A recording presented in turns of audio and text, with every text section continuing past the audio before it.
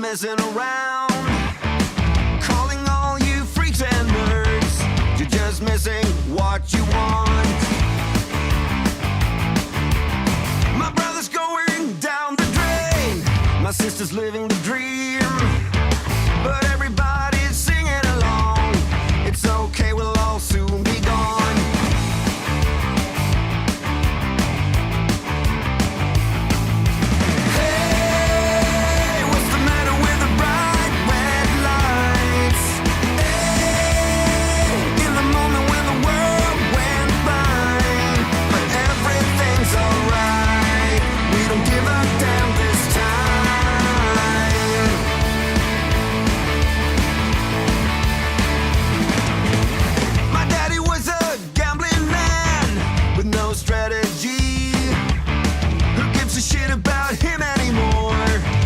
We never really settled the score.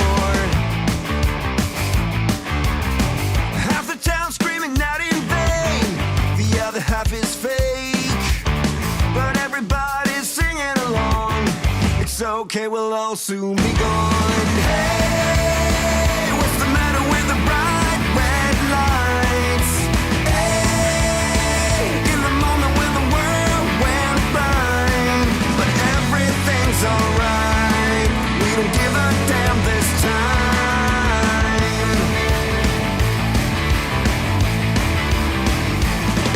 Yeah!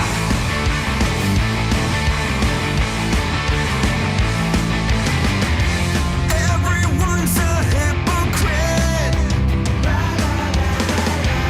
In this game we cannot win.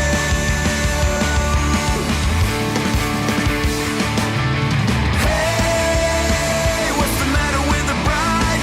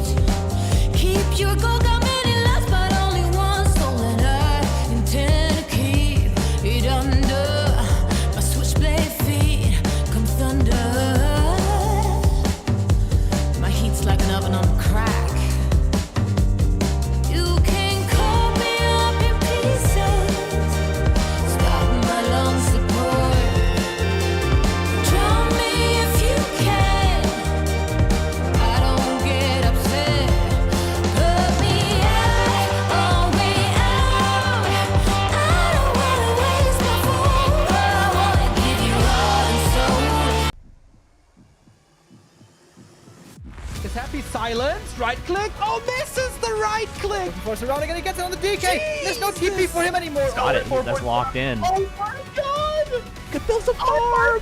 This is not a fight that Kiwikaki can win here in the upper right. Can he win it somewhere else? Oh, but this is enough moon. Does he have enough damage? Did he miscalculate this? no way! Are you serious? Tunnel dead. Right click, happy. How can you save this DK? You have no resources for a potion. Trying to nuke, doesn't work. Step out. Funny composition, not the right one by Johnny Cage. Stormbolt, all the don't trees miss go. it. Perfect shockwave. You don't have much time. Shockwave. Here we go. One more right click. Lin, Guagua. Oh!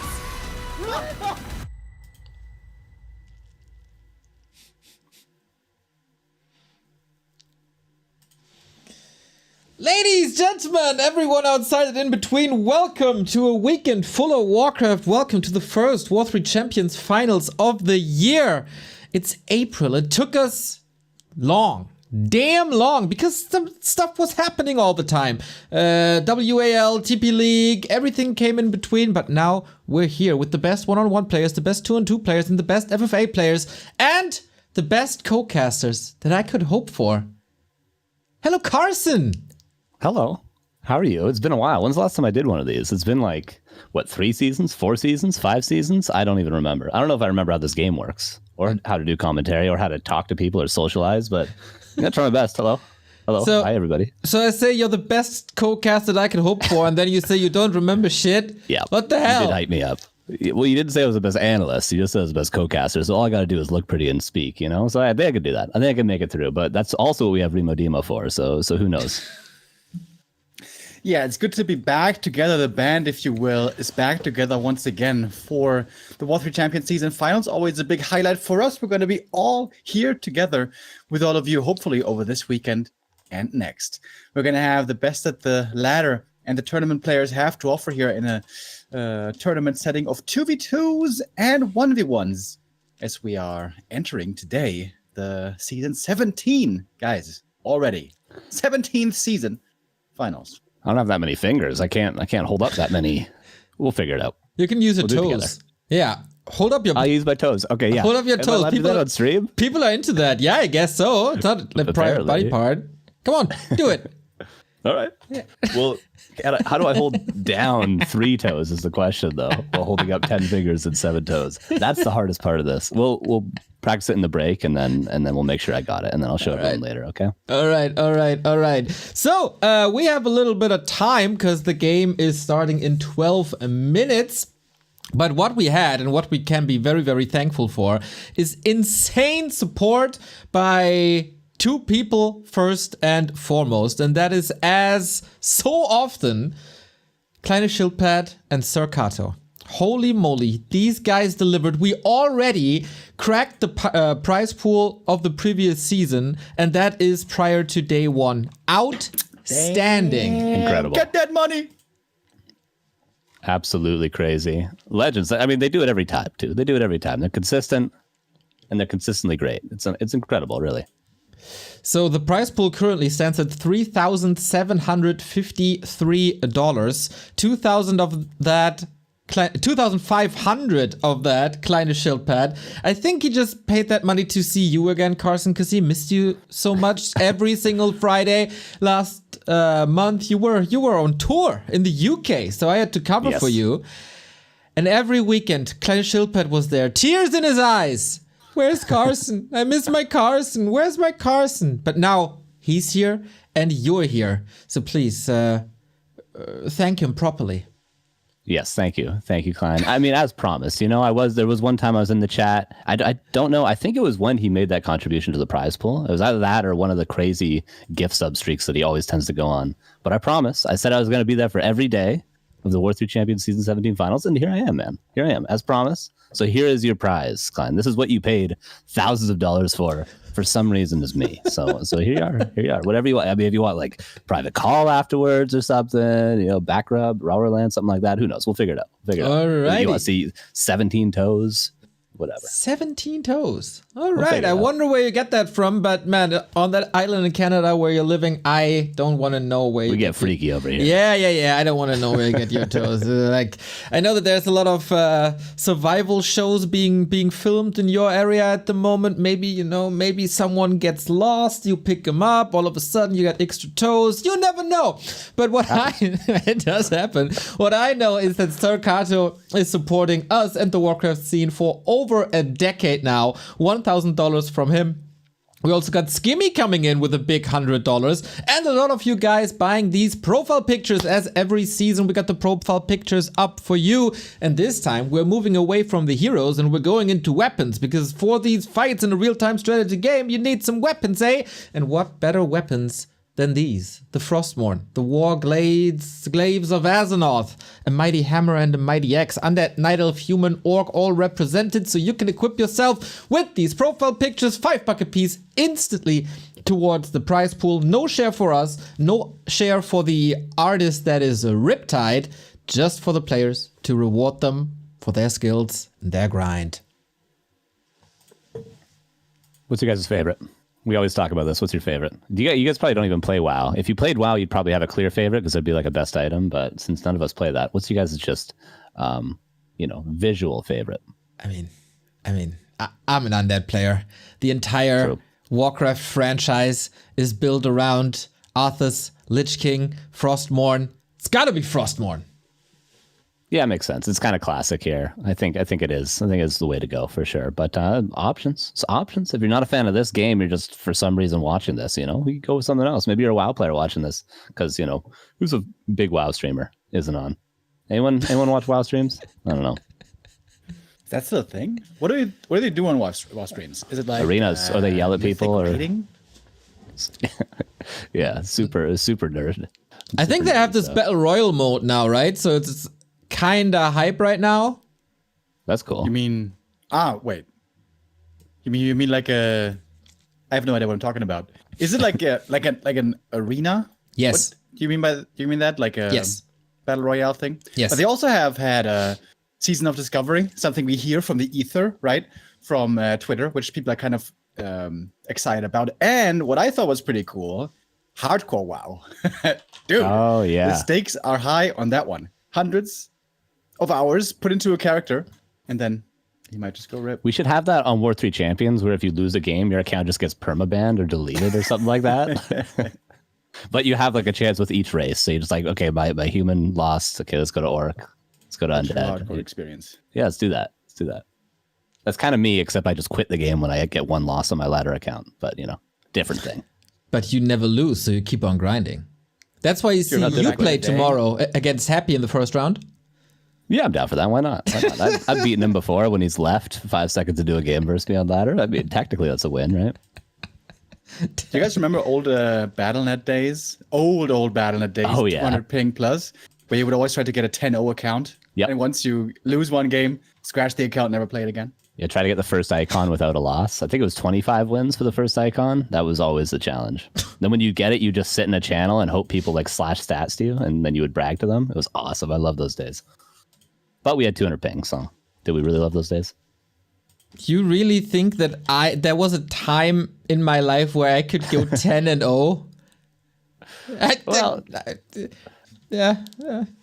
maybe, maybe you had your prime, in 2005. You've been playing for a while, Neo. Who knows? Who knows what you were capable of back in the heyday? Well, I'm streaming, so a lot of people know that I'm not capable of too much. But what we were able to is to provide some bracket and invite these players. That's what I can. Like my strength more on the logistical side, even though it was stressful as always. So for the one-on-ones, before we go into a 2-on-2, for the one-on-ones, we got our day starting today with Leon and Jens. Carson, that's kind of our region versus your region. Everybody knows Leon. He's the Dach Inferno champion. He's the finest German that's still around. But a lot of people might be asking, who the hell is Jens? Yeah, Jens is a Night Elf player that's been around for quite a while. He used to go by a different name. I'm trying to remember what it was, but he's been grinding I think a couple of years ago, maybe around 1900 MMR, but he's been grinding up to 22.5. And he's played in Dust Leagues. He's been playing a lot of the weekly cups, and he's quite a good player. He's been practicing a lot. And now he's finally made it. And the grind shows. Obviously, this tournament is always about who can grind the most or who is just straight up the best and can go 100-0. But I think in Jens's case, it is, he grinded to get this spot and he deserves this spot. So it's cool to see. And it's going to be cool to see like sort of what he has prepared with all the practice he's put in for this. And if I read the Wikipedia correctly, he's the current reigning and defending Dust League champion. Is he really? Could have fooled me. I don't remember that. You set me up. That's the one thing, dude. All we need from you is knowledge about the NA/SA region, and you don't know who won your own tournament. I probably casted that too. Yeah. Great. Yeah. I remember you weren't there for a long time, and Bidu was kind of sad, but my. Yeah. Okay, cool. So you know a lot about your region and the players. We also got Colorful Perfect. and Ice Orc from the Chinese region. We, of course, know them. Plus the winners match today. The second part of that bracket that will be played next week is quite exciting. Sock versus Shao Kai and Labyrinth and Starbuck. Ooh. Starbuck has been very impressive recently. I've been really excited to see every one of his games. Every time he signed up for the weekly cups and made it into the finals, I've been a big fan of watching him. There was a time, I will admit, when I was a bit hasty to say there's no good Europeans other than Happy. I will admit that. I'll admit that, you guys. But Starbuck is one of those players I'm like, okay, he might be pushing himself into like the tier 1 or at least tier 1.5 status pretty soon. I mean, he's been grinding, and the fact that he's sort of doing the Imphy style of playing different races and different matchups, really like watching his Human, really like watching his Orc, the lame style. Big fan of Starbuck recently. And we got a classic matchup in Moon versus Yumiko. Yumiko is making his debut, as well as Jens is making his W3Champions debut. And we got Moon versus Yumi as a first round match tomorrow. Remo, do you remember what happened when these guys were clashing almost a decade ago at the Gold Series debut match in 2015? I do remember that, dude. I have forgotten more games than almost anybody else on planet Earth, but that game was so memorable because it was an Echo Isles game that lasted forever. We had a stalemate after like 30 minutes, and the game disconnected, and we restarted again. So we took like a total of 60 minutes to get one map played, and that was one of the craziest openings to any tournament. Now I'm curious, is your memory wrong or my memory wrong? Because I remember it that they decided that it's a draw and they had to replay. I think they did replay. I'm pretty sure. Yeah, I watched it on stream. I was still a fan of the stream. There was a disconnect, at that point. and then they had to regame. Yeah, I think there was no disconnect. I think they just stood there in the middle of Echo Isles and they were like, okay, now what? If I attack you, I lose. If you attack me, I lose. Oh yeah, you might be right. I think that is what happened, man. 9 years ago when we had this little paper mache forest that we're playing in. GCS days, everybody. It was so cool. In the 2-on-2s, we got, of course, the big favorites in Starbuck and Pato, and they'll be making their debut today, versus Tetsta and Fabi, who are known for the 2-on-2 successes at RaRaLand. So curious to see how that will pan out. In the other bracket for tomorrow, we got, there we go, Azure Sky and Wu Dao, a 2-on-2 team from China that we haven't had in a while, versus Chilla and Slay, who we also know from previous seasons. Yeah, not really familiar with a ton of 2v2 teams, but a lot of the individual names to sort of strike a note, but you never really know. It depends how much experience people have. People have different sort of strategies. 2v2 is really, I feel like, kind of unexplored nowadays with how much experience people have with different like cheeses, maybe the viability of different tavern heroes nowadays. Obviously, people are way better at creeping nowadays, so you can do different split creep routes, stuff like that. So there's so many different things to explore in the meta that we have. So if you have a lot of experience as a twos player, it doesn't really matter what you do in 1v1. That's the cool thing about it. So players like Fabio, do you say? A player that I've never even honestly heard of, might have been grinding some like cool strategies here. So I'm interested to see, even if there's a strong favorite in Pato's team here, who knows? Who really knows? All right, Mr. Remo Demo is the master of ceremonies. How far are we with the picks and bans? It's once again a big map pool on W3Champions. You gotta veto a lot. Are we ready? We pretty much are. We got down to the best of 5 map pool, and we have. Which ones do we have? Oh my god, I think perhaps know them all. Withering Fields, Twisted Meadows. I don't know either, Remo, for the record. I don't know. Ferries Crossing, that's a new one. I don't think I've ever seen that Neo, one. you know these? Keep a track. Of course. Neo? I basically created all of them. Yeah, you know all this stuff. I don't know anything about this. Synergy, one of my favorites, and King and Country. Also Nice. I know those two. I know those two last ones. Hell yeah. Withering We're Fields. pros here, everybody. All right, in 1 minute, we're ready to go. We have a human orc combo in Fabi and Tetsa versus Night Elf orc on Pato and Starbuck. Of course, very, very good human player, but in the twos, oftentimes switching to orc as he did alongside Starbuck. We got the first sub of the day. Thank you, Get Them, for 22 months. Great to see all the boys. Let's go. Thank you. The one question I have, just generally, is different races for Starbuck. He's with a Night Elf. I mean, Night Elf Human has been played in the past. I think Night Elf Orc is kind of the classic combo with like TC Headhunters, but he could switch things around. Night Elf Undead, very viable. It seems like anything with Night Elf, even double Night Elf has been played a lot, especially in the past in old like team leagues and stuff. So I think there is, if they go further in this tournament for Starbuck and Pato, there is some variability there depending on the matchup. I'm wondering if they're specifically changing depending on what races they're against, or if they just always go Night Elf Orc. That's a good question. We might be seeing that this month actually, when also the Warcraft All-Star League is opening up their 2-on-2 tournament, and I think there's nobody on the planet more happy about that than Dr. Bucky. In the Asian tournament, Human Orc seemed to be the strongest, but as you said, also Human Night Elf. I feel like Night Elf Orc has fallen off a little bit. As it was super strong in the past, but it's just very vanilla, very straightforward, and there's some extra spice missing. Yeah, it was a lot of just TC Headhunters, Keeper Mass Hunts, Pot of Mass Hunts, and just mass. And, when something's so one-dimensional as that, there has to be some sort of counter, especially when there's a human on the other side, and you have things like Defend, obviously, and things like Militia to defend AP rushes. It gets, as you say, maybe a little stale, a little figured out. Alrighty, we had a classic start into the W3Champions finals with a join bug. We thought we eliminated all of these join bugs. Mostly we did with the new launcher, which is extraordinary work, of course, from the W3Champions team. And we host this again. Mr. Remo Demo, of course, on the task. W3Champions is making improvements. The lobbies look a lot better these days.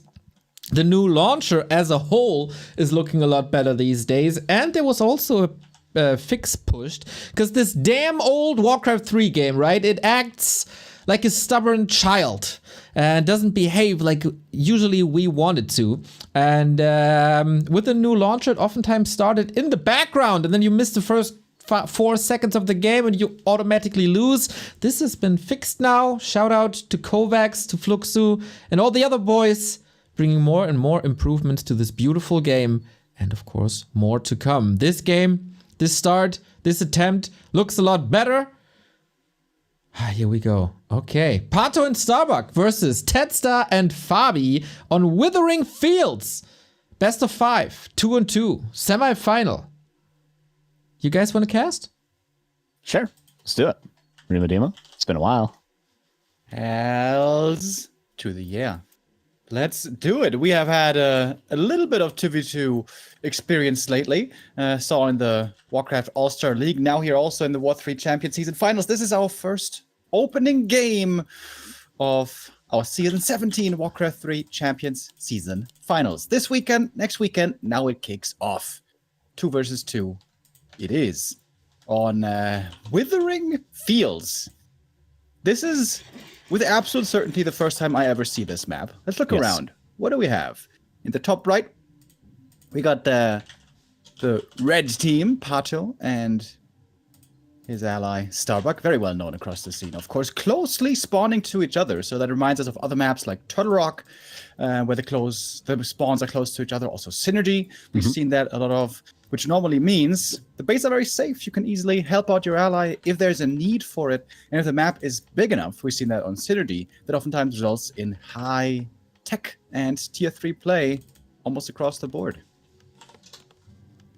Yeah, first time I've seen this map for sure. Interesting, we don't see a lot of marketplaces on 2v2 maps, but there is one or, yeah, just one. Yeah, two actually on this map, so a lot of item customization possible.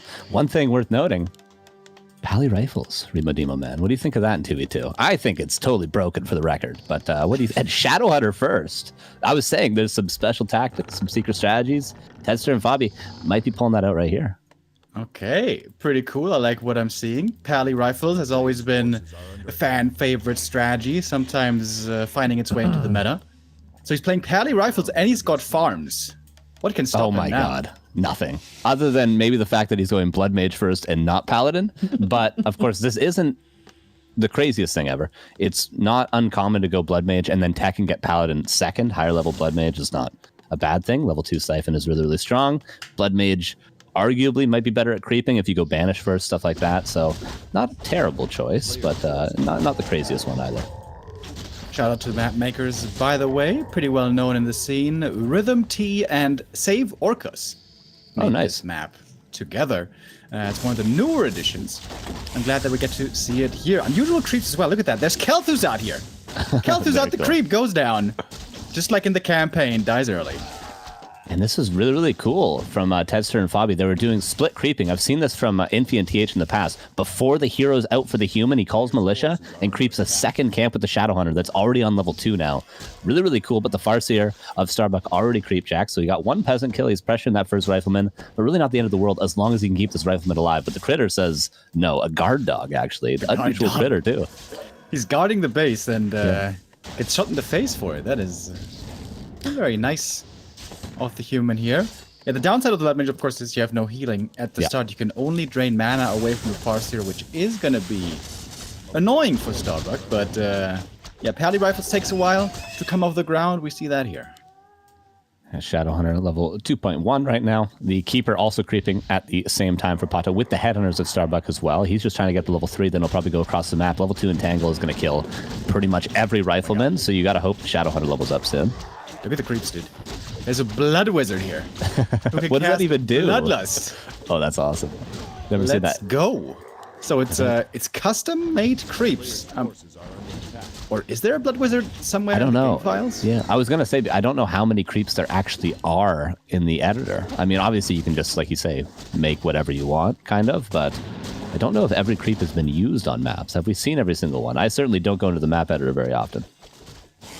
Yeah, I've never seen a Blood Wizard before. I remember that in the map making community a while ago, pretty long time ago, before W3Champions, they were always really concerned with not tinkering too much with custom creations, because then the map would technically get flagged as non-melee or something like that.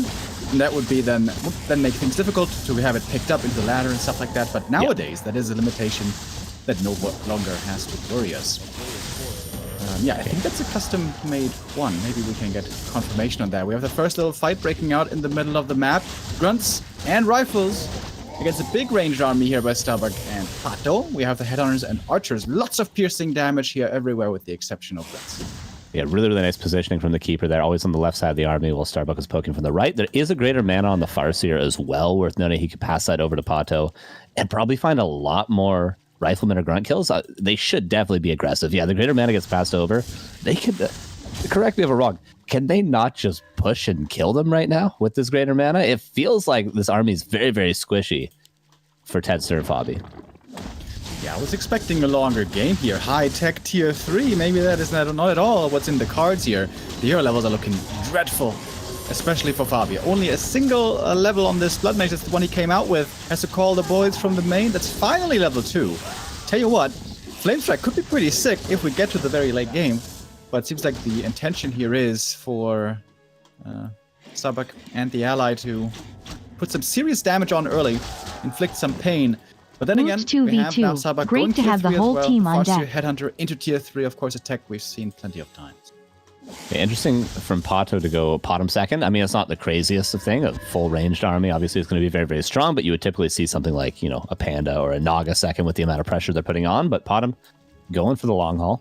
Going to go for that ranged army the entire time. As you mentioned, Blood Mage is leveling up, but he's getting more mana now from the creeps. That is a cool thing about the Blood Mage, but if you don't have any Riflemen to back you up, it doesn't really help you much to have mana. Thank you, Money to Black with the resub. Says, Woot 2v2, great to have the whole team on deck. Yeah, it's wonderful to be here, guys, this weekend. And next gonna be our festivities for the W3Champions season finals. Today, we're kicking things off with 2v2 first and then 1v1 later. Yeah.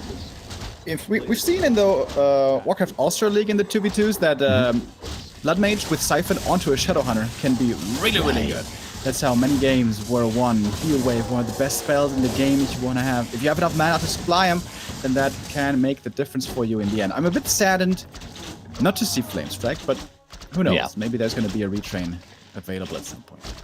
Yeah, once the Blood Mage gets level 4, you pretty much have infinite mana if it's well positioned in the fight with Siphon level 2, and then you can go for Flame Strike level 2. You can still feed the Shadowhunter and also have Flame Strikes available to you. But yeah, I think that was the first time we really started to see Serpent Wards before they were even buffed, was in 2v2 when you would have Human Orc combos, and it would be like something like Blade Shadow and then like Archmage, Blood Mage, but you would just feed the Shadowhunter and they'd go Serpent Wards and just spam them the entire fight, and it was really kind of broken. I remember, Grubby Todd, the classic 2v2 combo, doing that all the time in the past, and that's what we're seeing. They're just sort of skipping the middleman and going straight for it here. With a little bit of harass, with a little bit of delay, but they're still going to get there in the end. Yeah, today we're going to mention the Warcraft All-Star League a lot because that was the most recent, most premier 2v2 tournament, and the only one we've had in a while. And there, the Orcs were also looking quite successful, and the Shadowhunter. Tier 2 early Shadowhunter strength to speed scroll, possibly even end snares and hex, looking for pickoffs and to get ahead in the early Tier 2 stage. Shadowhunter to me really looked like the most valuable hero in that specific tournament. But on a bigger map like this, Tier 2 timing's perhaps not the primary thing, although we do see one right now. We have Fabi and his ally pushing with a scroll of the Beast, no less, into the Orc base. And all the Tier 3 upgrades don't seem to be ready just yet for Starbuck. Yeah, not bad. Spirit Link, Cleave on a Pit Lord is not really the hero I would go for, but hey, it's going to do something. Shadowhunter, though, super out of position. The Hex on time. The Holy Blade's actually sick. Heal Scroll as well. Can he TP out? Oh my god, what a sick save. Well done. That could have been the game right there. He would have lost everything if he lost that Shadowhunter there. Yeah. Nice saves, man. With the scroll, Really nice. with the Holy Light, doing everything he could to keep that hero alive. And by the way, they took out the Barracks, so there's no Berserkers for a long Wow, time. yeah, you're right. Barracks It's gonna now be being minutes. remade. That upgrade's still taking a while, but I guess the time should be there. Maybe we're gonna need like 1 more minute for the upgrade to be ready. Question is, can the TL team do something until then? Seems like the question is the time is against them, sort of. They're stuck on Tier 2 against double Tier 3. The longer this game drags out, the more these upgrades will kick in. We might be seeing as well, if the Potter can get level 3, if maybe Potter decides just for the memes to get 1 bear, we might be seeing, Roar, Kodo upgraded, Potom, Berserkers here, Remo Demo. Look at the creep cap top left. How cool is this looking? We have like a shrine of the hooded knight dude, whoever that is. Warcraft lore nerds will tell me. And look at this demonic camp. There's ruins on the ground. There's a doom guard. This is a scary place. Yeah, not the scariest of creeps, though, it doesn't seem like. So it's actually pretty doable for Starbuck, but pretty cool. That guy looks like he's from, like that guy from Diablo, Diablo 2. Like the first cutscene, the Wanderer or whatever. Cursed Wanderer. And Marius. Oh, I do remember. Shadowhunter on level 3 gets a nice item here. Legion Doomhorn. Starbuck will have to TP to his ally because the push is coming. I think this is a smart decision by Fabi and Tetster. They know that time is running out. They need to get something done right now, and they have a pretty solid army here. Spirit Link, Rifleman, will it be enough? Berserker upgrade finishing right now, pretty much perfectly on time. Slow down the creeping a little bit. First, Mountain Giant is going to fall. Well, staffed out, but might as well be dead anyway. This is a really strong timing. I didn't see this coming, especially with the amount of damage that Starbuck and Pato put on in the early game. This timing is really strong. The Spirit Link is really helpful. The Pit Lord's still useless, as I mentioned earlier, but hey, maybe it'll do something eventually. But it doesn't seem to matter as long as that Blood Mage stays alive. Another nice Holy Light. The Paladin has been saving everything this game, but the Blood Mage still dies regardless. And the TC comes in. That's a really, really big stomp. And that looked good at the start, but it's starting to fall apart now. Yeah, great damage on the back line, the archers with marksmanship and the berserkers, and some great tanks in the front. The MGs, the best tanks in the game. That is also something we saw a lot of in the Warcraft Ulster League 2v2 tournament. Here we see it again. And the push, the deadly execute a little bit too late. What it came down to, right? Starbuck and Pato realizing their timings and their win condition. MG equals GG. It stays true over and over and over again. Shout out to the map, by the way. What a beauty of a map. I casted this one in the Hive Workshop Cup already, and I was very pleased with everything. One of the cooler additions for sure. Now we see it here in 2-on-2 as well. But man, from a creativity standpoint, shout out to Tetsta and Fabi. I have never ever seen this. Blood Mage first rifles, super rare. Maybe they're of the opinion that Starbuck and Pato are on paper the better team, so they have to come up with something. I know Tetsta is grinding a lot of Battle.net 2-on-2 in the late night hours, so things might get crazy at night, and he's bringing it to the W3Champions finals. Yeah, that was a cool strategy. I especially like the split creeping. It shows they've studied the maps, they've practiced it. It was an immediate level 2 creep route. We used to see this on Turtle Rock, was the first time in the past. You would delay your hero on purpose, or it was actually double human. One human would power build their altar, and the other would just do standard, and they'd both militia the greens and have an immediate level 2. I think it was level 2 paladin. It was classic MVTH stuff in the past. So, but it just showed they've practiced some stuff. They've done the reps. And they know the maps. But now we're going to Twisted Meadows, a map that everyone should know at this point. Hopefully. Indeed, a classic in 1-on-1 and 2-on-2. In 1-on-1, it's the greatest map ever done. In 2-on-2, there's even better ones, I guess. This is usually a map where we have 2 1-on-1s instead of combined army action. Who wants to cast with me? I spend enough time on the bench. I'm ready. Who's tagging with me? I'll do it. Okay, cool. Neo and Carson cast. It's been a while, my friend. Semi-finals, W3Champions season 17, 1-0 for the RaRaChampions, and one of the best 2-on-2 teams in the world. Tetsta and Fabi. What are their brains cooking up with now? Yeah, I imagine they're going to have something different, but something probably just as creative. Of course, in the red in the bottom side, we do have Fabi and Tetsta, and in the upper part of the map, we do have Pato and Starbuck as the Night Elf and the Orc combo. So probably something different, but again, it might be, more skewed towards Archmage for the human, I would think, because you have that lab creep, because you can power creep level 2 water elementals so early on. I'd be surprised to not see something that revolves around a lot of creeping. Potential for fast expansions. Mostly from human, maybe from Pato as well, but definitely going to be different this game. Let's say that. For sure. Map a lot smaller. I wouldn't be too surprised to see a lot of harass early on. Usually in 2-on-2, there's like one hero you really want to power level, and the other hero is there to just create space. So what are the choices? We see a Blade Master opening by Tetsta. Interesting. Yeah, actually, we don't see a War Mill, but it's been very common in 4v4 especially, but in 2v2 as well recently, to go Blade Headhunters into Mirror Image and just sort of mass range with the Blade in the front to tank the entire time. And the Blade ends up being kind of a sick carry late game. If you can get him level 3, get him level 4, get him a couple decent items, you just skip Windwalk entirely and just sort of pure damage in the front line. But we're not seeing the War Mill, so maybe more of a classic Windwalk into Raider Walker sort of timing strategy. That's what they did last game. Essentially, they just did it with different units, but it could be Rifle Caster with an Archmage on the side of the human, and then just Blade Master Raider Walker on the side of the Orc. Okay, so who do we want to level? Blade Master is gonna be roaming, I'm pretty sure. Archmage then to level. What the hell is this? What are these militia? And Peon? Wait, what? Tower rushing? Are they tower rushing Neo? Blade Master, Archmage, Tower Rush? Ooh, Steal! the Ancient of War. He gets the last hit. The Ancient of War is going to die as well now too, Neo. Oh boy, oh boy. Okay, I didn't see that coming. You didn't see that coming. And Pato didn't see that coming either. It's huge. That's actually amazing. They knew the 3 Militia and the Blade, they were going to be able to find that Ancient of War kill, and there was nothing Pato was able to do about it. This is just a guaranteed kill. This is such a sick strat. As long as they scout where the Night Elf is and where the Ancient of War is, this is 100% guaranteed, but the Blade Master might have to TP out. He windwalks, but he just dies. That is not the follow-up you want, unfortunately. Not really. No. Starbuck to the rescue with Fastia Headhunters. But Tedstar, you know what they say? Tedstar, the German fly. Blade Master is just another unit.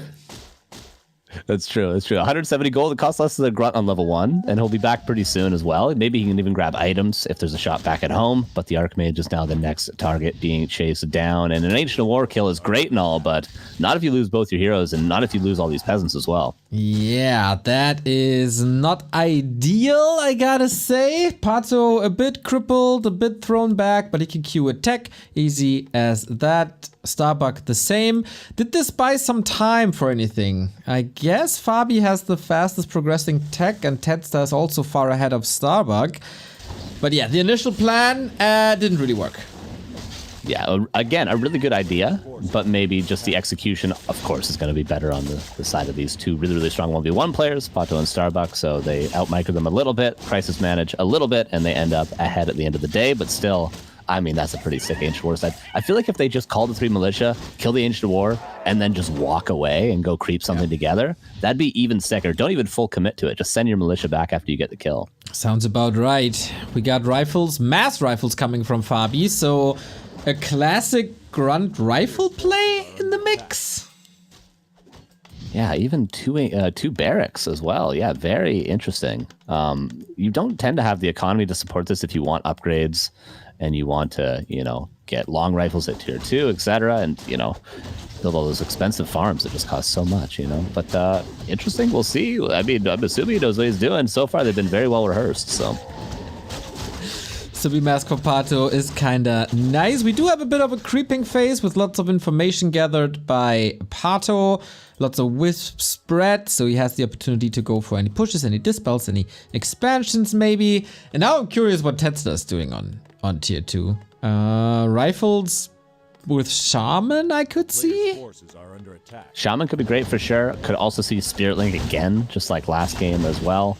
The cool thing is about Orc is you can kind of just stay on 50 supply. You get all, if you go Raider Walker, which is what Tedstar's going to do here, you get all your utility at 50 supply. You have your Kodo, you have your Spirit Link, you have your Incinerators, and then you can oftentimes just feed your opponent to get 60, 70 supply. This is what Orc Undead can do at times, and this is maybe what Orc Human could do in this case. Could feed a lot of gold, and then we could see Fabi break up, keep really, really fast on 2 barracks. Ooh, nice find by Starbuck in the middle. Gets the potion against hero focus, gets a flute for an entire range army. Sweet little damage boost. That's nice. That's really, really nice. And this push is probably going to be even nicer. There is a rifleman getting caught out, unfortunately, but it actually turns around in time. Nice awareness there, but the peasants are now the target. Oh boy, and Chain Lightning is here. More focus fire. We're going for the altar. Straight for the altar. Whatever comes out of a human altar in 2-2 is dangerous and super duper mega good, but this Mountain King can stay at home. Ooh, that's a problem here. Nice snipe by Pato and Starbuck again. Yeah, really, really nice time in there. Nice awareness that they could actually get the altar as opposed to just going for more peasants, but one header now going down. The speed scroll in was nice to initiate into the fight. They're going to get a couple of unit kills because of it, and thanks to the Blade Master as well, but 2 is probably all they get. No denies on either, so that is experience for the Blade, and a grunt surrounded as well. Not too bad. I mean, the altar will be rebuilt, the Mountain King will come out eventually, and the Archmage only just got level 3. Okay, Shadowhunter out a little bit late to the party, otherwise with Hex there was even more possible. Pato with some proxy lures for some reason. Looks nice on the minimap though.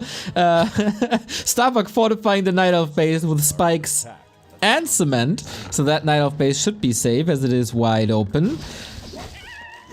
So I wonder what was better, like killing 3 units as Fabi and Tedstar did, or just delaying the hero as Pato and Starbuck had.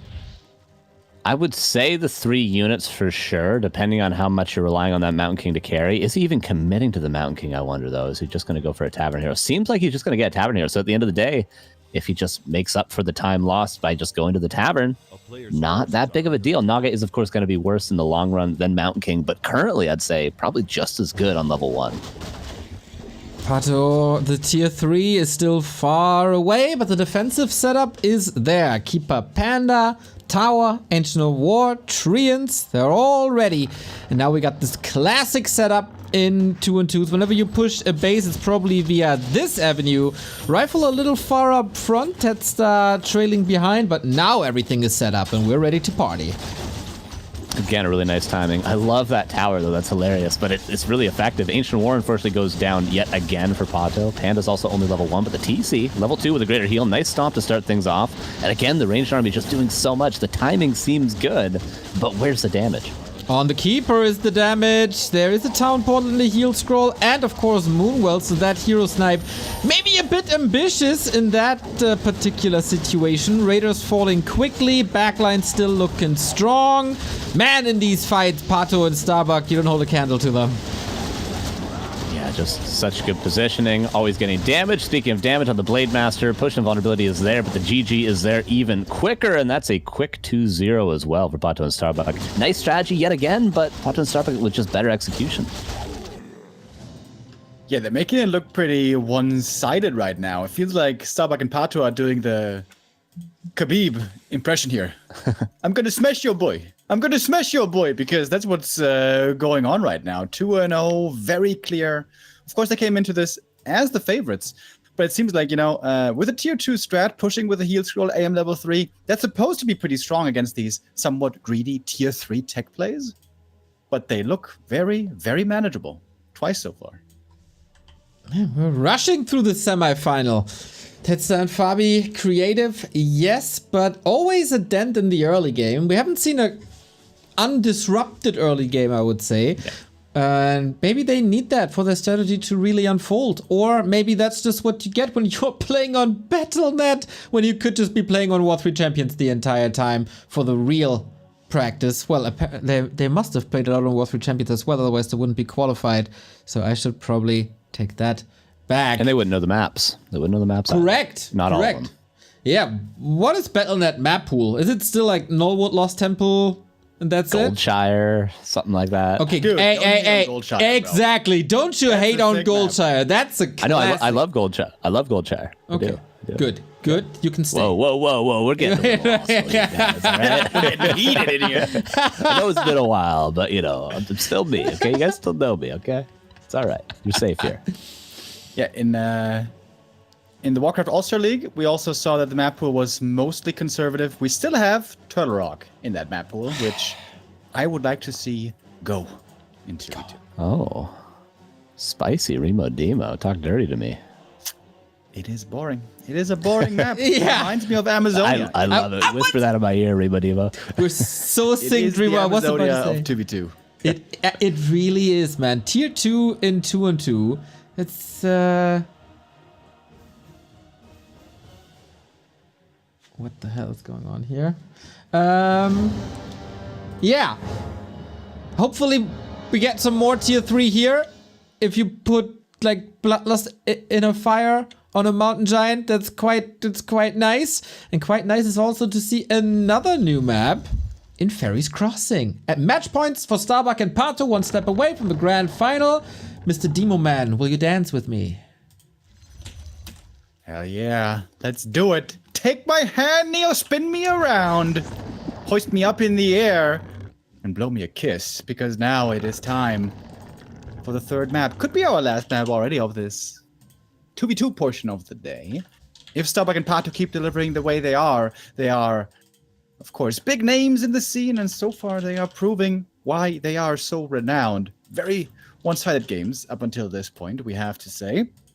But a very different map now. Ferry's Crossing, also the first time I see this map, and looking at the minimap so far, the allied bases are way further apart from each other, so maybe there is more of a push possible for the underdogs.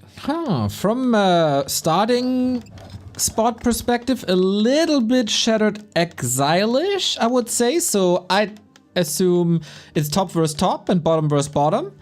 But with Fabi and Tetsta, you never know what they're cooking up. We see heroes progressing. Pato with the Demon Hunter this time. Starbucks switches up from Farseer to Blade. And on the other side, we got the classic mass summon combo of Farseer and Archmage. Pretty cool, pretty cool. I'm just looking around the map right now in the fog of war, seeing what's going on. Seems like this might be a pretty good map for expanding, because there's safe gold mines tucked away in the corners towards the very edge of the map, most eastward and most westward. And that's where Fabi seems to be heading with his first footman right away. How difficult is this camp? Rock Golem Turtles, High Priest. Oh, High Priest always makes camps a little more on the difficult side, but it looks kind of manageable. Yeah, I mean, you can't pull the Rock Golem. Everybody should have this in their arsenal these days. And that's exactly what's happening here. The Sea Turtles, easy. Inner Fire is a little annoying, but still should be fine. Pato's Engine of War creep, this time not disrupted, but first time no keeper. Can American players even still play with a Demon Hunter? Yeah, nice play here by Pato, showing the different styles that Nightgolf can go for, getting a good bit of XP here at the start, somewhat of a standard creep camp. It's a quick level 2 for him. Did he just detonate something? Maybe just detonated something. And the Blade Master, by the way. Ooh, style points over here. For Starbuck, we got the mirror image. Ooh, good for creeping, good for soaking up damage. You can probably skip the shop with that. And it is Blade Master Headhunters, not Blade Master Grunts. Nice variation in, like, pretty much every opening on every map was very different.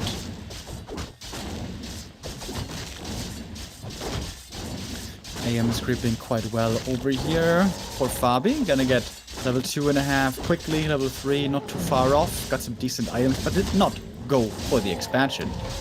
We've seen 0 expos, in fact, so far. All seems to be focused on creeping, leveling and teching, and getting to a strong army as quickly as you can. Good old Demon Blade combo. Not so much seen anymore, but for many of our viewers who were watching back in WC3L days, a long time ago, around 15 years, this is what we used to see all the time. Blade Master and Demon Hunter. Certainly no mirror image though back then. Ha! No, it didn't even do damage. There wasn't really no other choice than to go for these heroes. Everything else was underwhelming. Glad that things improved. We got double level 2 on each side, and we got a new sub. Thank you, Vogelwiese, for the 25 month. B2W bitte, B2W RaRaLand.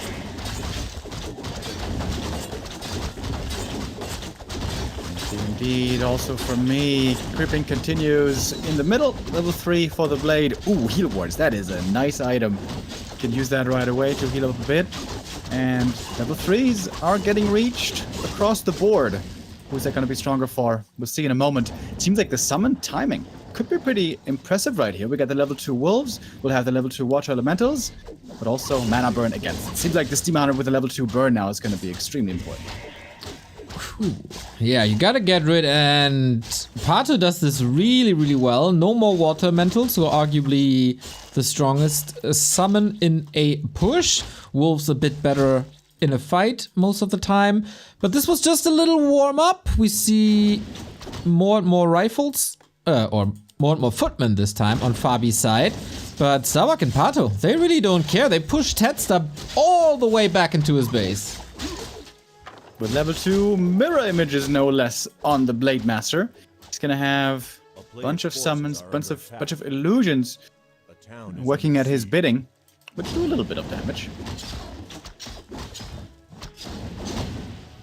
Archmage under fire. Not too sure if he can accomplish much here. I'm also not too sure about the mass footies. With Defend, they're pretty good against headhunters, and those are the backbone of the army. Maybe they know that there's no chain lightning and no crazy AoE, so footmen have more longevity, but you can still go for stuff like a panda and get rid of them.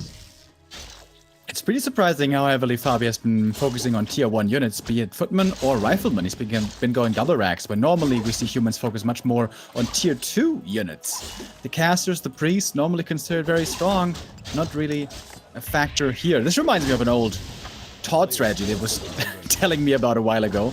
How back in Reign of Chaos he would play double racks footies and go upgraded footman on tier 2. 2 mass footies. Let's see if we get to witness those. It is indeed lots of footmen. Weren't And we yet silly another push. gooses back in the day? Exactly. Mirror image taken care of. Lots of single target here with Naga and Dark Ranger. And Dark Ranger could be very, very nice against the Headhunters. Tier 3, quite far away for Bucky. Yeah, this looks like the most promising position so far we've seen for Fabi and Tetster. Here we go. It's another tier 2 push, bringing the peons this time as well, but getting ready to tower up. And Starbuck doesn't have reinforced yet, doesn't have barricades yet, no tier 3 either. This could perhaps be enough for once. Are we getting a series? Will they defend the first match point? Naga in trouble. Invo pushing for more control. Also Pato in trouble. The Shadow Hunter is ready with the heal wave. Nice awareness by Starbuck. And here are the towers now. Towers by Tetster. The Orc towers the Orc. Classic German mirror. Alright, let's see if Saba can hold on here. Lots of damage towards his main base. The defend footies are actually working out really well against the burrows here especially. Headhunters on the other side though, can pick different targets. The shop has been cancelled, the Blade Master had to TP. He doesn't have Windwalk of course, so he has to be careful about that as well. But in the back, the Night Elf Pato is looking for kills, looking for the Archmage, and that is the kill with a critical strike. The Heat Wave helping out the heroes. It looked scary for a moment, but now all of a sudden, again, the favorites seem to be in full control. The class of Starbuck and Pato seems to be prevailing one more time. Game plans have been laid out and everything looked solid for a while, but now the heroes are gone one after the next. The heal wards were a nice addition from Pato. A little lucky with that find, but I guess that doesn't decide the outcome of this game. Towers are up though. Can they use that as a last-ditch effort and hold on to the series in the tournament life? 1 Dark Ranger and 3 towers. Has to be the only hope left, but the army is looking pretty solid. Also, the Blade Master man on level 4, he's got great items. He's got boots on the blade. Oh yeah, that's what some orcs have been doing quite a bit of, right? With mirror image especially. Fast illusions, great for scouting. Boots pretty expensive, but good item. Looking for the next hero kill. It would make it a complete wipe on the enemy team. The peons are trying to hold on to the towers for as long as they can. The defend footmen are still here, in fact. But now also, Berserker training is finished. This early round might be over soon. Then we move on from 1-on-1 to the from 2-on-2 to the 1-on-1s. If they crack these 3 towers, and I guess with joint forces they should be able to. And then it's all ogre. Not without a few losses here. Some more Berserkers are falling. The peons are actually making this quite difficult, but should still suffice in the end. The army size is now looking dreadful, unfortunately. 26 and 27 supply, respectively, on the side of the underdogs. And the Demon Hunter is having a field day here, just running down this Naga. You should have stayed at Night Elf, bitch! Oh, actually survives. How dare you insult that Naga? We also got Life Drain here on the Dark Ranger side. Second time in a week I see Life Drain. It is a weird world we're living in. But yeah, tier 3 on Starbuck's side, so powerful. Also bears on the way, Pato not far off. And I guess Tetster and Fabi, they just want to enjoy their time in the spotlight a little longer. There I say it, and there it's over. Twitch.tv/back to Warcraft. Exactly, Tetster. Best Twitch alive. I agree, wholeheartedly agree. And I was about to say, With that, they win the map, but unfortunately not. See you at RaRa, says Tedstar. Was in the World Series last time, but he won't be in the grand final. The reigning champions and also the RaRa reigning champions with a 3-0 into the grand final. Yeah, you caster cursed them a little bit at the end, but cool strat. Yet again, the double barracks foot was pretty cool. They went for the sort of all-in strats 3 times in a row, and I feel like maybe in an evenly skilled game, let's say, those strats probably would have worked. They were very well prepared. I gotta say, I respect the strats. I think they are pretty good, pretty well thought out. But Starbuck and Pato, you said the class, Neo, shines through, and he went for the Blade Master Mirror Image Headhunter strat. I mean, it's not to respect there. They're styling. We're styling indeed. Thank you, Nico. 12 for the 3-month resub. B2W Lich. Not yet. In fact, not today. There's no undead today. There's an undead in Happy and Labyrinth, and that's about it. So you gotta hold on to that for a little bit. Starbuck and Pazzo in the final ones again. Who will they face, though? That is the big question for tomorrow when Azure Sky and Wodao, the Chinese team, are clashing with Chilla and Slay. Can't say I have much knowledge on that to help you out there, Neo, but I will say, Asian teams, they do have a different approach. Very, very different from the NetEase days. You can always see wild strategies over there. So I would expect something pretty crazy. Something, again, pretty well thought out. That's what we do. All right, one-on-one next, and one-on-one is going to be high class for sure. We get a matchup that this might be a first time ever. I wouldn't be too surprised if this is a first time ever. Leon versus Jens. And then the winner of that faces the winner of Colorful and Ice Orcs. So Human, Night Elf, Orcs. It's your time to shine now. Yeah, this might be very well the first time in a competition. Maybe they played in a weekly cup, but I think they'd be seated on opposite sides of the brackets. It probably wouldn't be likely. Worth noting, they play each other a lot in ladder. They're both ladder grinders for sure, but Jens does play a lot of off race as well. He's been playing a lot of human as well recently. I do wonder if there's a possibility for him to play human mirror. It would be wild to do that, but it's not out of the cards entirely. I'm looking it up. Apparently, there was a game between the two in the new Warcraft 3 League Season 21. They should have renamed maybe by like Season 13, but hey, that's just me. And it was a 2-0 for Jens back then. My God. How was that? What, a couple years ago? Year and a half ago? How long are we talking here? March 2022. Okay. Yeah, I do think Leon is maybe in the last 12 months, let's say, a completely different player entirely, like maybe like double, triple the skill. He's becoming one of the best players in Europe, honestly. So much different player, but still, he's got to respect his opponent. You lose once, you never forget that loss. I know that too, Alrighty, we got the players. Leon is already here. Let's see if Jens is there as well. Do you know the time? Like, you're the time zone expert, Carson, right? So, what's the time zone for Peru? Oh no! Didn't see that coming, eh? I don't think it's much ahead of me. I think it might be +1 on me, so it might be 7 a.m. I mean, that's what Google's for, but let's see if I'm right. I'm probably wildly wrong.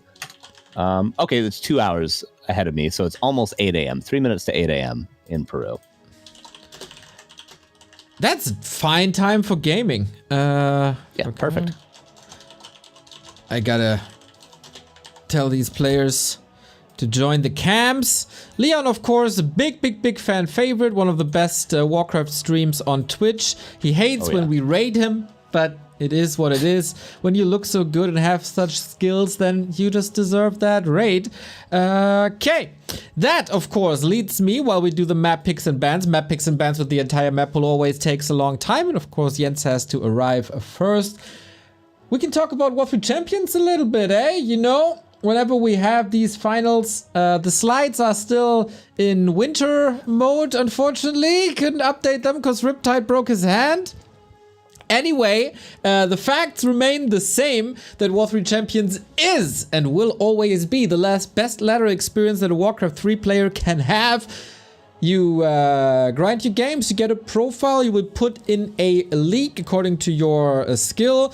When you play on Battle.net, there's a huge variety in matchmaking. So sometimes, or a lot of the times actually, you play against someone who's vastly better or vastly worse than you, and that's not exciting games, right? On War3Champions, the algorithm is a lot better, so you'll be playing the people in your league, in your ranks, and have more competitive games. That goes for melee as well as custom games from all the skill levels, from amateurs. We have people with 800 MMR who just come into the game, or from other games. We have a lot of people from StarCraft Brood War at the moment. We have one of the most renowned casters of Age of Empires is picking up Warcraft 3 in Neely. So they all play on War3Champions because that's where you're supposed to be. And of course, the greatest players in the world, they don't practice on Battle.net.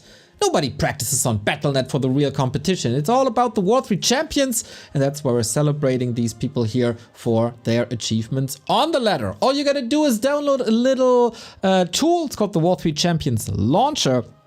And then no technical difficulties, no join bugs anymore. Easy to install, easy to use, with a beautiful UI that's very reminiscent of the old Battle.net UI. Feel just cozy, like 20 years ago, but with way better features. For example, your stats on the homepage, way better than the Battle.net stats.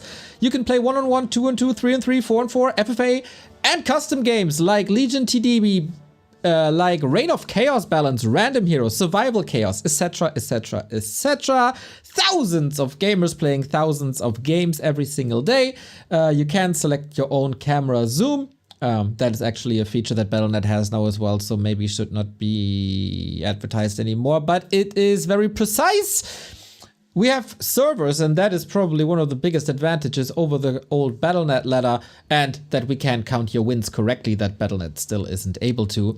28 servers around the globe. Doesn't really matter where you are against you are playing. There's always a server in the middle for fair conditions and for very, very much playable conditions. Unlike the 3 servers we have on Battle.net. Imagine playing from Brazil against Europe. What are you going to do? No chance. On War3Champions, you match on US East, fair conditions for both. If you're more of a viewer than a player, we got Flow TV for you, similarly to Dota TV, HL TV, Walk TV back in the day. With the click of your finger, you can watch the pros doing what they do on ladder.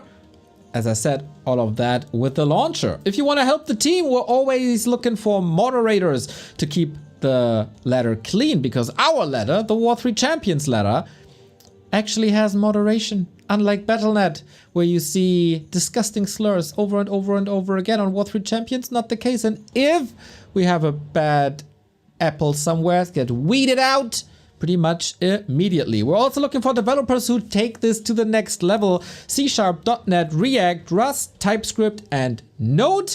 We're also looking for people who are helping with the UI, UX, graphics in general, and social media. Hit them up on their Discord. The Discord is available on w3champions.com. Look for people like Kovacs, who is an absolute legend of the server and carries this thing on his back for the past year and a half, I would say.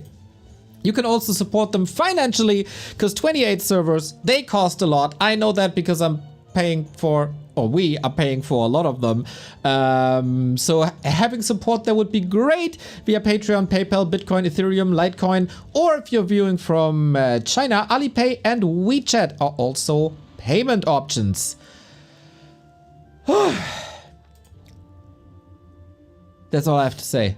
What do you have to say? Very nice. About War3Champions? Are you going to ask the question, Neil? The question you ask every time? Well, Carson, if you ask me to ask the question, then I'm going to ask you the question. What is your favorite feature of War3Champions? Is it that they finally banned Hitman? Yeah, of course that's my favorite. Yeah, can't stand that guy, right? Don't worry, it's not permanent, okay? It's not permanent. Not yet. He'll be back. He'll be back. Yeah. He'll be back and he'll be on top again, baby. NA will raid again. Anyway, Moving on from my banned players, Neo. I'm the greatest manager in the world. Yep. Clearly, my players, all my players are cheaters and banned. It's awesome. Only half of my team map hacked at one point. My favorite feature, because now that map hacking doesn't exist anymore, okay, people don't need to be banned for cheating because people don't cheat in this game anymore. My favorite feature of W3Champions is, of course, because not everyone's a player. A lot of you people here are watching right now. You're just watching the game. And a lot of people just like watching the game. My dad just watches the game. I was talking to him. I was visiting him this week. He's like, I actually kind of enjoy watching the game. I watch the streams. I watch Neo. I watch Reba. I watch you. But he doesn't play the game. He doesn't even have a mouse or a keyboard. He just likes to watch. So what you could do at W3Champions, as you mentioned, is you could just watch every ladder game. And when you watch ladder games, it downloads the replays. You can archive the replays. Or any of you guys archivists? Any of you guys like spreadsheets? I like just putting things on spreadsheets, just numbers, columns, lines. Love it. You can watch games. You can create a database. You can get all your statistics ready to go. It's awesome. You don't have to play the game at all. You don't have to get tilted. You don't have to break keyboards. You don't have to break mice. You don't have to break windows. You don't have to punch holes in the wall. You can just watch the game. You can watch Happy do what he does best and do what I cannot. So you can just watch every game. That's my favorite feature, Neil. Thank you for asking. Damn, you got really good at that in the past 4 months. Yeah, I've had to talk to a lot of people in the past 4 months that I didn't want to talk to. But now that I'm talking to people that I want to talk to, it just comes out freely, Neil. All right, then. We're still waiting for Jens. No problem, though. The scheduled time was 3:15. It's currently 3:05. So I guess he just didn't assume the 2 and 2 would be that fast. Mr. Remo Demo, what is your favorite feature of W3Champions? Yeah, I think Carson just beat me to the punch. Being able to watch every game nowadays in the Flow Live service is really amazing. But if I couldn't choose that one, which one would I choose? I think the inclusion of a lot of custom games as well. You know me as a big Legion TD fanboy. I played it again a bit recently. Just such an amazing game. And trying to build on that community as well, being inclusive, not just to 1v1 and 2v2, but also to reach out to the custom game community. And I guess that's where I can expand on my point. First of all, like Legion TD game modes and stuff like that. But I think one of the things that has delighted me the most to see over the years is the close cooperation with the custom map community. The map makers over on the Hype Workshop and similar forums have been working closely together with W3Champions. Sometimes we may disagree with the decisions that W3Champions finally makes when it comes to the map pool rotation. But the interaction that has been displayed there is the best that has ever been anywhere in the world of Warcraft 3. NetEase didn't have it, old Battle.net certainly didn't have it, and I'm a big sucker for maps. So I will say that. We didn't like Dalaran on NetEase? What do you mean? Dalaran, where vetoes were just optional and none of the vetoes worked. And for some reason, Terna Stand was always played twice as much as every other map. That was so weird. Yeah. That was some spaghetti code. Yeah, I would say map pool is as well. I think if it would be down to Blizzard, we'd still be playing Amazonia, Secret Valley, the original version, Ancient Isles, the original version, Plunder Isle. But we welcome map makers with open arms, and for that reason, we have stuff like Shattered Exile, one of the greatest maps that we were able to witness. We also have maps like Hammerfall, all with their first introduction on W3Champions, also due to the All the Randoms community. Gotta shout out the All the Randoms community. How great is All the Randoms, by the way? Random Race, Random Heroes, Random Mercs, also possible on W3Champions. And they got a good tournament circuit coming up. They actually have a big tournament coming up. Maybe we'll cast that in, I think it's 2 weeks. And Jens has arrived. So we go into a tiny little bit of a break that gives you time to process all that information that we were throwing at you. Also gives you time to support the finals, as so many of you have done, especially for the profile picture, standing at 3,769.19. If we could boost that up to 4K, wouldn't that be a lovely number? Izzy is chipping in for the Frostmourne, Invigorate for the Frostmourne. Izzy also with the Human Hammer, who is in high demand. Bear is coming in as well. Kova, shout out to you, always supporting the scene, especially on Liquipedia. with the Frostmourne stuff. We also have coupons left. With only a click of a button, you support the finals with 25 cents. Thank you, Obson, for buying the org profile picture, etc., etc., etc. W3cfinals.backtowarcraft.com or ! W3cfinals for the direct link. We go into a little bit of a break, and then it's time for EU versus NA. It's Neo and Dreamo versus Carsten's region in Leon versus Jens. Be right back.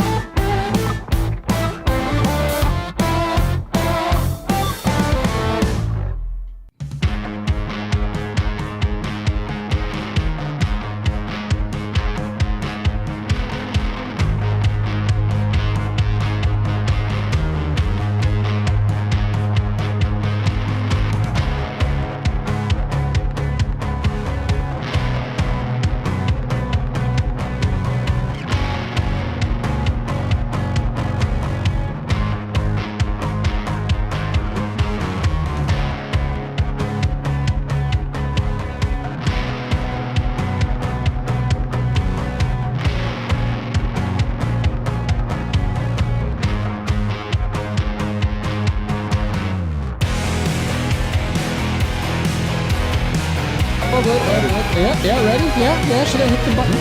Okay. Oh, yes, please. Hitting the button now. There we go. Carsten, your region Hi. versus our region. You're going down, brother. Well, you know, he is the favorite, Leon, you realize, okay? You Yeah. know, you could root for Jens a little bit here. I love But statistically, Jens 1-0 in series. I mean, come on. It speaks for itself, doesn't it? The I mean, test speaks for itself. statistically, Jens is undefeated versus Leon. He never won, Yes. or he never even lost the map against Leon. That's why Leon is the underdog, and that's why we gotta support him a lot. Well, you know, when you're right, you're right. And in this case, you're correct. So you know what? I'll give it to you. You know, Leon, he's not without flaws. Let's say, okay, Jens is going to exploit it, and he's gonna show it. You know, why NA is the best. Why NA is the best, even when you're not in the northern part of NA. You're in the southern part of it. He's going to show why both sides are the best. Okay. and why South we've America always been. is an honorable addition to NA. It's just like Australia, Southeast Asia. You know, that's why Fish is an NA player. He's the best NA player. In classic NA fashion, you just occupy everything. True. Goddamn colonizers. Jesus Christ. That imperialism, dude. What the hell? Yeah. Yep. Doesn't stop at a digital border. Okay. Of course not. But all jokes aside, super cool to see 2 debuts in the 17th W3Champions season finals. One debut is, of course, Jens, and he's kind of a new player, right? He's been around for a while, but now really feeling the grind after his Dust League championship.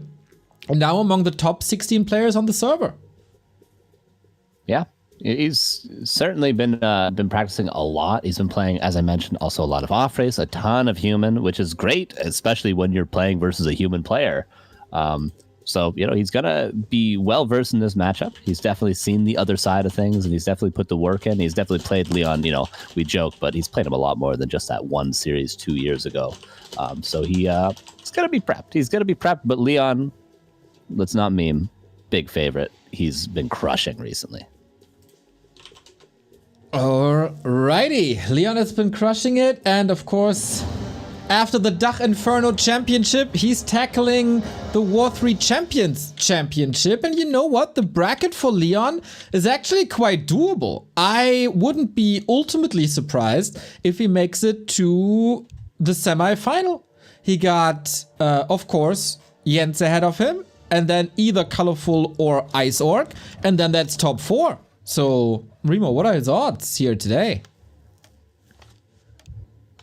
Yeah, just on paper, I guess nobody has great hopes for Jens, but maybe history is on his side. When we load it in, on W3Champions, you guys might not know this, but before we load into the game, we can see displayed the MMR of the players. Did you guys catch Jens' MMR? I was shocked. I said earlier, I said he's like, oh, you know, he peaked about 2250 MMR.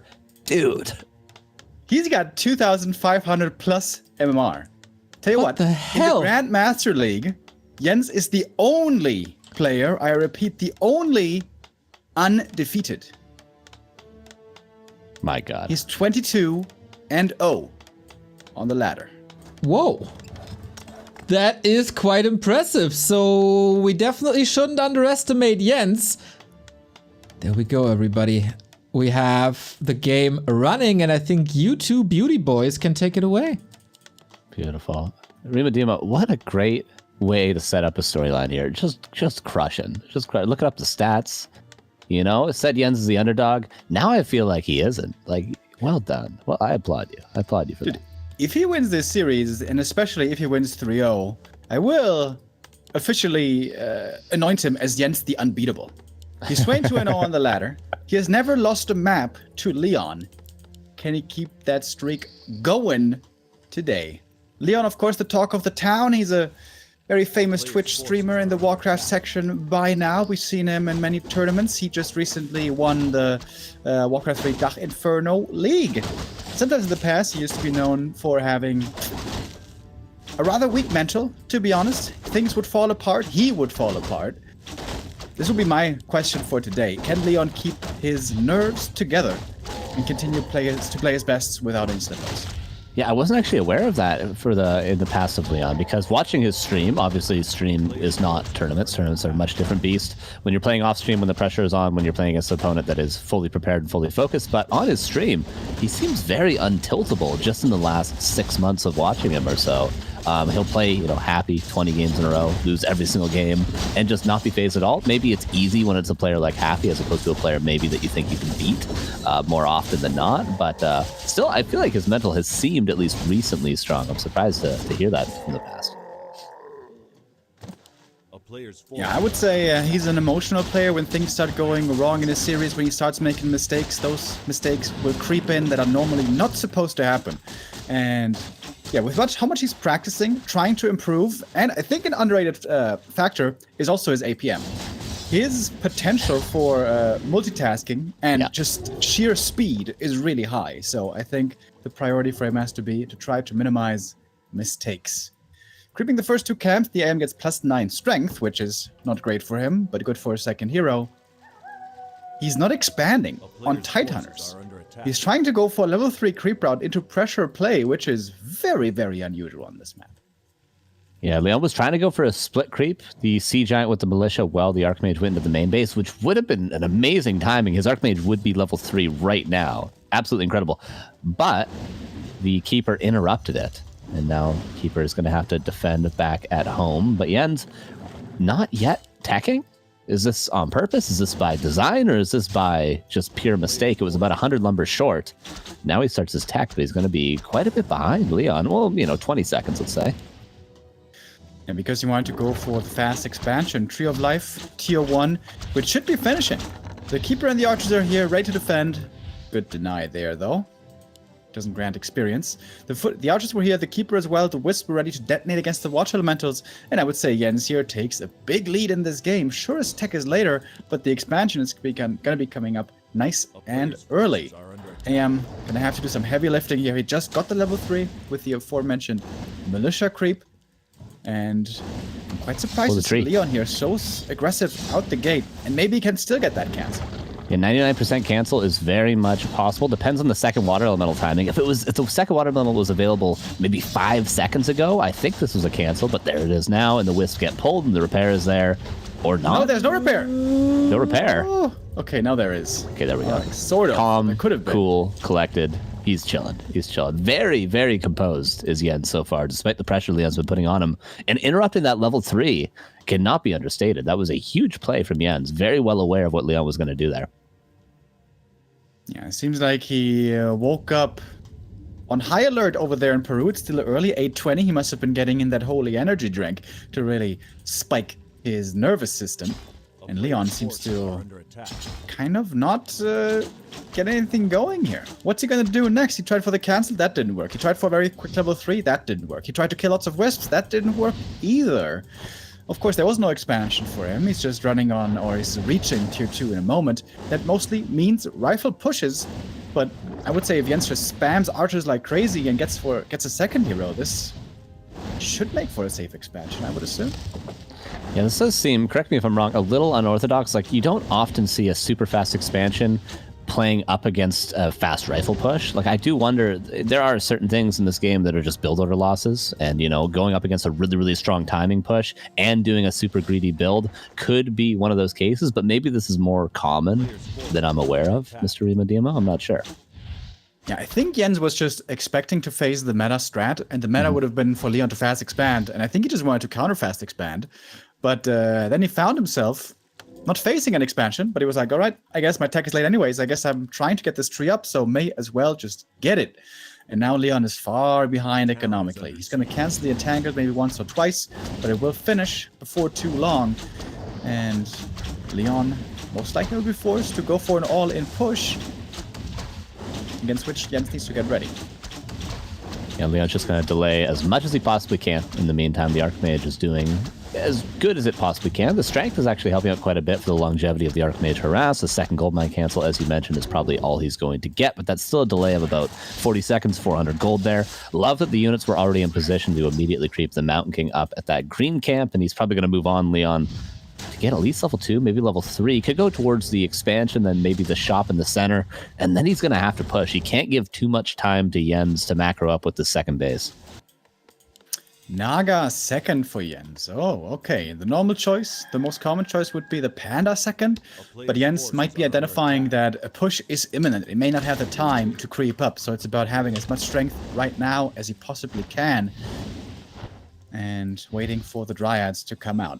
Dryads, good against the Watch Elementals, but of course they will suffer heavily against the Riflemen. So we'll see if that is going to be the end-all be-all. I like his positioning from Jens. Obviously, he's not going to be able to win a fight right now, and he might even lose some units to Stormbolt, but if he just sits back and waits, this is a common mistake, at his expansion, just says, okay, I'm just guessing going to defend the push. You're never going to defend. You're not going to have the units. You're not going to have the defense at the expansion to hold on. So he has to do some delay tactics. He has to poke from the side of the army, maybe try to get an entangle and pick off a priest here and there. Delay as long as you can to get that gold mine mining. And that's exactly what Jens is doing. See, he's not even committing to that rifleman there. He just entangles, forces Leon to be a little bit inefficient with his map movement, and then runs back. He has to do this as many times as he can. There's an option here for Jens right now. Of course, the expansion for him will be getting attacked. He can try to hold it at all costs, or maybe just try to delay and poke, as you mentioned, and instead tech. He doesn't have the resources for it, though. He's too low on lumber, so I guess he can't really realistically try to go tier 3. Ooh, the forces are starting to fall one by one. Yeah. Archers, dryads, everything's so squishy here. This is starting to look better and better all of a sudden for Leon. Yeah, the Mountain King is huge here, actually. If Leon had gone for something like a Naga or something a little bit different, he wouldn't have gotten all these pickoffs, but he was able to kill every archer one at a time thanks to the Stormbolt, and the Dryad was a little bit oopsie-doopsie-daisy from Jens, losing that one, but honestly, at the end of the day, this push is just going to work. This expansion is going to go down, and the question is, has Jens gotten enough out of, let's say, the time and the little bit of gold that he got from this expansion? I'm not sure the answer is yes to that. Trying to evacuate the Wisps. Did he only get 150 gold here? Yes. He got a little bit more. Yeah, it is 11k, right? Yeah. I think it's 11k. I don't think it's a 12k mine, yeah. Or 12.5. No, there's no way it is. Yeah, 150 gold. Jesus. And he's trying now to get to that tier 3 stage. If he gets a good number of bears out, that's always going to be very potent against the rifle army, especially one base. But Leon is pushing on, pressing on, takes out the shop, has the MK in front. He is a tanky boy with +8 strength. Hard to bring down. Seems like Jens is lacking everything. He's lacking a front line, he's lacking the damage, really. He needs tier 3 so bad. Is it Leon's best bet to try to end the game right here? Probably, because he doesn't want to allow that tech, of course, to finish and then be at a full tech disadvantage. Not that Riflemen can't actually win versus Bears if you get up to 60-70 supply. There's another option for Leon to just use the map control he has to creep the bottom left side of the map. Obviously, Tidehunters is very imbalanced in the two corners where how many creeps there are. So he could be doing that, but he's trying to do damage. He's trying to win the game before the tier 3 of Jens finishes. Tier 3 now not too far off, but it's all Dryads so far. We have no Bears yet. We have no Druid of the Claw training even, I think. But with Just Orbs Orb, of Venom, maybe. this Yeah. could perhaps still change. Alright, targeting them now. Dryads against Rifles. We can see the Dryads having a tough time here, for sure. Nice staff, saves one of them. Tier 3, only seconds out. Nice awareness from Leon. What Jens needs to do here, and Leon is fully aware of it, is kill the priest, and then once he has the orb, he can start poking at the rifleman, and he'll win in the long term with the poison of the dryads and the orb. So Leon's being very careful with his priest, with the exception of that guy that gets misvalued in a little bit, but at least he's kept 3 alive, so he can keep his rifleman topped up. If not, he's just going to get chipped away. But the dryads, speaking of chipped away, need a heal scroll, honestly, or he needs like a bunch of bears, but mountain giants are the choice for Jens. Keeper in the middle, thinking about some entangles as well. Yeah, I think you're right on the money with the heal scroll. Needs now that badly to heal up the Dryads. But Leon is still pressing on, gets the cancel on the Moonwell. That's the supply block then still. First MG's out, but no upgrades yet. Yeah, no orb yet either, importantly. Heal scroll is there used, and the priest actually misrallied. There was a rifleman that was misrallied again. Maybe not even misrallied, but just caught out. That's the 3rd unit to go down. Nice little deny there. Not really a big deal. 4-3 is already found on the Night Elf heroes, but Jens is doing a pretty good job. The supply is still even, Remo, and now the tech is at advantage for Jens.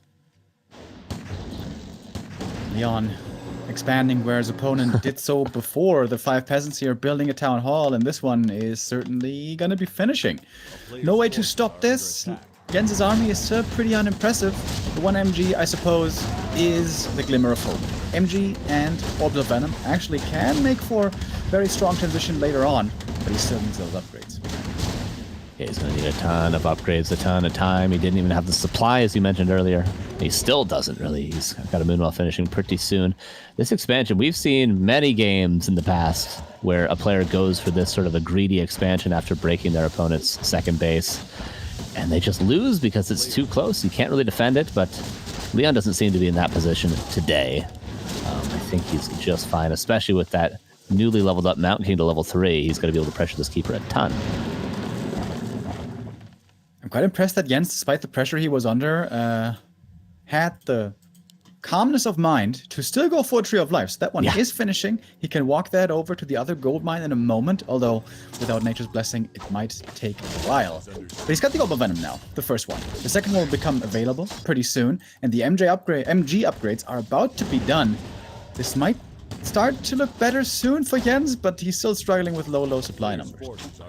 And he's still going to have to creep that expansion as well, which Leon isn't looking to give him a ton of time right now. But Leon's army is not too crazy. Really 3 riflemen and then casters, which are all dead if out of position.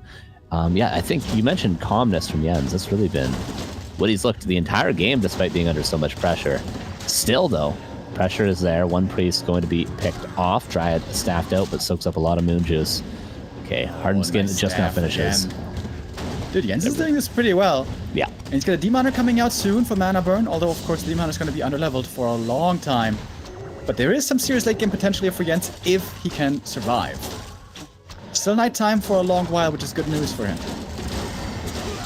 Potion Force, Fork Lightning kills a priest. One Dryad goes down, but a Rifleman is also going to be followed up with. I love the fact that TP Force and Demon Hunter third now as well.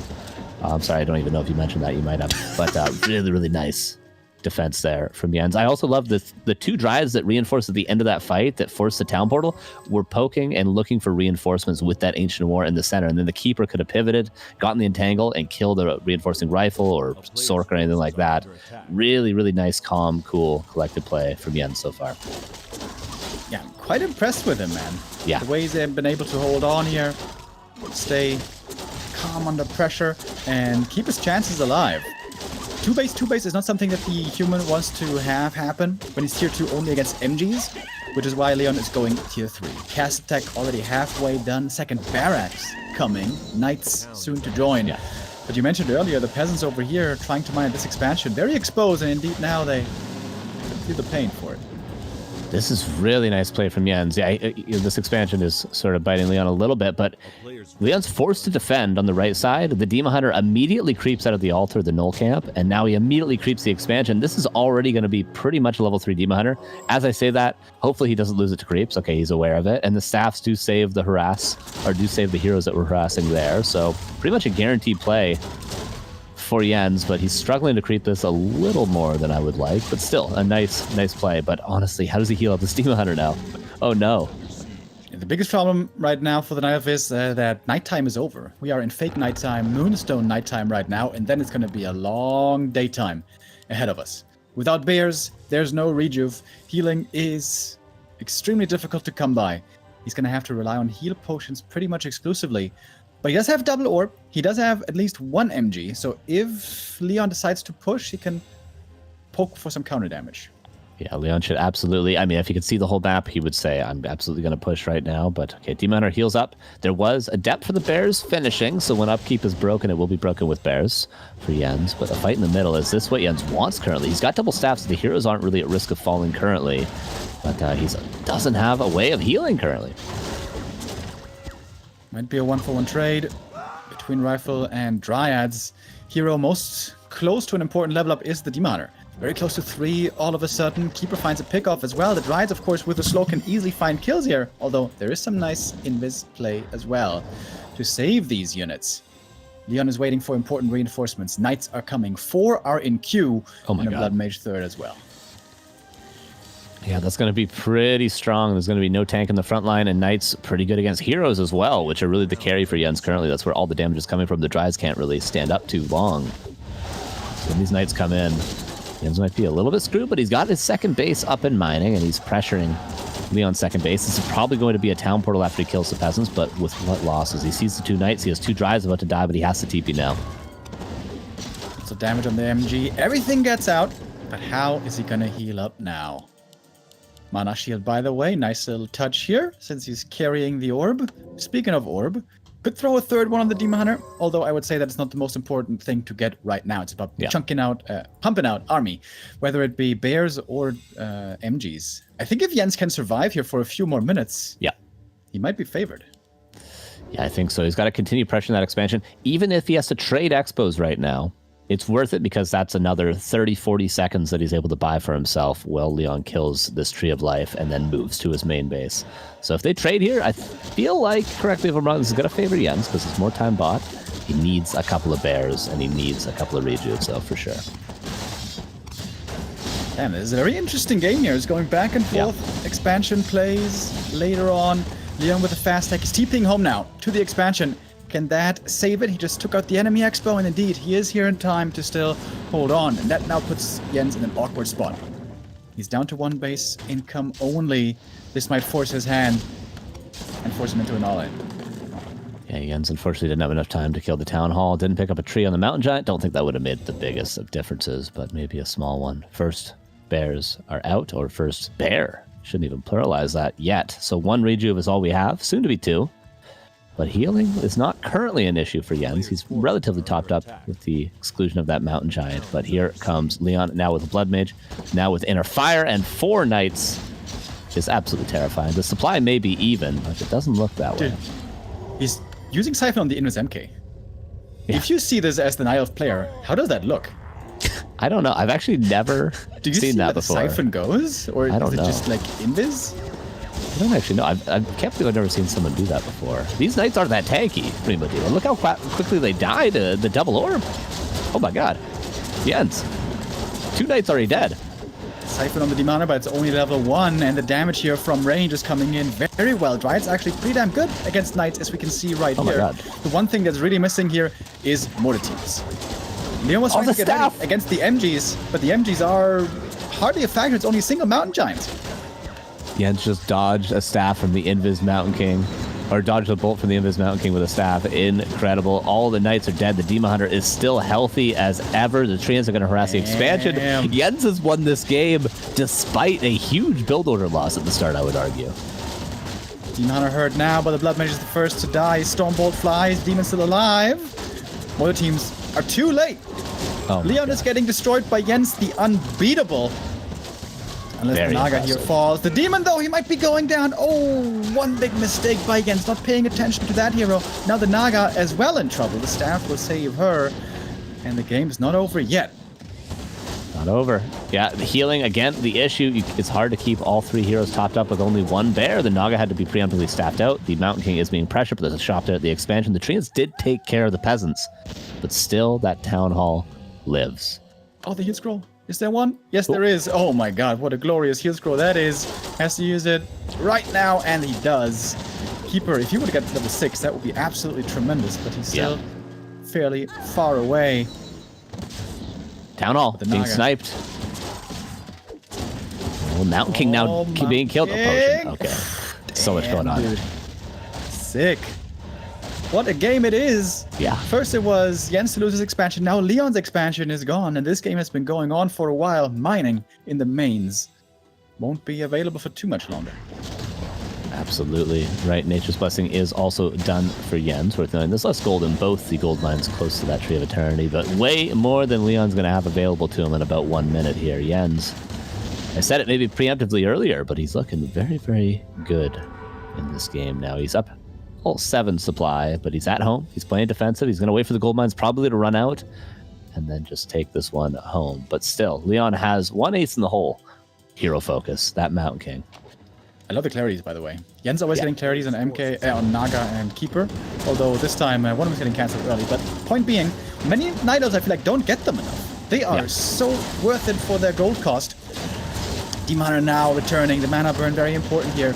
And the army for Leon doesn't look that big, but the MK is dangerous. Level 4, he's got a cannon for an arm. QB in the front line. Mortar teams eating the Fog Lightning there as well, though. 1 goes down. The Bear front line now very strong all of a sudden. Demon Hunter died before, doesn't want to have him die again. Stormbolt is ready. Jens is falling back, waiting for the staff to come on cooldown. Off cooldown again. And that one was ready just in time to save the 3rd hero. And that might be the fight going to the Night Elf. Demon Hunter still at risk of falling. This staff has been really, really nicely utilized. Demon Hunter goes down again, and the staff now utilized for Leon saves the Mountain King, but without the Mountain King, how can you really find pickoffs? There's a lot of low Night Elf units, though. I don't hate it. He's close to 6. Wisps. Oh my god, he's gonna surround. He could detonate the Banish as well. Fork Lightning. Oh Like the my campaign! god. The Wisps to the victory! Gets another So kill and sick. another is level 6. Oh my god, Jens the unbeatable Jeez. gets the ultimate here and takes this first map after an exciting back and forth tug of war kind of game. Jens, the underdog, showing us that RMR is not just a number. What the hell just happened? 23 minutes, an amazing game. And Jens, man, coming in prepared with special strats, keeper fast expansion, late attack. That didn't really work out at first. And Leon clobbered it down, but what a nice turn of events, man. Back and forth, back and forth. Very surprised with also how clever Jens was moving pretty much the entire game. Like, even though there were obstacles, even though he lost the expansion, he never gave up the fight. He always maneuvered around, trying to snipe some peasants here and there, trying to snipe some priests here and there. He was never really committing to a fight, never looked desperate either. Mountain Giant transition, mwah, love it. And then he got the orbs, man. What a sick game by Jens. It was so good. It was so well played. Very, very impressed. I call him the underdog, but I guess I just haven't been paying attention to Jens enough because he's playing very, very well.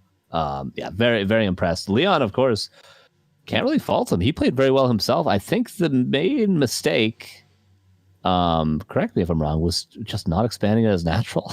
It gave Jens so many opportunities to make space for himself when space is all he needed to get back in that game. If that town hall, if he had just instead crept the easy green camp at his natural and expanded there, which he could have done with probably just militia, I think Leon has it no problem. Yeah, you might be right. It would have cost him more time to send the peasants back over there, but honestly, he had time. Yeah. Took out the enemy expansion. Yeah, when you brought up the point during the cast that things like that can backfire, you were right on the money. That was a painful existence for the peasants. Of course, Keeper with Treants, Naga with Fork Lightning, that can really make the peasants' life difficult.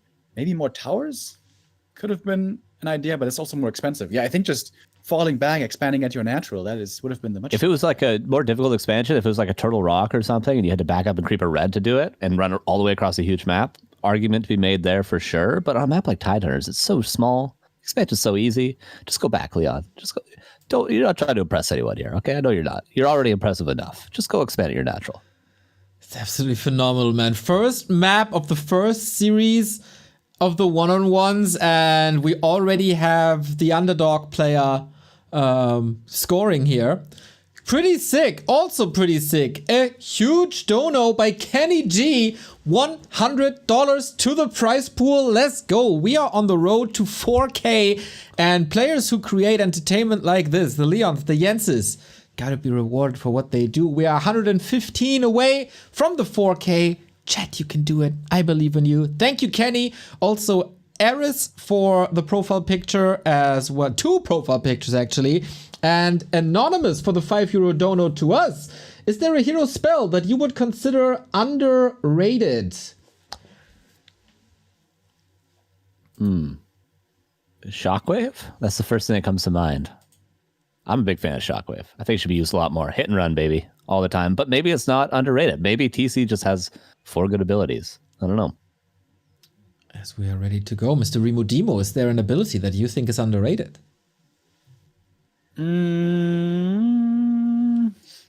I think I would almost say Siphon, although I think most people don't underrate it. I'm gonna go for a unit ability instead. I'm gonna say Priest Heal. 25 every 0.6 seconds or something like that. So good. Yeah, I think if an AI could micro priests perfectly, it would be the most busted shit ever. Based. Sky Better than the Keeper boys. at Matt Morris days? Well, the priests can't kill targets so well, so I think it would be a little bit different. Fair game. I would say the Bottoms Owl Scout, as everybody deems it complete trash. And we've seen nowadays how Happy is playing with Shades, and I think the bottom Owl Scout is pretty much that as well. Also in team games, amazing, and you want to slap an orb on her anyway, so the steering arrow isn't that great. My pick is the Owl Scout. Yeah, or even Searing Arrow is pretty good for Potom. I know I say that all the time, but extra range, I mean, 10, 20, 30 damage, that's a lot of damage. It's pretty good. Were you trying to say something, Remo, before Carson? Not necessarily. I mean, you remind me of the Shades, though, that Happy played against Lin, and dude, those Shades were looking insane. He always knew exactly what was going on. He could creep jack every time. Yep. Creep jack all day. Yep. Shades, man. Shades they're something. They are invisible, unlike the next game. What? Well done. Well done. Okay, thanks. Leon, the German champion, is trailing. He was able to defeat Kevin very, very decisively in the Dach Inferno Grand Final, but apparently Jens is just made differently. SA, baby. Taking a map here. I read in chat that Night of Discord was preparing for this. Maybe Kevin involved there as well, getting like a proxy revenge on Leon. Man, our German champ is struggling. Fuha with the resub. Thank you very much. We are kicking off here with map number 2. This is Leon's first choice of loser pick. Archmage, normal opening here so far. Yeah, I was very surprised to see him not fast expand. Like every human fast expands on Tidehunters normally, but Leon apparently didn't do so. Maybe wanted to make the game somewhat hard to predict. Good for and he was right as well. Like he had the right build order. Like Jens went for a pre-counter there, a blind pre-counter, I might add. And it absolutely worked what Leon did, but it just, maybe, dare I say, outplayed him a little bit. Yeah, Jens is doing the same again, by the way. Tier 1 expansion with the Tree of Life here coming up. Proxy. It's always a bit of a risk for the Night Elf. If this one doesn't work out and it gets cancelled, then you're going to be left without a fast expansion and with a late tech. So in the past, Night Elves would try to prioritize a faster tech instead. But if you play a beautiful defense, then perhaps it can be worth it. Lots of wisps are over there at the tree right away. Very important. Need to have those deados ready. Jens already better than Foggy? Question mark? Maybe. He's paying attention. I like to see it. Leon in the middle. Go in for the Shadow Priest. I think also wants to deny that from the Night Elf. Lots of Night Elves love getting the Shadow Priest early for themselves. Almost lost it here to the creeps, but he can now heal himself up. And the AM is scouting around. Seeing only archers and the keepers so far. Everything very normal. And the keepers getting a lot of experience already. There's going to be a quick level 3. Yeah, dangerously close to level 3 already, even prioritizing killing the water elemental there. Had Wisp ready to detonate if he absolutely needed to. And importantly, keeping that Tree of Life safe as well. So their expansions should be finished around the same time. But of course, Jens has to move his over, then entangle the gold mine. So Leon's going to be up, let's say, 800 gold, something around there, maybe 900. Of course, this is all expected. This is all figured out. Wisp saved with the shot build. And we're going to have a 2-base game. It just depends how much damage this keeper can now do on level 3. Tech has started. Is it level 2 entangle? Yes, it is. A little bit weaker nowadays than it used to be. Ticks 1 second less these days, but still very good at picking off footmen one by one. On this map, oftentimes we see the Night Elf going for a Naga second and really keep on the pressure, as positioning in the middle of the map is so important with both expansions being close to each other. And we saw already that Jens seems to be quite fond of the Naga. Also opens up the possibility for Demon Third Orb play, because Tier 3 must certainly once again be a priority.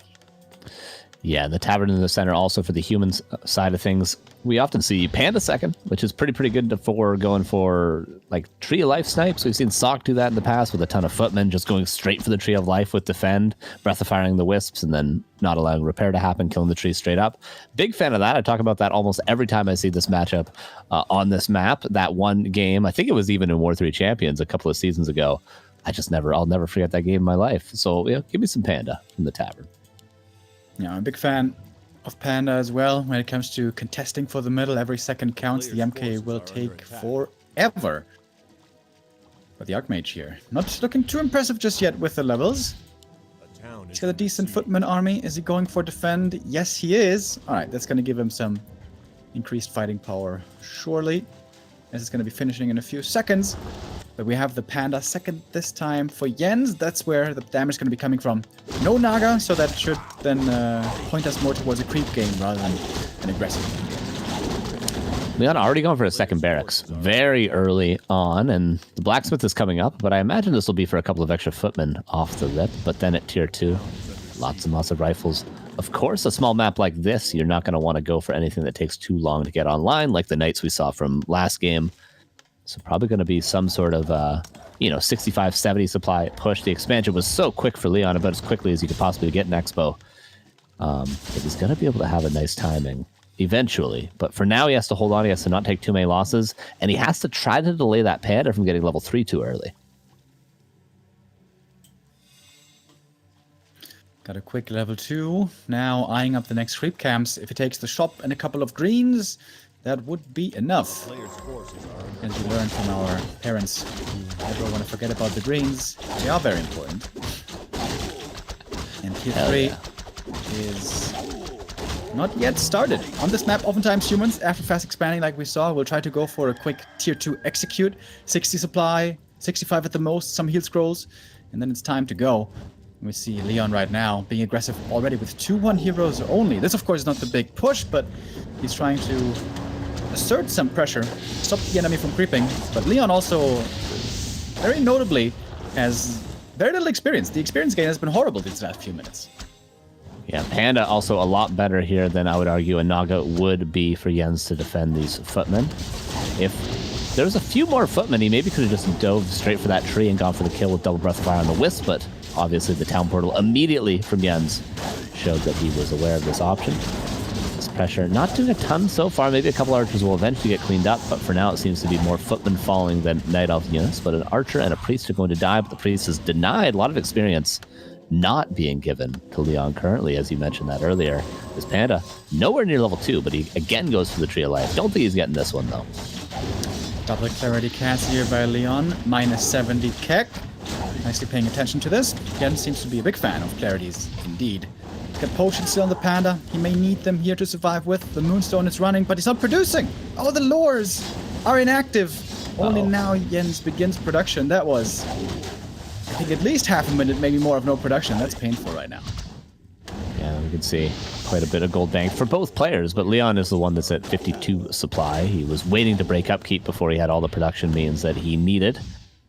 Leon continues the pressure, but really, what has the pressure done other than lose him a lot of units? I know Jens' production was late, but that was a, sort of an unforced error, or a slightly forced error, let's say. But for Leon, no experience, no units, no footmen. Still a bit of hope, but dwindling, at least in the early mid-game. The big question will be how dangerous this push going to be later on. Oh, Panda here in a bit of trouble. Gonna have to TP on out. This buys Jens some time. He must continue creeping now right away. He needs to get the Panda 3, and he's close to it. If he can get the lab, that should be enough. The Keeper is back with the clarity. But Jens crossing the middle of the map, stepping out of the river into enemy lands, looking for more kills. Yeah, similar position, I would argue, to last game for Jens when Leon he was on one base last game, but he was going for that big rifle timing, and Jens was trying to delay as much as he can. He's giving up the potential for level 3 Panda, giving up that lab in the center, and instead just delaying not only the creeping of Leon, who you mentioned already, very, very low on experience, but also delaying the push, because Leon, right now, up 16 supply. If he went across the map and pushed, he could probably do some real damage. And Jens is waiting for tier 3. So that little bit of delay there, just a couple of seconds, and also scouting where Leon is going, scouting that Leon's going towards the shop, gives Jens a little bit of time to prepare. But there's no creeping happening. He's just calling militia. He just wanted a heal scroll, Rima Demo. Yeah, Leon went for invul and heal scroll, by the way, instead of double heal scroll. That seems like a bit of a mistake to me. But we'll see if that can still be enough to win this game, because this push right here is designed to finish the game. And Jens might not be ready. The Bear Master Training is nowhere near, really. At least not with Bears also being ready. Master Pair is there. We have a bunch of Wisps here. And the Panda in trouble now. my Invul God. is needed, but Invul wasn't passed. Oh, big mistake by Leon. Okay, the heal scroll at least is on the Archmage, and the Panda's only level 1, so it will be back, but the Panda is going to start chipping away. Love all the Wisps with the expansion too, by the way. There could have been potential for just a snipe of the tree if there was not that many Wisps there, but of course the detonate's also available, cancels the tower, damages the peasants, doesn't want to allow Leon to establish himself at the expansion. Really nice awareness of the units, not losing little stragglers here as he loses 2 Dryads, but at the start of the fight it was pretty good for Jens, but now Leon starts to break through a little bit. Damage from the rifles against the Dryads, of course, always formidable. Some higher tech, some more beef is needed. More bears, maybe even MGs, because the push is here in earnest. Towers are coming, the shop is already up, the treants don't do anything anymore. Now the Dispel from the priests is of course ready. I say that, though he didn't use it in time to save the Panda. But the Panda's back already, he was only level 1, not that painful of a loss as it turns out. And Leon might still have this one in the bag, as they say. Yeah, just a classic human push here. Got the expansion early, got the army with 65 supply, and then push. But still, units being killed by Jens. He has a push on vulnerability, used the Healthstone already. Let's get the staff out on the Panda. Got a couple of units there, but the bear gets surrounded and will get killed despite being let loose for a second there. Tree of Life still exposed, but Jens trying to delay as much as he can. Yeah, I feel like it's rare that I see games end this way in this matchup these days. Just a good old 65 supply, Yeah. rifle push. Expanding, pumping, heal scroll, and with a bit of harass before, and sometimes that can be enough. If Jens had had his macro more cleanly, had held easier, had had those Dryads earlier, could have perhaps been a different story. But now, even with the bear numbers finally online, he seems to be far behind. The towers are coming, situation is getting more and more dire. Oh, he just stole the rejuve to put on his own Panda. That's nice. Very nice. Now it is pick-off season against the Bears, 1 by 1. They're both taking some losses, of course, but you mentioned the towers. 3 of them are about to be up, and the Bears can't really stand up for too long. There's a couple units going down here and there, but that's the upside of being on Tier 2 with a ton of production buildings for Leon. He can always replace, and he also has a shop there. Is he in range of the shop? He has to be in range of the shop. He's not in range of the shop. The Archmage goes down. Oh, no, Leon. He is rich, though. He could just afford a tavern res. He's right next to it. Take another look inside the tavern. See what's the special deal for today. The AM does return with that. But the towers here are still such a big problem. If there were a bunch of bears, like 5+, maybe Jens could break through, but he's nowhere close. Could, if he can find some space for himself, maybe drag Leon to his main base, grab a sapper from the lab. There's potential for that, but that is going to be a difficult play, of course, to make for those towers. But the supply gap is closing. Only an 8 supply lead, but that's going to be changing in a second because the Bears still just cannot stand up at all. The firepower here is now quite impressive between the rifles and the towers. When the Bears go in, they feel the pain right away. Now the Fury levels are looking good. Both on level 4. Double level 5 would be absolutely glorious, but that would be hard to achieve. A few priests go down here and there. But the big prize is the expansion, and if the Tree of Life falls, the game is over. Absolutely, and that is what Leon is going for right now. 20 supply advantage all of a sudden. The macro has been very clean for Leon. Jens even with a bank right now, despite not being even at 50. Again, hero focus is being attempted. Panda gets a breath of fire, but the priest heal, you mentioned it before the game even started, is saving that Panda. 25 every single time, and a potion of healing as well. Not going to let that one slip, and the Tree of Life is going to fall. I feel like we're going to a game 3.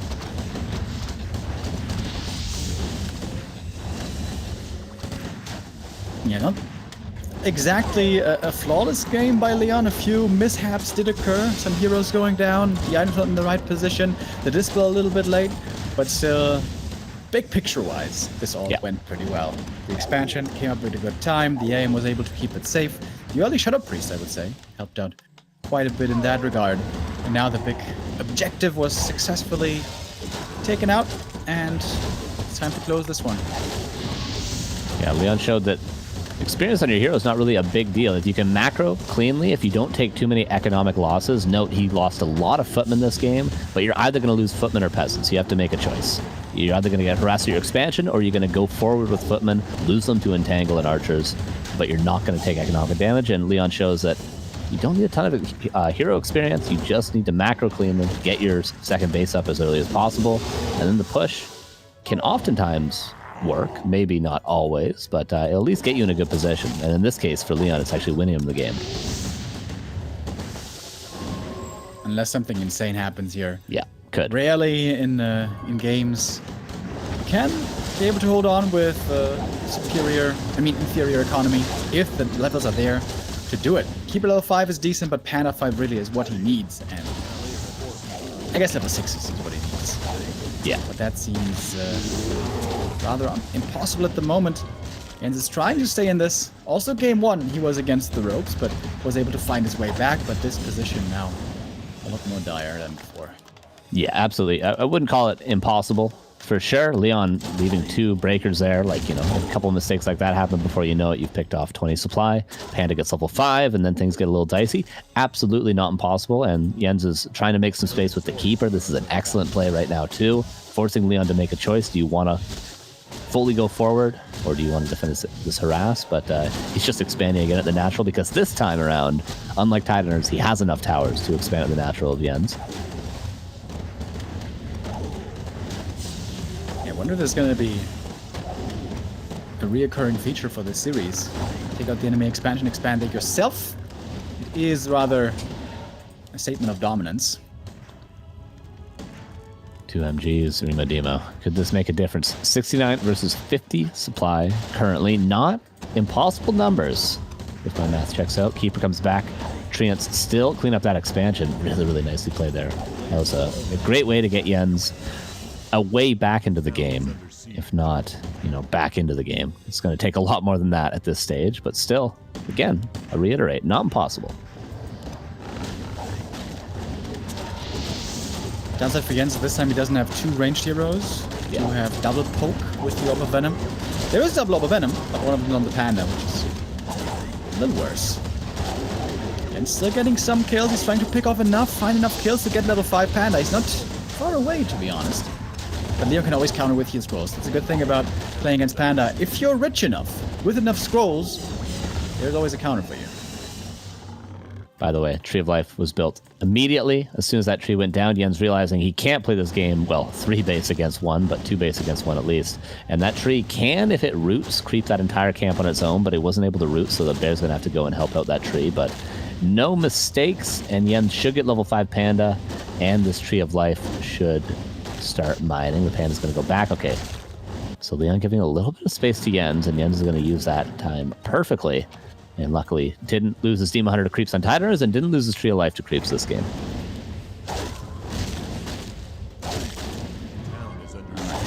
Panda 5 and a new expansion. Can that do it? Leon stuck on tier 2 here is a problem against Mountain Giants. He's very rich, though. Could actually afford tier 3 pretty easily right now. Oh, Jens, steal the heal scrolls and fight with the Panda.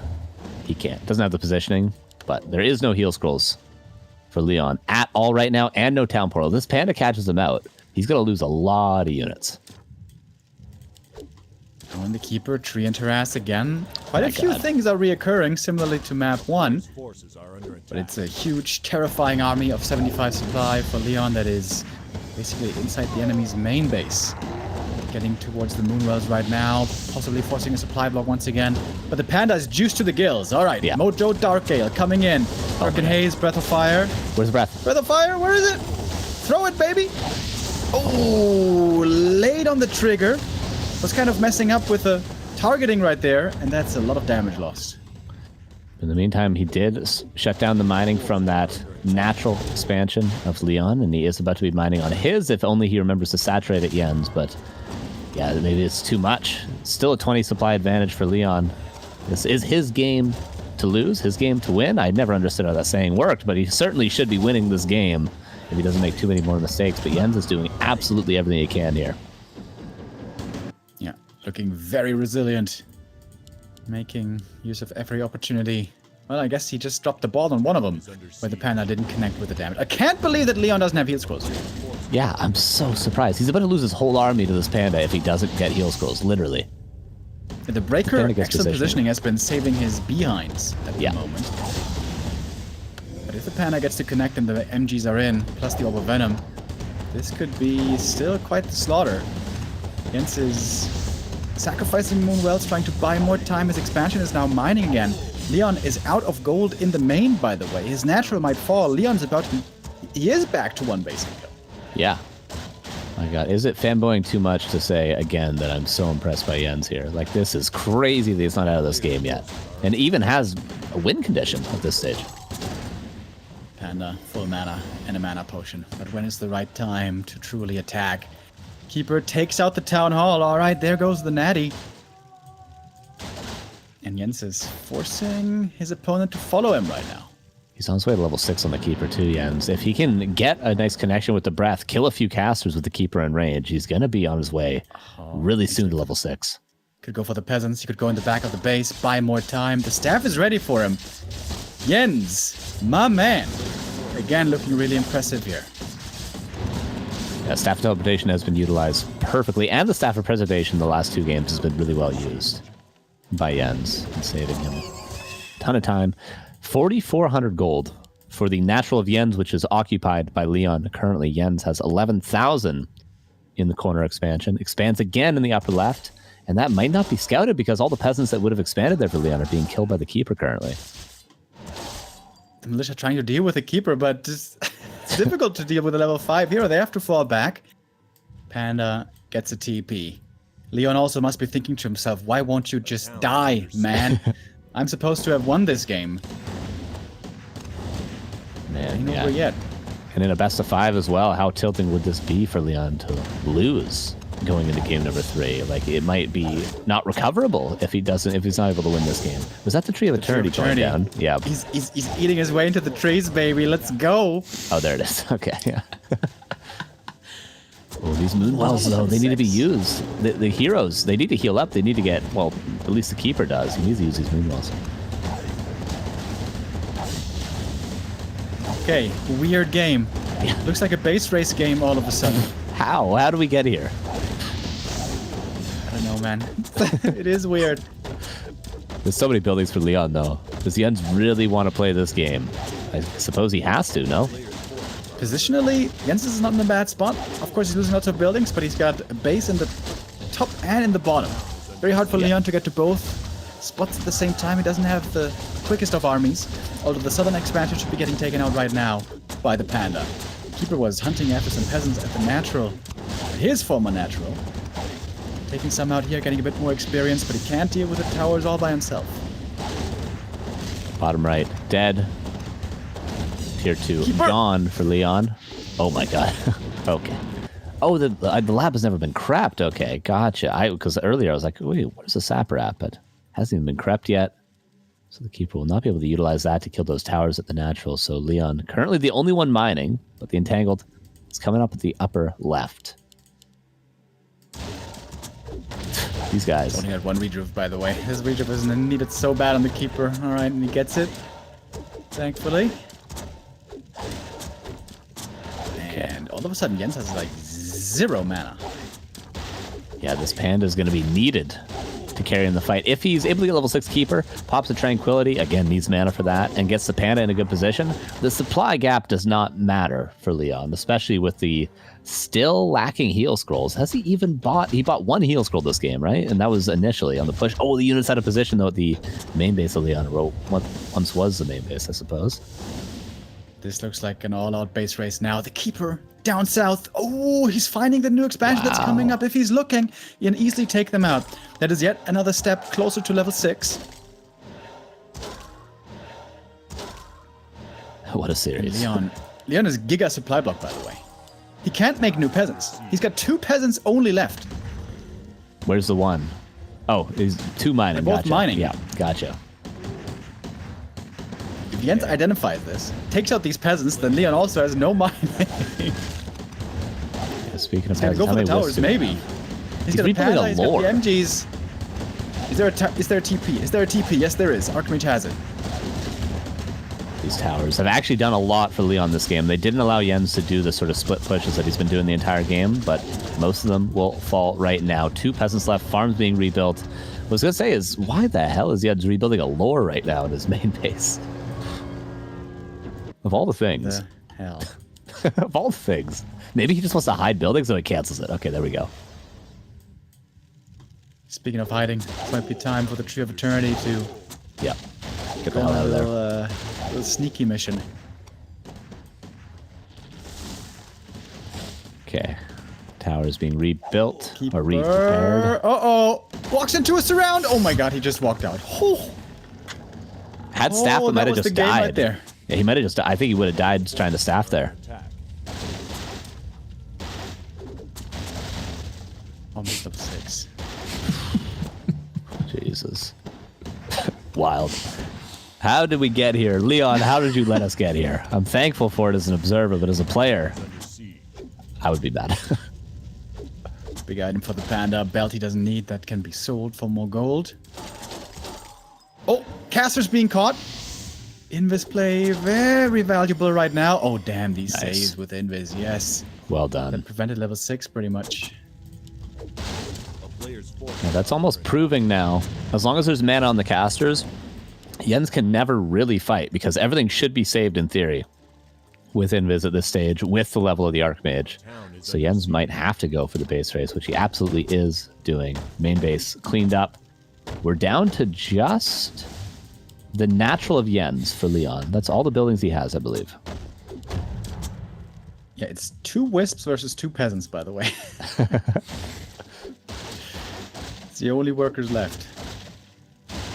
Yeah, imagine if there was a Mountain King this game. I mean, I'm a big fan of the Panda, of course. Don't get me wrong, but imagine a Stormbolt at this stage in the game. Another tree, upper left. Yes. Still decent gold on Jens. Gold for one more tree. Items to sell as well. A couple at least. Leon is broke. He's really built. Why is he building farms? You know how many farms this guy has to build to get more peasants? And is he hoping to lose half his army? I guess realistically he will start losing units. So. Dryads find 1 peasant. Oh no. That's gonna take it out though, or is he? Now he is. Maybe he doesn't realize the gravity of the situation with these peasants. Man, quite the series. First series of the day was over surprisingly quick. Second series, not so much. Yeah, really, really nice games here from these two. Hunter's Hall about to fall. Tree of Eternity moves further into the forest. And another tree being constructed in the bottom right. So bottom right, upper left, and bottom left. 3 trees and 1 Moonwell seems to be what Jens has. Watermelon goes down. Almost level 6 keeper now. It wouldn't be enough to win a fight, but could nicely heal him outside of combat. Yeah, it's pretty much his only source of healing. Other than, how many bears is there? I suppose 1. So it's nice to have, especially for the mountain giants. The watermetal. Peaceful. Could get it. Rifleman for free. Keeper. That's level 6. Oh yeah. Those stabs have been getting utilized so well. Perfectly. So well done. And the army needs to be healed up, too. He could commit in with the mountain giants, maybe try to kill a couple of units with a breath, and then back up. Tranquility. Easy peasy. Wait, does he not have ultra vision?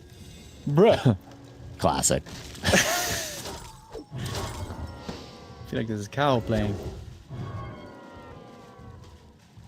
One bear might be getting caught here. The units in the south for the night of are left unattended. No heroes to help him out. Oh, the priest. This bear would be a massive loss. Staff. Now he does have tranquility, but he needs to keep this bear alive, I would argue.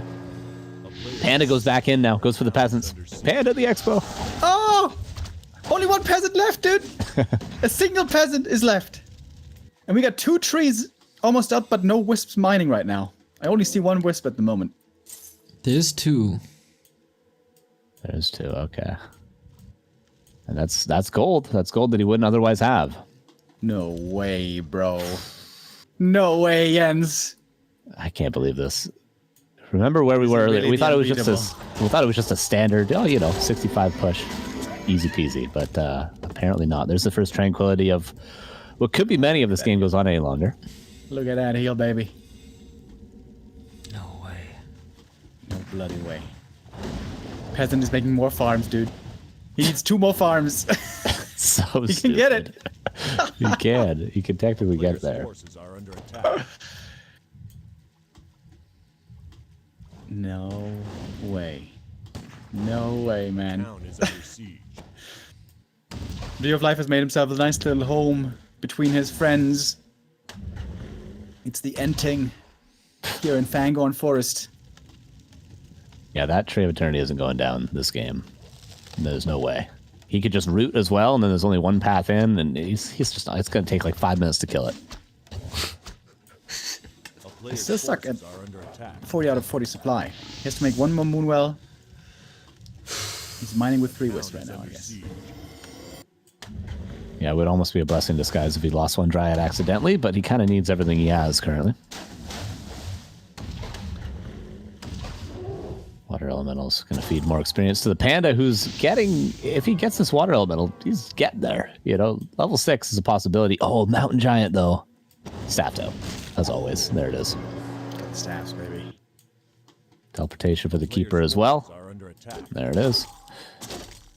Oh, lordy.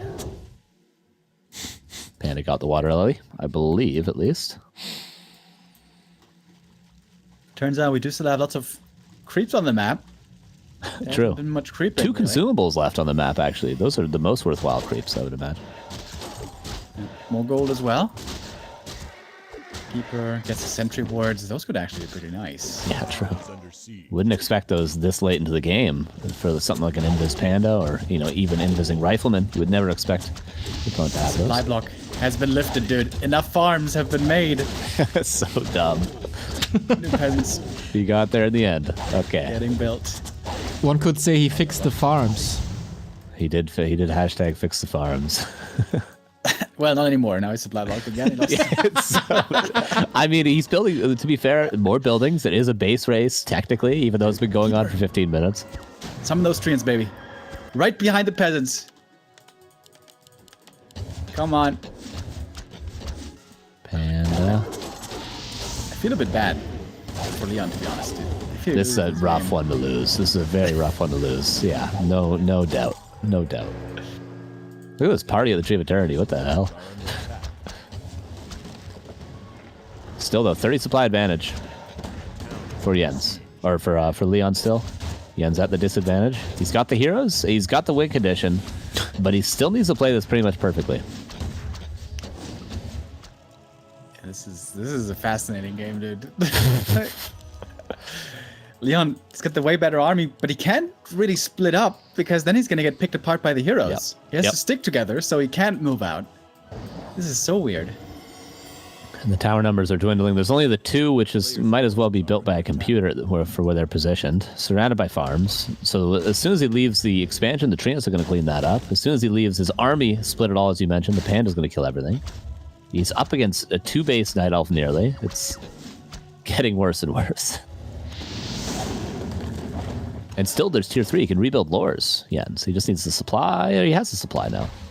And the last 2 minutes have been good for Jens. He can just have 2 groups of armies, the Keeper and the Dryad and the Panda and Nineveh, and just keep running around. And in theory, he could get rich if he keeps this up long enough. He's almost fully mining now from 2 bases Yep. in this wild game. Oh, nice invis saves though. These invis plays have been clutch. Wow. Oh, another one. Really nice. Really, really nice. Don't lose them all to a blind breath of fire, though. Ideally not. 800 gold on Jens. Buying boots. I love it. Are under attack. Nice. So much about ability here. Jeez. Yeah, amazing. Amazing choice. Shows he's always thinking, even in a game which maybe he could have go a little bit on autopilot, he's always making plays. I mean, it's not clear who's going to win this, but the fact that he got into this position, into this, It's managed amazing. this comeback so far, I would say he has the lead right now. Yeah. Well, the issue is Leon doesn't really have a win condition. Hello, Neil. I thought the FFA is tomorrow, No, man, peasants. Jens playing so FFA-like. He's got Yeah, 0 absolutely. peasants, bro. Yeah, is there a win condition for Leon other than a mistake from Jens? Which is that a win condition? I don't know. We'd have to debate that. No mining for Leon. The last 2 peasants, they've been taken out. Another Tree of Life and a Hunter's Hall for lures coming up for Jens. I don't think there's any way out of this for Leon. Sorry. There's Blizzard, apparently, which is a cool idea from Leon. Leon in the player cam, super frustrated after the not getting this round. Ay, ay, ay. Yeah. Oh, Archmage getting taunted as well. He's in trouble. The keeper, if he reaches for the entangle, that would be the game, but gets away just barely. There's Invis plays, keeping Leon in the game. Leon may have to deny 2 of his units to get back a peasants. He might not have to deny them, though, if the Panda gets in position. But yeah, the Archmage Focus Fire is always going to be a possibility. 1 Entangle, 1 Breath. If the Dispel isn't immediate, that Archmage is pretty much dead. Jens has built buildings at every single gold mine on this map. True. I guess so has Leon, though. Well, except for the top left. Nearly, yeah. Blizzard is nice. Again, he's got to risk it. Like, it seems like this Archmage is in no man's land, but Leon has to make plays like this. He's got to take huge risks because he doesn't really have, again, a win condition. Oh, I love that Sork, though. Really nice. Just a way out. Those wards still available? No, he has Dust, though, Jens, on the Keeper. This Archmage might be dying here. Yeah. This might be it for the old wizard. Keepers here. We got the Dust. Oh, but Ooh. doesn't want to overchase. Yeah, if he loses the Keeper, obviously. Jens could throw as well. We're thinking Leon is going to make a huge mistake and just lose the game out right here, but Jens could throw. The counter throw. We got new lures being made in the north. He can still make all the units. He's got tier 3 still. The Tree of Eternity has been nicely chilling inside the forest. How long has this game been going on for? What do we have? 40-minute mark? 30-minute mark? What is this? 38. 38, nearly a 40-minute mark, and he can build Mountain Giants again. Almost. I guess he needs a shop. His tech tree is a circle. Jens really is looking unbeatable so far. I can't believe he didn't lose the game. Wild. Yeah, I was nearly counting him out, and I was like, I won't cast a curse and make myself look stupid. At least, if I can reduce it today, I won't do that. So I was like, maybe he has a chance. And what do you know, Jens is playing pretty good today, if not always. Yeah, truly, truly impressive. This is not the first time I've ever seen Jens before. I've seen him sometimes on ladder, like Flow TV, and also I think in some weeklies and stuff, but this is perhaps the second or third time only I've ever seen him. It's gonna force Leon to GG out of what seemed like an unwinnable game / unlosable game. Oh, Jens Leon. takes the 2-0 lead. Oh, Pressure. Leon. A diamond, I mean, made of pressure. Jens just persists and survives and finds a way back. Holy moly, man. I was so ready to praise Leon for all the adaptations that he made, especially in the early game. This was his map. His playstyle is more or less tailor-made for this. Like, expansion and then the double Rex rifle push and your opponent is out. Like, I've seen this so many times, especially in the Dach Inferno finals. But this madman finds a way out. And he stretches out the game in true FFA style and just shaves off one unit after the next, lowers the economy 1 peasant at a time, and all of a sudden he's in a winning position and just wins this. I am baffled. Jens is up 2-0 against the German champion. And Leon saying in the chat, I didn't know we were playing FFA, and he says, well played, Jens, with a heart. So, I would be throwing my monitor out the window. But he's a better person than me. So yeah, Leon is a better person than all of us. But oh my god, nice to see the sportsmanship here. Even though you're frustrated, still respecting the skills of the opponent. Leon, you need a lion heart, my friend, to turn this series around. South America is up 2-0 and on 3 match points. Okay, Leon, you learned a lesson in map 1 and you adjusted, and you definitely learned a lesson in map 2 to not give Jens a single inch. Hopefully he can recover from that also mentally. We got a couple of subs and donos here that we shall mention. Thank you very much. Micro Jordan for the €5. Much love, my bros. Nice to have Carson back from jail. Mr. Mike, 11 month. Jens' smile the entire game is priceless. Oh, he was already smiling. Buttcrumbs with the gifted sub to D Spool. I don't know what that's supposed to mean. And holy moly, an anonymous user with the 15 gifted subs. Let's go. And also, what was the one before that? Golty Moncha with the 7 month. Much love, anonymous user. Much love, community. And now, Leon, please turn this around. I want more games like this. Okay. Yeah, I mean, how much weirder can we get? Jens has been he's been like a contortionist. He's been in the most uncomfortable, weirdest, impossible spots, but has always been able to twist his way out of it somehow. With lots of staffs, by the way. Oh boy, those staffs, did they work out well. Yeah, perfect usage. I mean, sometimes we see people buy staff of teleportation in particular, use it once, sell it, and then never think about it again. But there's always utility for it. There's always different ways you can play around it. And Jens showing us exactly that. That was pretty much what won him the last game. Or it certainly helped him to not lose last game more than once. Probably both games, in fact. It was pretty perfectly utilized. So we'll see. Can Leon mentally, more than anything, recover from last game? You know, Shellgrave, not a bad map for human, I would argue, in this position. We'll see. No Mountain King, though.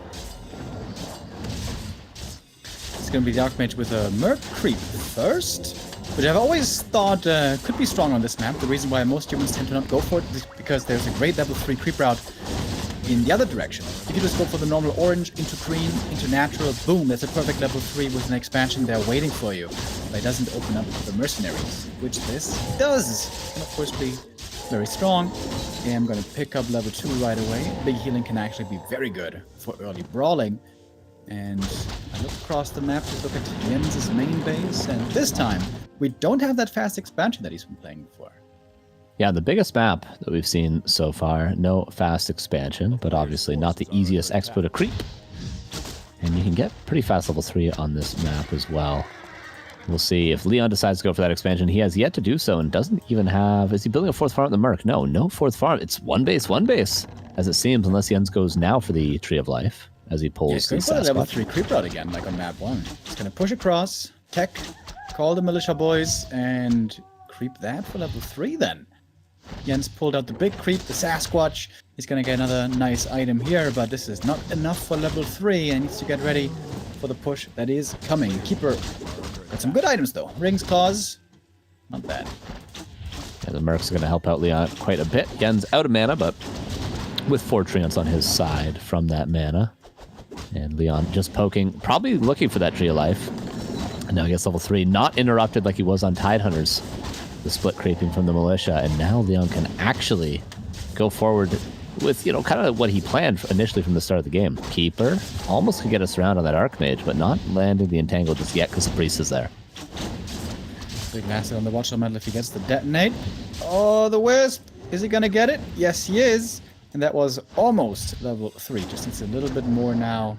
1 footman would do it.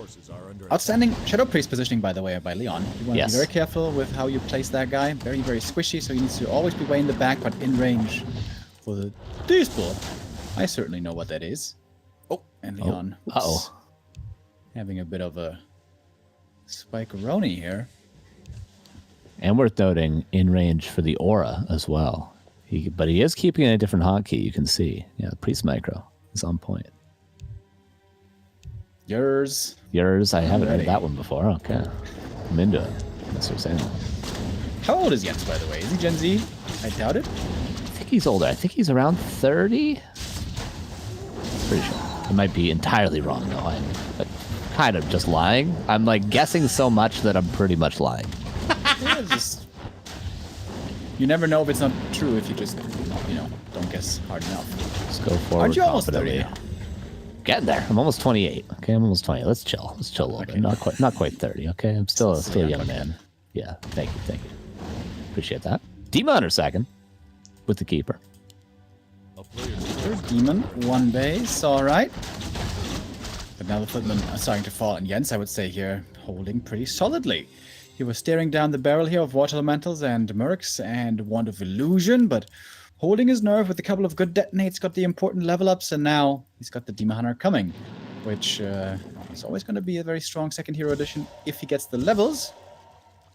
And Leon is going for the Blood Mage second, which is kind of the go-to that we see nowadays. So rifle push 1 base.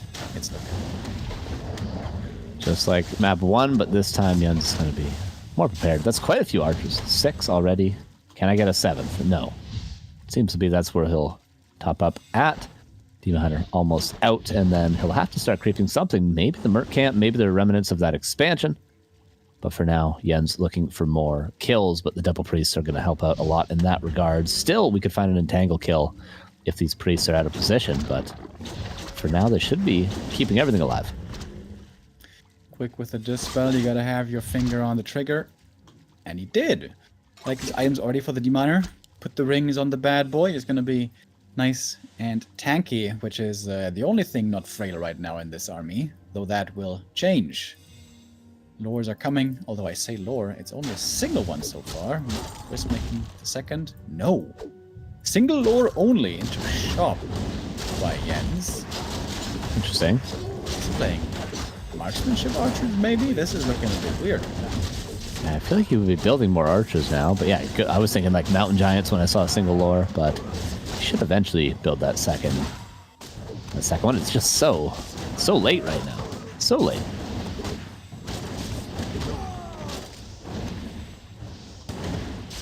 Big healer for the demon. Also amazing. Gonna get his level 2 right here. And it's just really just a single lore. And with this many archers, I guess it has to be marksmanship now. Heavy commitment. We have improved bows, soon tier 3 Yeah. is ready. Then we have the marksmanship, and that could eighth be a hero archer. with the Pawnham maybe. Very cool. Different, but archers are pretty good. People underestimate archers. I feel like you could just build only archers in every matchup. How do you feel about that, Remo Demo? I heard that before. It sounds familiar. I know Hitman was a big proponent of that. Yeah. Look where he is now. Neo like that one. Shop creep, almost level 3 for the D-Miner. And will we see mountain giants off the rip? I mean, I'm a big fan of bears, obviously, with archers, because more damage is good. Roar would be nice, but obviously mountain giants would synergize a little bit better. But no, it is at least one bear for now. A bunch of archers. 8 of them. Out now and ready. And there it is, the marksmanship. Leon trying with a push. Level 4 and level 2 on his dual hero team. Gonna force a TP home early. Demon Hunter got good levels, got a nice item. Bunch of nice items, I guess. No Dead orb. supply lead. Jens needs to get that orb. He can't afford it currently. I like that he Marksmanship made is gonna shot way in the finish. back, where it's Yeah. protected. Pretty nice. Master Training gonna finish. One bear does roar. Archers +5 with marksmanship now. Pretty nice. Also +1 attack on the archers. Unorthodox, but here we are. Now we got enough gold for the orb. Keeper gonna pick it up. That's a big upgrade right there. There's the time. To engage. So many watch metals. Seems like some wisps would be needed. Here come the wisps, ready for the detonate. Huge. Do they land? 1, 2, kaboom! And there go all the watch elementals. Demon Hunter still looking large and in charge in the front line. Blood Mage, low mana now himself. Heal potions are available on both sides. Archer damage is pretty good, although the roar has worn off. Don't know where the bear is. Must have died. Maybe. Yeah, I love that Jens coming. is saving that greater heal for so long too. He uses the moonwells there. He's gonna need it in a second, but at least he kept that Demon Hunter alive as long as possible. Okay, and Healthstone as well as Ankh on the Archmage. Greater Heal was used on the Blood Mage, but Hero Focus really has to be thought about by Leon. If his Archmage, Blood Mage out of position for a second, they will die or be forced into consumables, guaranteed with this amount of Focus Fire. New Bear, ready in a sec. He could use the Rejuve now, Rejuve. Roar later. Drinking from the Moonwells, got more mana again. Yep, Roar and Morph. This is a strong timing. Jens looking better and better by the second. Leon is still pushing, still towering up, still going forward. But really, what can he do against the archers? He just doesn't have the damage, really, it feels like, against the archers. When they start trading, Jens just wins every time and then rejuves up. I like the patience by Jens. There's no need really here to overextend. He wants to protect the lore. That's the only thing that really matters. The Moonwells aren't in range. The towers aren't in range of anything. Archers don't care about so much about towers anyways. And he's waiting for daytime to pass. It's almost done. Nighttime is soon upon us, and that will be a big help once again to Jens. Banish is a big help for Leon. Bear going to be saved to the back, but out of mana, out of health. One rifleman going to die. No Banish again. Being utilized quite well, and Leon maybe realizes he can't win here, and he's going to back up. No, he continues going forward. I do wonder if Leon decides to back up and go into a creeping game, how this ends. Obviously, down attack, but he almost made it work on Tidehunters when he was down attack for a little while there. Bottom will soon be out. We're going to have the aura, even more damage. Another orb carrier as well. Orb should be off cooldown pretty soon. I think I would like to see another Ancient of Lore being made closer to the natural in case this one goes down, because this is the clear vulnerability right here. This Ancient of Lore. Yeah, I'm surprised he hasn't tried to move it yet by just uprooting. Like right now, he could uproot, and maybe it would get sniped, but he could engage and uproot. I mean, it's a lot to just save a lore there to do that, but maybe necessary now to stop this one vulnerability from existing. Entangled, this is what I mean, the hero focus, but there is Ankh and heal push on that Blood Mage. Bear, a little fumbly-bumbly there. Oh, Blood Mage super hurt though. Potion will be there. That does save him for the time being. Bottom is now out. He's providing the aura. +2 damage. Look at the All of the damage. archers and the Blood Mage dies for once. So he will be returning with the Ankh. One archer died and the second one as well. Alright, Bear, 2 archers. Leon getting some kills here. Absolutely, yeah. Supply still close to even. One bear on the way out of that lore that may be going down soon. You mentioned the second orb cooldown. It should be getting pretty close now, maybe within 30 seconds. You can get an orb on that bottom, which will be huge. Double ranged heroes to poke away. Again, priests should be focused on if ever they're out of position, but Leon hasn't really been letting those casters get out of position. One more Bear just makes it out, and I think that's going to be the time now for the lore to go. Although Jens is always in position right away to punish it if Leon attempts. And there's going to be another kill. Demon Hunter still tanky with +6 armor almost. Looking quite Archmage. formidable. Oh. Healthstone must be there, and it is.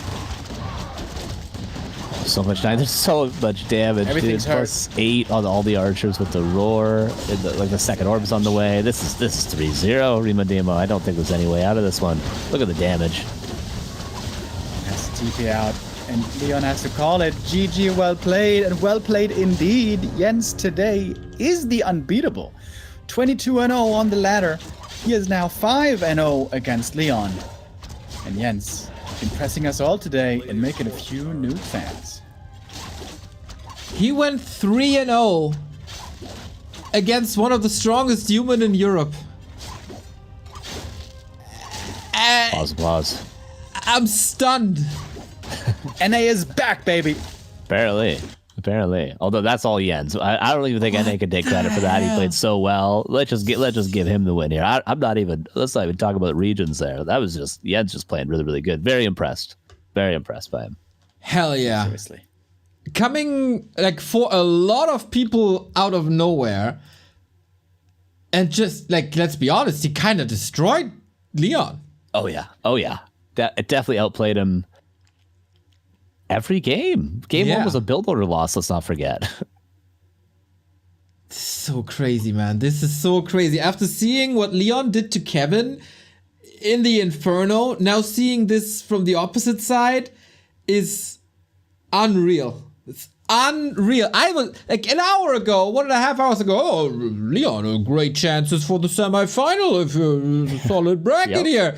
Here we are, Leon out, not winning a single map. Jens, a new star on the horizon. Apparently, a lot of Jens fans in the chat say so, especially. Acts like he knows Jens for like 20 years. Was describing the playstyle quite well. Outstanding, a new face in the scene, instantly in his debut in W3Champions finals, straight into the quarters. God damn. Leon, thank you very much. That was a rough series, but as always, you will be back stronger. Crazy. I can't believe that I'm entering a 3-0 here into the dashboard. Yeah, that's wild. And Leon, rough loss, but it was very entertaining. You're a streamer. You understand. You understand what the people want. They want a game like game 2. And some people gotta take some hits. You gotta be knocked down a couple pegs to get games like that, unfortunately. That's just how it goes. So, we won, you lost, but there's more people in the stream. 2,000 people here won. Think of the people, Leon. Think of the people. Always does. Okay, Jens in the quarters. He will be up against the Chinese, that's for sure. Colorful or Ice Orc will be his opponent. And then I'm curious, how good is he in other matchups? Does his playstyle work against Colorful? Does it work against Orcs? So crazy, man. Everybody's, Night Elf can't beat Human at the moment. Night Elf can't beat Human. There's nothing you can do. Boom, 3-0, man. Insane. The grind pays off, and it feels like, I have to assume things because I don't know Jens very well. He doesn't care about meta. He plays his own thing. Yeah. Seems to be. That was something we've criticized him in the past before he started just destroying everyone, apparently. We've been like, he's just playing like weird strats. He's not actually playing meta. He's not following it. That has been a critique I've heard of Jens before, just from his latter games. But if it works, it works. When you're right, you're right. And all of the strats seem to work today. Outstanding. Leon in the chat says, to be honest, Jens was always a great player. Nothing new to me. Congrats to him. Thanks for having me, guys. Well done. Nice. There we go. True sportsmanship, just like after map 2. Whoo, boy, oh boy, oh boy. Okay, that of course opens up the opportunity to have Leon on the cast for the second weekend, which is also good news for us if he still wants to look at this game. Yeah. Okay, we're gonna contact Colorful and Ice Orc. Remo, are you in the group? Yes, you are. Wonderful. Okie dokie. Then it is time for me to advertise this beautiful server that is W3Champions, because without W3Champions, believe it or not, Remo just leaves. Okay, cool. Nice. Believe it or not, without W3Champions, Carson, we wouldn't have W3Champions finals. Yeah, that does make sense. I do think they're sort of tied in a weird way. I don't know. It's not just by name, I think. That's right. Because the champions of the W3 community are playing on W3Champions, and we want to have a tournament with the best players there are on this ladder. The 16 best qualified, and of course you should be playing on W3Champions as well, because it is the one and only server for this very game. You go to w3champions.com, download the client, very, very small download, unlike the unnecessary 40 to 60 gigabyte Warcraft, and then you start your journey. There might be a ladder in vanilla Warcraft by now. It was just 3 years late, who cares? But we always talk about the best features of W3Champions, and we mentioned a lot of things. But actually, and this is... there can't be two opinions. The best feature of W3Champions in comparison to Battle.net is it can count. It can count your wins. Unfortunately, also counts your losses, but you get accurate results of your performances. And that already, among all the other features, sets W3Champions apart miles and miles and miles ahead of Battle.net. It looks like the old Battle.net that we all loved so much, with a custom-made UI that changes every season to keep things fresh. All your stats are on the homepage, can look it up, way more excessive than it is on Battle.net as well. That goes for 1-on-1, 2-on-2, 3-on-3, 4-on-4, FFA, Legion TD, Reign of Chaos, Random Heroes, all the random, Survival Chaos, etc., etc., etc. Thousands and thousands of games per day are played. You're gonna find your opponent quick and easy, and most importantly, the opponent is of your same skill. You gotta grind through a couple of placement matches. That's just what it is. That's the case for every ranked play in every game. But afterwards, you'll be seeded basically, and then everything is great. Were you laughing at me for losing my train of thought? No, sir. No. Okay, good. And then the next best thing is that we have servers for everyone. It doesn't matter if you're playing in Oceania, if you're playing in South America like Jens, if you're playing in Northwest Canada like my man Carson, or if you're over in Korea, China. We got the entire world combined on this very server thanks to 28 Flow servers around the world with a reconnect feature that you're also missing on Battle.net. You can also watch all the games with Carson's beloved feature Flow TV, and more features coming your way. I don't know if I'm allowed to say it so far, but I saw 2 features coming soon. Looking forward to that. And of course, if you want to help the development and the maintenance of this server, you can apply as a moderator, because another great feature is that everything on this server is moderated by actual human beings, and not just is this better than Battle.net, this is better than most modern games. They got AI to handle this. We got human people who, weed out the few bad apples that we got, so you can ladder and socialize. We're also looking for developers, C#, .NET, React, Rust, TypeScript, and Node for the technical things that I have no clue about. We're also looking for people who can do the social media, because that's a little bit bare bones, I gotta say. Graphic designers, always appreciated. UI, UX designers as well, to have a better flow and an even better experience on W3Champions. We will have a great experience with Colorful and IceOrg. We're gonna have that game in just a few minutes. In the meantime, you can support this very tournament, as so people did. We gotta celebrate this, ladies and gentlemen. We broke the 4K for the first time in forever. We have more than $4,000 in the prize pool, thanks to Disengage from Disengage TV, a wonderful person that we're all very familiar with. $100 to the pool. See you boys soon. Oh yeah. Also, disproved by hell, $10 into the prize pool, and people are of course still buying the profile pictures that you can grab for your W3Champions profile. Frostmourne, Warglaves of Athenoth, the mighty hammer, the mighty axe for the humans and the orcs. Grab him now, you got a little bit of time, then more Warcraft 3 action here on Back to Warcraft with Neo, Remo, Carson. Be right back.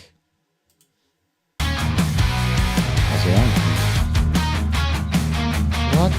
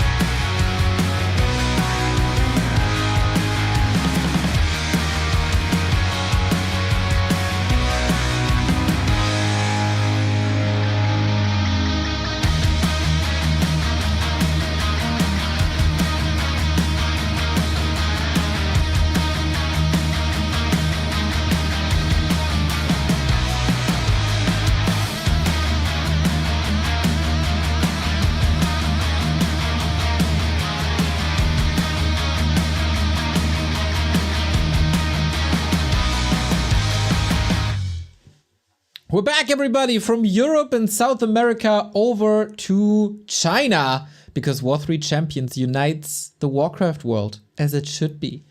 And people are chipping in. People like what they see. People like the upsets. We got a €50 dono. Gotta scroll up because there's so many contributions. 55 even by Illidan.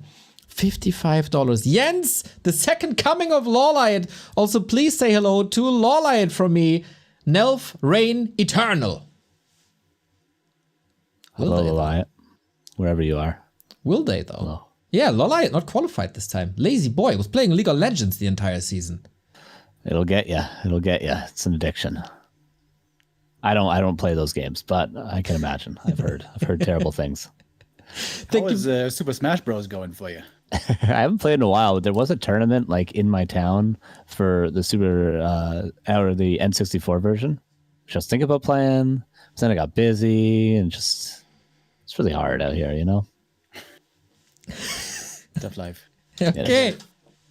We're setting up the second game, Colorful and Ice Orc. We're in the map picks and bans right now, but we got new subs. Thank you, Buttcrumbs, for gift sub number 2256. One to Carson's a cool guy.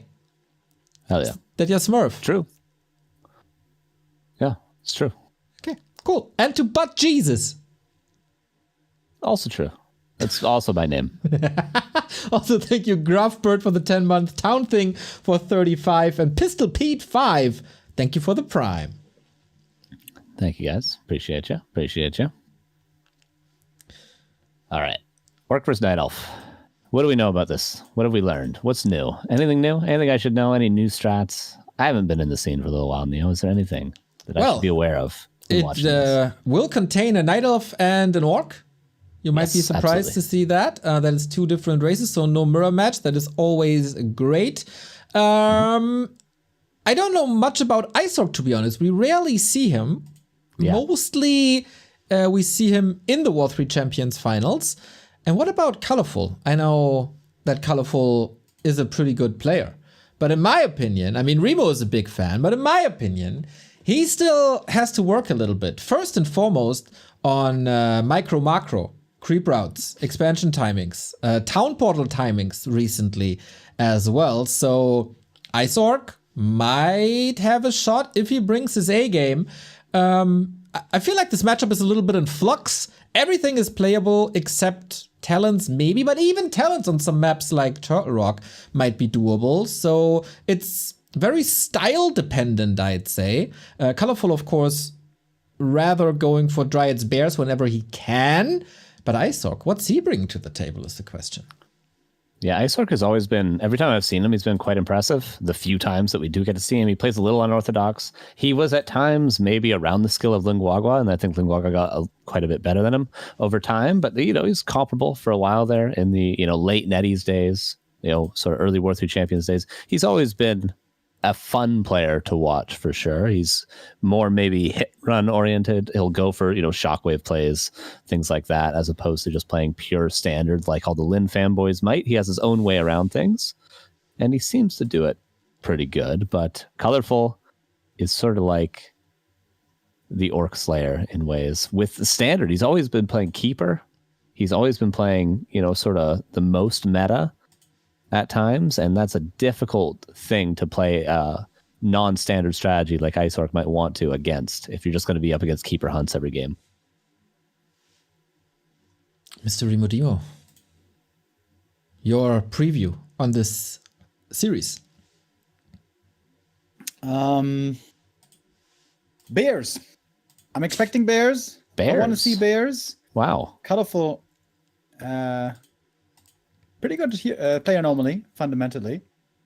Except for the micro, macro, creep routes, timings. You stop it, you. You stop it. We all know that's something he has overcome a long time ago. If, in fact, ever it was a problem. He is our latest WGL reigning champion. The king of Night of Mirror, who might face that later on today, is going into this as the favorite. Ice Orc, I have wanted to see impressive and as the new Orc hope coming out of China, but he has never really been able to live up to these expectations. We always hope that this next tournament whatever it is, might be that tournament where he breaks through. Yet another chance for Ice Orc today. Well. Let's see what's possible here. We go into map number 1 between Ice Orc and Colorful. Who faces the menace that is Jens in the quarter final? Best of 5 here once again for us. Of course, we're starting off on Hammerfall. The map vetoes have, of course, been concluded. It's going to be Hammerfall as a starting map. Colorful's picks will be Twisted Meadows and Autumn Leaves, and Ice Orc with Tight Hunters and Concealed Hill. Pretty standard map picks here out of our wide range of big map pool. No crazy maps have been seen yet. It's worth remembering that we have Springtime and Shallow Grave and Autumn Leaves in this map pool, which especially in the Asian tournaments we see a lot less of, very rarely part of the map pool rotation. And the big standout rarities are Ruins of Ashara and Rune Mall. I wonder how much we're going to get to see those. Ruins of Ashara has undergone many different changes. I was perhaps a bit harsh when it first came out. I thought it was a trash, terrible map. But I think nowadays it's actually pretty damn good. And while it is not in the new ladder season in the map pool, it's been rotated out. It is in this tournament. And I would like to see some of it indeed. Alrighty, what do we see so far? We do see a Blade Master here on Hammerfall. First to 3, of course, meets Jens in the quarters. We have a Keeper on Colorful side. No DH, even though his name for a long time was Race DH. It is the Keeper, a slow and steady start into the series with a lot of stability, with snipeability, and with a bit of summons. It's going to be down to Ice Orc to ruin Colorful's day.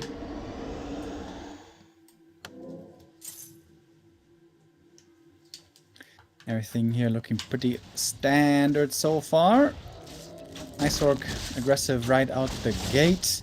If he gets one last hit here, this will make leveling for the Keeper a bit difficult. So the Archer is close to going down, but rather invest the Windwalk for the creep. I think I like that. All the experience being stolen here can be very valuable. No entangle yet. The Grunts are safe. And Colorful has to wait for a few hunts to come out to feel a bit more comfortable. Yeah, at the moment it's the Blade Master show with a circlet on his head. Little princess with a sword in her hand, his hand. And Treants, of course, a little bit of experience here as well. No deny. A little bit late for that. And creeps are getting involved as well. Colorful lured them in, but they don't want to stay. Yeah, the Archer pulled the creeps. I think he may have intended to creep that with Treants then for the level 2, but that didn't really work. And this is a great start so far for Ice Orc. Slowed down the Keeper. He's got scouts out everywhere on the map. This is a great luxury for the Orc to be in right now. Normally the Keeper gets level 2 quickly, and then the Blade is going to be the only eyes out on the map, especially the Grunts are too afraid of the entangle. I would say this does qualify for a great early game for Ice Orc. I agree. Even finds a Tome of Agility, creeps the spot in front of Colorful's base. Love to see that. Keeper running around without getting done anything. I also don't see an AP, even though that's not usually part of Colorful's play. Might be a way to get back into this. We got a new sub. Thank you, Rice, for the 62-month finals weekend, baby. Hype. Hype indeed. The first day for the W3Champions season finals is today as we kick off our 2-weekend affair. This and next weekend we're going to have the best W3Champions action, both for 1v1 and 2v2. And FFA. Master showing up here for the next round. Oh, and FFA, that's true. Almost made it in time to see the last hit here. That would have been perfect to prevent the Keeper from leveling up even to level 2. But finally got it. Normally it's just a matter of time until the Keeper finally reaches that level. Now he's level 2, now he's got hunts, and now things are starting to look a lot better for Colorful. Yeah, now you gotta play as defensively as possible. Stay away from the Keeper, otherwise your units are gonna die, but you can still get stuff done with the Shadow Hunter and first and foremost, Shaman. No road bump anywhere for Ice Orc. Grunt. 6 save, okay. Yeah, Ice Orc definitely here to play. Colorful is managing to get up a fairly quick expansion, though, timing-wise. Here comes the Tree of Life. It's going to have to uproot and move just a few meters to get in the right spot. And the Keeper finally is getting the experience that he so desires. He's going to get close to level 3 from this camp. Another green would be enough. And this is looking like a very standard-by-the-book game so far. Trying to creep up with the Keeper, get the expansion running. Keeper hunts, Mass Expo, of course, we've seen plenty of times. And while the early game belonged to Iceorg, Colorful can get the engine really rolling here soon on tier 2. That's right, but without level 2 Entangle or Treants, that's still a bit rough. Iceorg not giving him anything, though. For a quick and easy level 3, he's getting actually into a position to creep jack. Or at least cause a bit of a ruckus. Staff out in time. And Colorful playing more or less classic aggressive Alchemist, but might have second thoughts. Love the sentry wards here, by the way. Colorful found them from his natural. He placed it at the enemy lab. He knows the Shadowrunner loves to go for these camps. Pretty strong early with Shaman and Serpent wards. Is he really creeping the lab on the enemy side? Whoa, this... without Shaman even. Yep. This looks suicidal. Iceorg, what you doing, buddy? Escape with the Zeppelin? Is that even ready? You know, maybe Iceorg... What is this? Maybe Iceorg is the one who has to work on the creep routes. And the decision making. Carson is the Orc player. He might have just gotten a heart attack seeing this play. So risky. I think he just went to the restroom, though. I don't even know if he saw it. But that's insane. Oh, I saw it. Level 1 Shadowhunter creeping across the map when the opponent was close by, and he didn't even have Shaman yet. What was that? Yeah, Rio, That what was can terrible. I'm sorry. That was terrible. what can I tell you? I mean, there will be chatters who will tell us to look for a silver lining. But yeah, he I don't know. He got confused for a second. A couple of misclicks here and there. And how to get back from a slaughter like this from your opponent is upper base. Got the level 3.5 Keeper now. So confused. So confused. Like, level 1 Shadowhunter aggression, passing the middle point of the map without Shaman. What? Yeah, it was ambitious, to say the least. Yeah. I guess you really wanted those consumables, eh? Uh-huh. Well, didn't It's all get about, them. it's all about consumption. I guess he did get it. He got the big Invo potion. Unfortunately came at a bit of a price, though. One that he had to play the Iron way. Oh, speaking of Iron plays, losing a grunt to creeps. Man, this is a rough day for Iceorg over here. Yeah, it started so well. And then it all went sideways. Keeper under attack. Okay, Iceorg knows he needs a big play. Misses the Sasquatch. Keeper is safe. Very good usage of the Owl everywhere. In the meantime, Iceorg unfortunately was overwhelmed by the creeps. At least a grunt was. Lost that one. And yo. That's, I guess, the state of the game right now. Yeah. Disastrous sequence, which is a shame. Was really good early. Colorful still had a good expansion timing, which is, of course, of crucial importance in this matchup. I think that makes this map pretty good for a Keeper expansion in general. The fact that the natural here is pretty damn easy to creep compared to some other maps. So confusing, though. Raider also way ahead of the pack. Might not be able to save that one. Ooh, he looks a bit tilted, eh? Can't blame him. His greedy creep route didn't necessarily work too well. Gets a good save out. I guess there's no Owl anymore. Colorful venturing out into Archers, which is fine against the upcoming level 2 Serpent Wards, but this blade can't fight anything. It's just kind of a straight up slaughter right now. We're close to a 20 supply lead. Blade Master flirting with danger. Always the high wire act hero. Oh, and there he's dead. And that is game. GG. That was a game. That was a game, you guys. That was a game. It was a game. I said he was going to play unorthodox, and boy, was I right, you know? Yeah. Yeah, I agree. That was pretty unorthodox. The creep route, aye.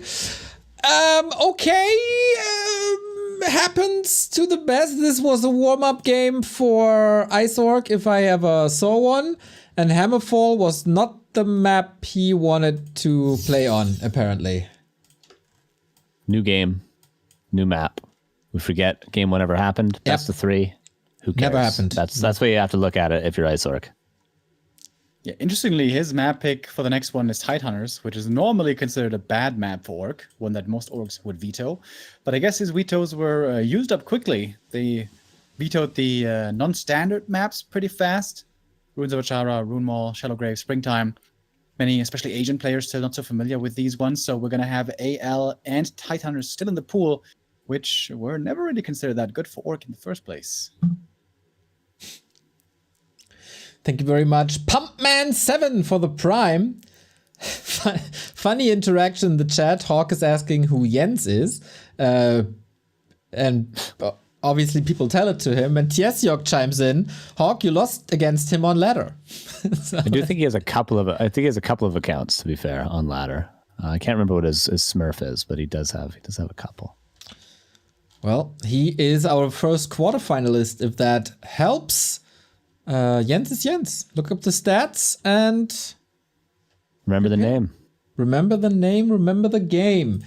We got a 1-0 lead for Colorful. Let's not remember the first game. Let's just say it's a fresh start with a little bit of a penalty for Ice Orc.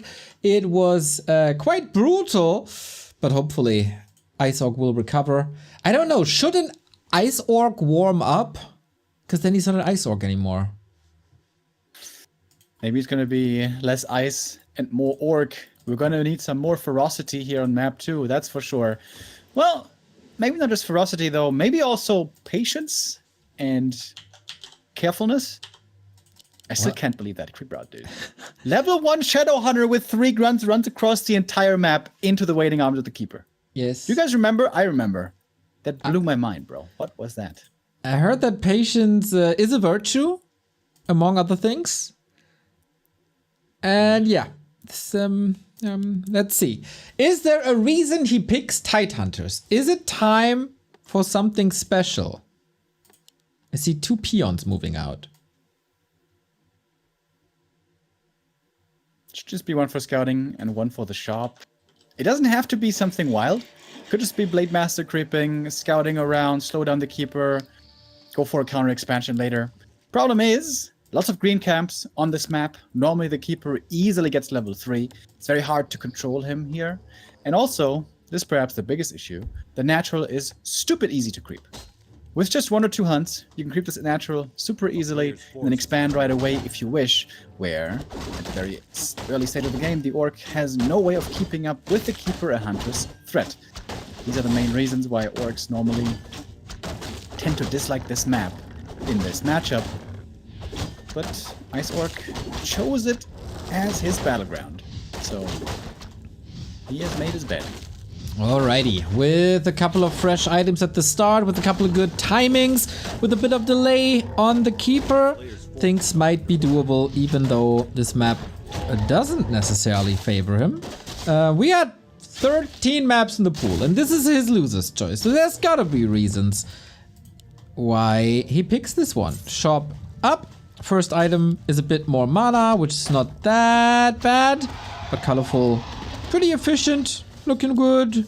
Hunter's Hall coming up. Same strategy as before. A clean game so far by Colorful, but I was staring at the Ancient of War, and he almost denied 2 of the creeps. But almost doesn't count, so he got full experience, and he got the level 2 now, nice and early, way earlier than on map number 1. While the Blade Master is creeping in the north, solo against the creep camp, with standing inside a Watch Elemental, that's choice. And kind of struggling against this Magi right here. Don't tell me. Don't tell me. No. Don't do it. No. No! No! Oh! Oh! Wasn't even close, bro. Well, And he gets out. we told him to improve his creep routes, and he absolutely did. High wire artist. That was, dude, imagine the keeper turns out, kills the blade, gets the ogre, gets the item. That would have been the greatest disaster possible. But he survived. Scroll of the Beast, not the item he was hoping for, I guess, but a good chunk of XP. Yeah, Isorg is saying to himself, you guys thought you saw me creeping greedy? Boy, let me show you something right now. Okay. What is yet to come? For Colorful, nothing really changes, right? It can still go for the natural, creep up slowly and steady. If things go the normal way, Colorful should always be ahead with this, and it's Isorg who has to come up with solutions to the Expo Mass Tier 1. I'm kind of surprised that Colorful Proxy expanded. On this map, it's so easy to expand on the spot. Maybe could have instead teched faster. But it is still good experience for him. Keeper almost level 3 already. He's got some sick items, by the way. Hallelujah. Ooh. Yo, that's correct. Double Claw Mantle and a bit of HP as well, which is never bad against an Orc who likes to go for hero focusy. The blade. Big play here. Staff onto the mirror image. And he might have the damage to actually take out this tree. Can cause... Wait, didn't use the mirror image again. Yeah, that's odd. Okay, it looked close. Seemed like he almost had that Tree of Life, but no. It will finish. Repair will be ready soon. And that won't be a cancel. Keeper stays at home, close to level 3 again, similar to what we've seen on Hammerfall. Beastery and Lodge for Shaman. Hopefully he waits a little bit, but yeah, the creep route looks way more passive, way less dangerous. Definitely a better game already for Isorg. I hope he just goes to the enemy lab right away. Creep that first. Yeah, let's maybe not do that. Let's be reasonable for one map. I'm very curious where the Shadowhunter is going to be sent. I will have my eyes peeled. Tree of Life now. On his journey to the new home, he's going to build a second base at the gold mine.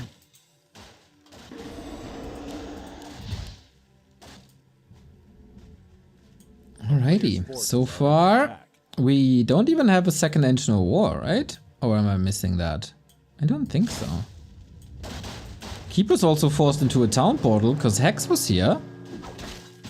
I so far like what I see from the Isorg perspective, even though his shop goes down. That's a bit of a nuisance, but apart from that, it's okay.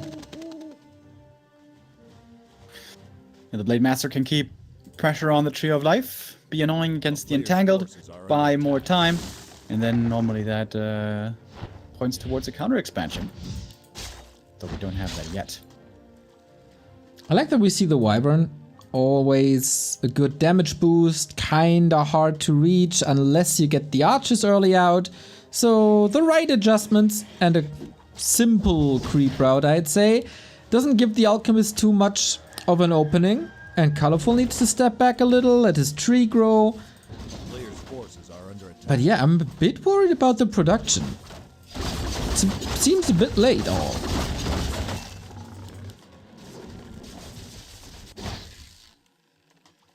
Calva's going to be firing up the ovens real soon. The industry of war will be in full swing. Isn't that With one upgrade dangerous? during the Huntresses, he's going to be quite strong on them. Blade Master can't really hope to get a cancel here. I like the adjustment by Colorful. He's got one Keeper and a Huntress here. That is enough to force the Blade away. Shadowhunter, though, was nicely creeping this time. Thank God. He got the levels first, and then it's going to be time to tango. Should keep the ovens away from the trees though, otherwise he's burning his production buildings down. We don't want that. Probably safe and sound in the Hunter's Hall. But alright, second engine of war up. We're gonna grind up to 60-70 food in no time. An Alchemist level 3. That's fast progress on the second hero. Colorful there was not mining for a little bit, maybe like half a minute or so lost of mining time. But now the Wisps are going to be jumping inside, get nice and cozy, get back to work. And the question is, when are we going to go into upkeep? Currently, just 50 supply on Colorful, but good levels, good upgrades. Same can be said, though, for the Orc. At 50 supply, when both are at that point, Orc is normally seen as favored. And the first fight breaks out. Blade Master in the back line, trying to go for the archers. The Wyvern was baiting the shots. Level 2 mirror image, by the way, against which Wisps need to be ready for the detonate. And decent dispel was utilized there right away. Blade Master is very tanky, by the way. Ooh, this is a great build for mirror image. But the detonates are on point. They are very expensive though. Wisps don't come for free. Sick and quick hacks against the heal spray. Ice Orc clearly online now, killing some hunts. Solid trades. But he needs these good trades because he's still down a base and there's no counter expansion on the back of this fight. Yeah, which is somewhat surprising, right? With the level 3 Shadowhunter timing, you know you're gonna have a strong engagement at least for a good while. Behind that, you normally expand, but that is not the case. It's 700 gold. That is not spent by Ice Orc. You have to go either counter expansion or go all in, but if you go all in, you bring the peons, you make towers, you make a shop. But this is the worst of both worlds right now. Yeah. He's probably preparing something that's not on our mind. Falling back a little bit. Fall back to the shop. He's got all the gold now to go for the heal scrolls, invulns. I love this Blade Master inventory, dude. He is such a beefcake. More than 900 HP, bonus armor. Mirror images can soon be used again. Is that your favorite kind of cake? Of course it is, Neo. Yeah. Lecker Poulette. So good. with a Brötchen and some Senf, yes. And you're just the best. Sing me something. Thank you for the prime. But Ice Orc's falling back, giving Colorful a lot more time. Colorful also scouting well with a wisp across the map. Sees the tower coming here. Colorful should know he has some time right now to breathe. He's built a big army now. 60 supply for him. Upgrades, of course, still good. The one thing that's missing for Colorful is the scrolls, which is annoying because you kind of need scrolls with this kind of a mass army. it's ready in 5 seconds. If our overlay is coded correctly. Now. There we go. It is coded correctly. Shout out to Chris. So, Shadowhunter level 4 is getting somewhat dangerous. Defend upgrade level 1, I like. Heal Ward doing quite a lot of healing, as the name suggests, as all the melee units are getting hurt from the spikes on the turtles. But Colorful says, okay, we had a lot of fun here on Tide Hunters. It's time to end this now. Yeah, he's got a pretty good looking army here. He's got the one heal scroll, decent levels, but I think back at home, Ice Orc might be able to hold.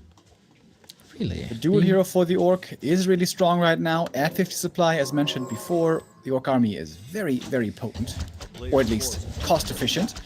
If he's staring down a huge Night Elf army, things might still get difficult, but not all the reinforcements are here yet. There's still some hunts stuck back at home, more upgrades still coming. The proper engagement will be important. The Archer backline looks so safe. Colorful, what he does best in this matchup, always Wisps here, always the Floods, always the Detonates. Doesn't hit the backline too much, so there's still Purge and there's still Lightning Shield, but damage is done already, I feel. Blade Master, only level 3, doesn't have the damage output without Critical Strike. And does he even have enough healing with this 1-2-1 build?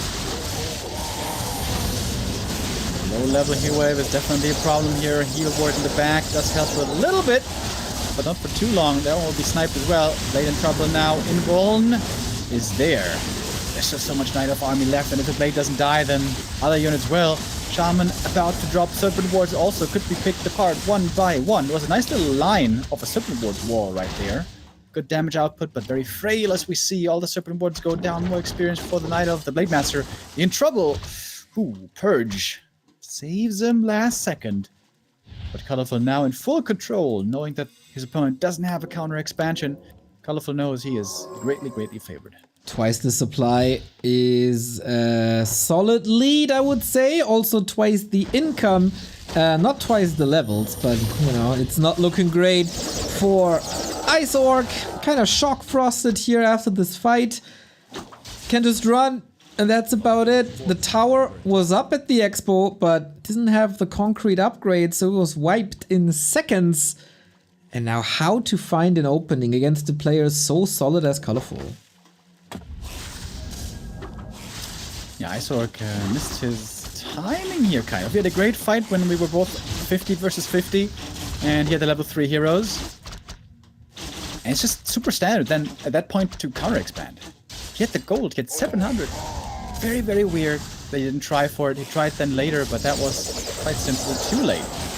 When they re-engage one more time, Blade Master shows up. Oh, he's got the dust and the heal scroll. That's a big deal here, actually. Could get quite a few more kills. Colorful is suffering losses, but so is Ice Orc. And Ice Orc can't really replace them as well as Colorful can. It is GG. And the 2-0. Better. Slow and steady progression.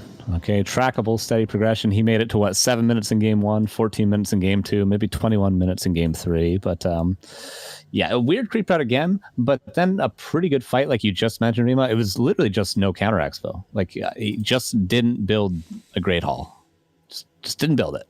That's he would have probably been in a pretty even position if he just build the Great Hall. Build the Great Hall when you have the gold. Just build it right away. That's all you needed to do. Pretty simple. This game's not that hard.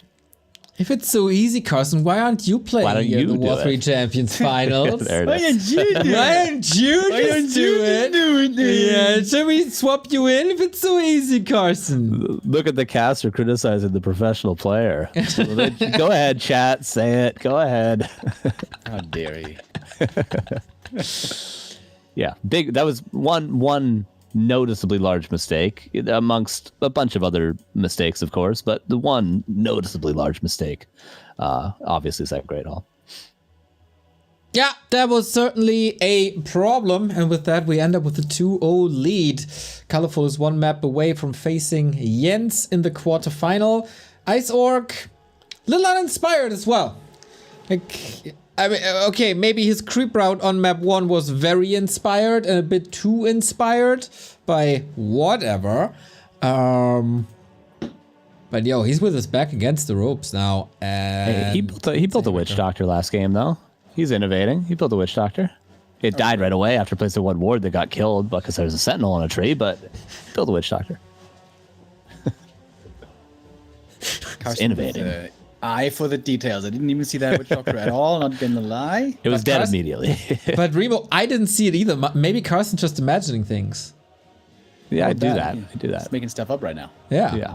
Can we trust the Canadian? He's been living in a tour bus for too long. He hasn't seen Right. the outside world in months. I just got out of the institution. That's where I was. I wasn't on tour or anything. I just made up the whole band. Next week, you're gonna start a fight club. Have lots of imaginary adventures. His name is Robert Paulson.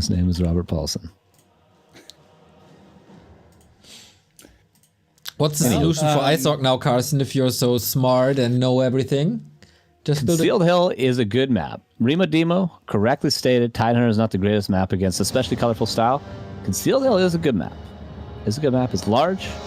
You can have a pretty clean level 3 Shadowhunter if you can creep your expansion. That's really the toughest part of the game. But it just sort of flows pretty well for the Orc. If Ice Orc wants to go for these fast level 3 Blade creep routes, which are a little bit weird, it's not the greatest map for that. But if he just plays it straight up, standard, Concealed Hill is a much better map than the last. So there's his hope. Fingers crossed, everybody. We got 3 match points for Colorful. And it looked really good. Again, the thing he doesn't have to work on is the Wisp detonates. Chat is pointing it out as well. That looked Yeah, right? incredible. He was so fast with him, dude. That was like lightning quick. Kaboom. Yeah, it kind of starts with always having the right amount of wisps and having them in the right position. That's not that easy to do, even though it sounds very, very similar, very, very silly. And then, as you mentioned, man, super quick, super efficient. Well done, Colorful. Yeah, I'm a big fan of mirror image, so going for a mirror image build, I think is really cool. But is it the best? Is it the strongest? Is it the most potency build you can go for? Just 1 point mirror image might be the better choice. You can still get out of entangle, get out of a hairy situation, but you don't get punished so hard by detonate. And I would say most orcs still play only 1 point in mirror image, but not Ice Orc. He had 2 points in it, which is understandable as well. This blade was so tanky. Thinking back to those items, he had double circlet and ring of protection and periapt. He was like I said, beefcake. But Wisps ate that cake for breakfast. Does a beefcake also have candles on top? If it's a birthday beefcake, sure. How disgusting. Okay, but no cream, right? No, it's just more fat and grease. Yeah, the grease cream. Blah! Put it in the fryer, fry for 20 minutes. Delicious. Or the blender. It's all the same at the end. Yeah, good we're not doing any food or cooking content here. Well, I do all my cooking with HelloFresh. They are amazing if you guys want to enjoy that as well. Consider. That. Dude, my second box I skipped, but now this week it's back again. It's such a change in my nutrition and lifestyle. It is a great improvement. Exclamation mark, HelloFresh. Keeper once again. Wait. Oof, I almost thought he had denied 2 of the creeps, but he didn't finish the camp yet. Gotta make sure not to deny. Very important. You want to get the level ups and get them he will. Oh my god, sick items again. He got Claws and Mantle earlier already. These are so damn good for the early game. In my opinion, Mantles. OP. Late Master gonna get his circlet here. And we'll also look for a few more creep kills. On the other side, Blade Master has a circlet and gloves. A little bit more damage. Oh, colorful. Blade Master got it though. Was a weird damage threshold here. Not that easy to get for the Keeper. But level 2 is fine enough. You got the Treants, you got the Entangle, he can roam around. He's just living his life as a free spirit, as all Night Elves should. Yeah, the first 2 games, we saw pretty straightforward Keeper Hunts Expo. And I would say that makes a lot of sense also on those maps. It's easy to expand on. Concealed Hill is pretty damn tough to expand on, man. This gold mine, not easy to creep. You can't just creep it early with a couple of Treants and 2 hunts. You need more. The creepjack potential is big there, which is a big reason why lately on this map we've been seeing lots of Night Elves not go for the expansion, but rather go Keeper into Bears. Keeper first, Demon second, Bears, and Tier 3. Because that puts the Orc in a weird spot. If it's Keeper first, you kind of have to play Shaman, because you need the skill. But then having Shaman later against Bears isn't ideal. So this is, I think, a pretty solid strategy the Knives can go for on this map. And Colorful loves the Bears, we know. But so far, we see hunts, we see attack progressing. Still no Expo yet.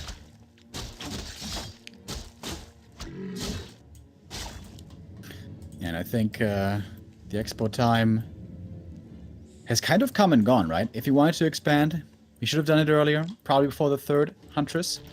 So this, I would say, is looking a lot like Bears. It's going to be up to Ice Orc to identify this. He's got the Peon Scout in the north, and that one has seen no Tree of Life for a long time. So he may not necessarily know it exactly, but might have a good idea. Alright, does that favor Ice Orc not exposed to the mass tier 1? Maybe in a straight up fight, 1 base against Dryad Bears, he shines a little bit. Definitely shining after that Tome of Agility here. Colorful keeps on creeping and feels like he's luring around for yet another attack on the Shadow Hunter creeping. Kind of a classic Concealed Hill early game. Keeper or the Night Elf rather, in different spots at the same time on the map. Holy crap, these Keeper items. Looking real good. And that is level 3 here with the Keeper taking out the Trapper. Very hard for Orc to prevent Keeper level 3. You really got to be super on point. Most Orcs try to not prevent Keeper 3, but just allow it and get progress on your own Blade Master at the same time. Blade is level 2.3, not too bad. Items are okay, but I think this Keeper is looking more impressive. Oh yeah, with these items, for sure. Continue creeping though, no early creep jack, just slowly but steady taking XP off the side of Ice Orc, who's trying to do the same, gets an Archer for his efforts, is finishing this little green, but Colorful just more efficient. Yeah, way more. Taking away the one creep cam, what does the Shadow Hunter have? So far he got the rest of the green, but with a Hex first, he's looking for more kills. Got an Archer, gonna get the Huntress here now. Hex very good at this point in the game, will be falling off later though. And Colorful going for the base attack. Keeper and a bunch of Treants going towards the burrows, which Ice Orc isn't responding to really at the moment. Very little repair, only now. Is it enough? He got the resources. Dude, the claws in the mantle. Oof. The damage is so imba. And more Treants. And that is pretty annoying. Yeah, this is not a time in a game where you want to be supply blocked. Not at all. You gotta get ready for 50. Colorful is already quite scary with like 34 food. Now Dryads are coming in for more control and soon Dispel. And what do you have against that? A Wyvern and a Shaman. It's pathetic. Now that's moment for Peons, baby. Oh, yeah, look at that. That looks good.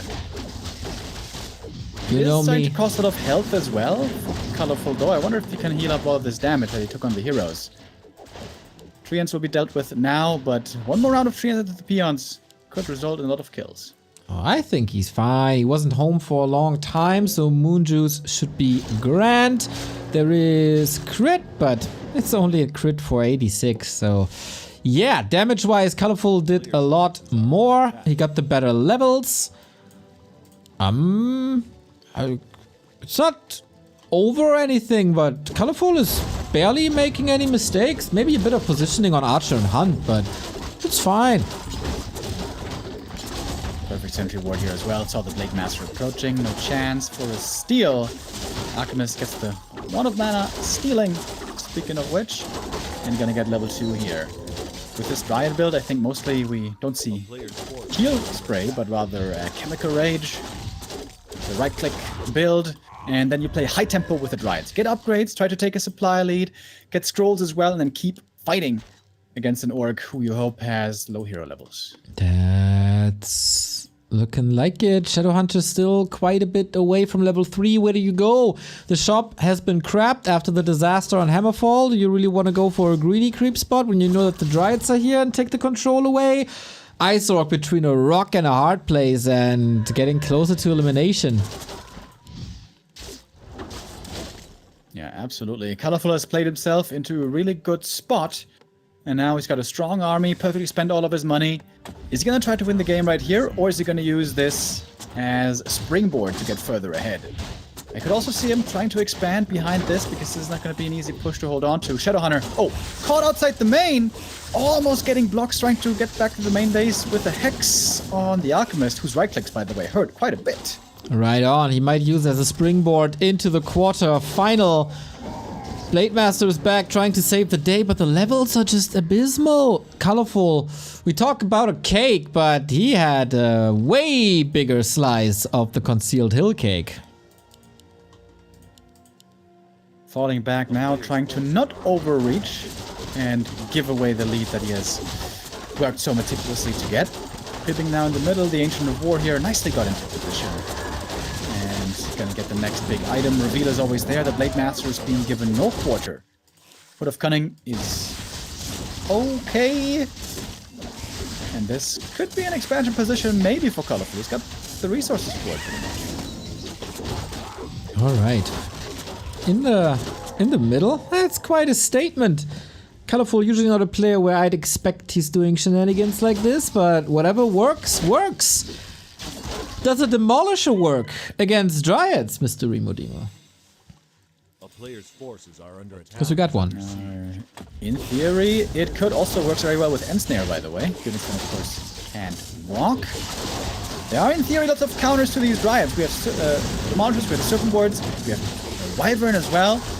But the superior numbers still seem to be on the Night Side. About a 10 supply lead here for Colorful's pressing on. Alchemist in the front, pretty squishy by the way. Doesn't have rings, and needs to go for the Invuln. It was ready just in time to save him. Dryads swarming from every angle, taking out the Wyvern right away. Heavy losses though, on both sides. Iceorc might be able to fight his way back here. Without the Shadow Hunter, I kind of doubt that. Spreads the legs far and wide. Supply-wise, it's a solid lead. Alchemist still there. Acid Bomb takes out the Catapult as well. So that was fine. Man, what a slaughter.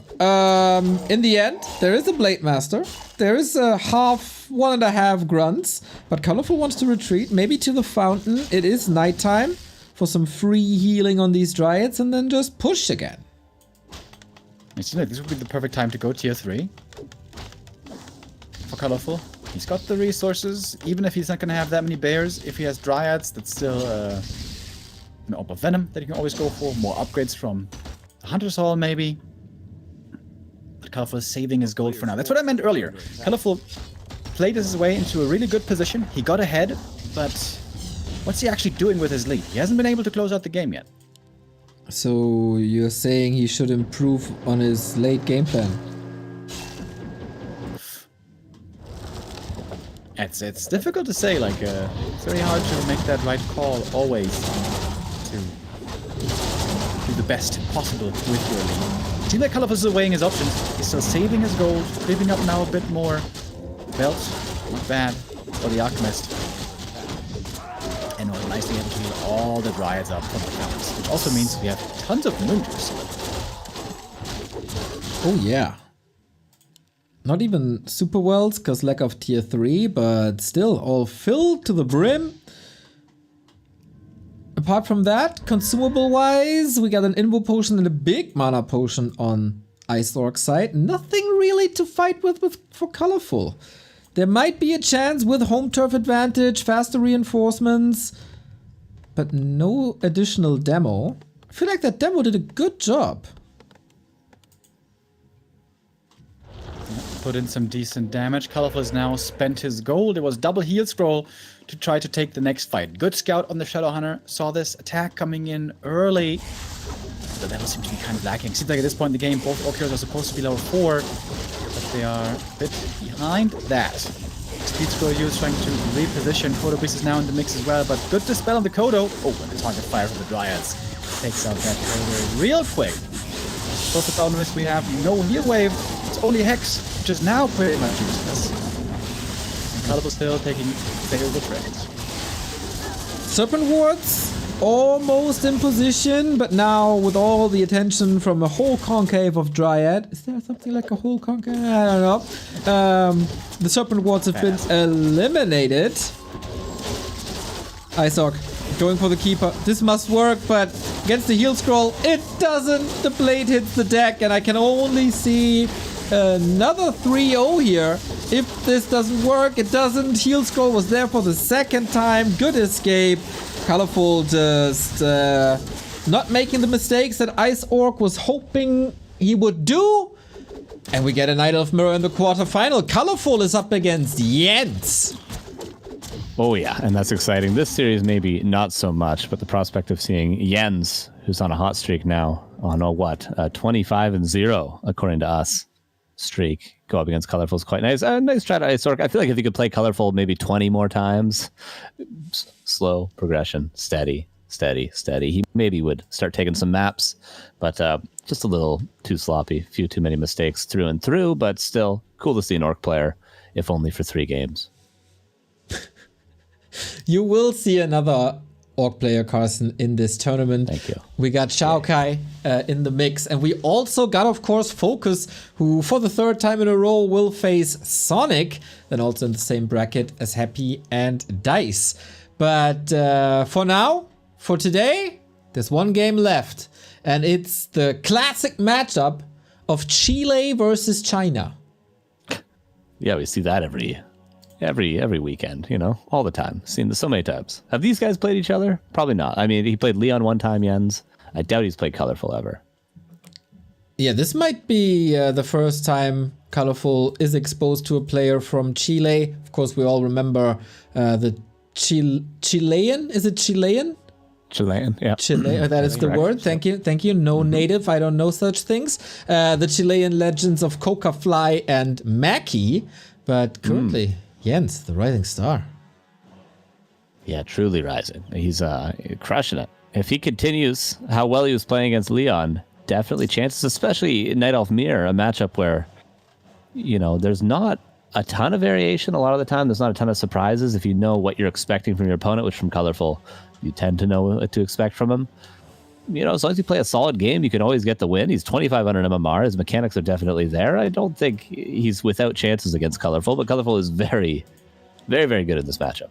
That is true. How good is Jens in this matchup then? Because, he won Dust League. We all know that in North and South America, if you want to win tournaments, you have to go through Night Elves. It's always been that way. It will always be that way. So, where would you rank him?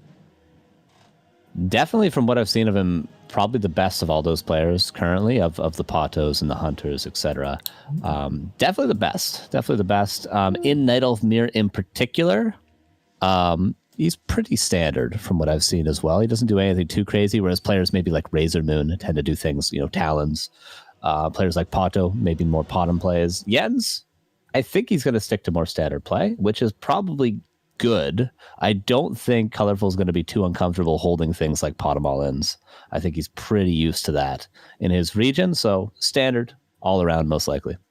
All right, can Jens go into the semifinal? W3Champions finals are oftentimes where players emerge. We've seen it from a Labyrinth, we've seen it from a Soin, from a Kaho, even a Cini, even though he then dipped a little bit afterwards. But rising stars are forged in the W3Champions finals, and why not Jens? Can he do it? Can he win 3 maps? Not only against Leon, but also versus Colorful. A rare rising star story, a Cinderella story, maybe a tourist story in Warcraft 3.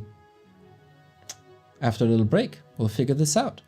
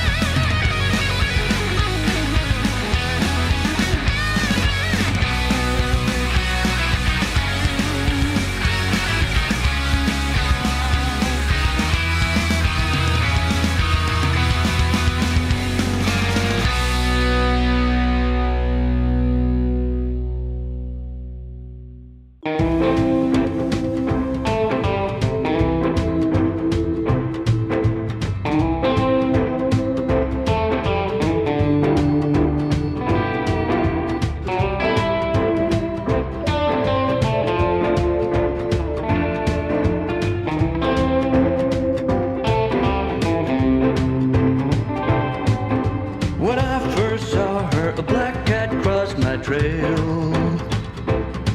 Bad news and high heels made me go off the rails. But one look at her, she's oh so fine. I know I've got to make her mine. She's just my kind, I can't get her off my mind. She's my kind of woman, I need a soul. Yeah, my kind of woman, I can't let her go. 5 feet of dynamite will keep me dancing through the night. You know, a black cat got nothing on a lucky man.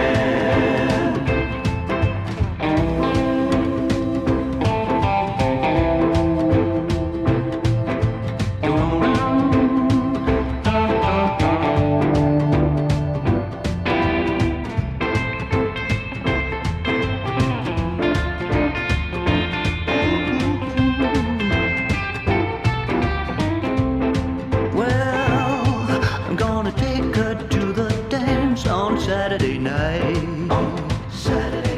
New shirt, new shoes.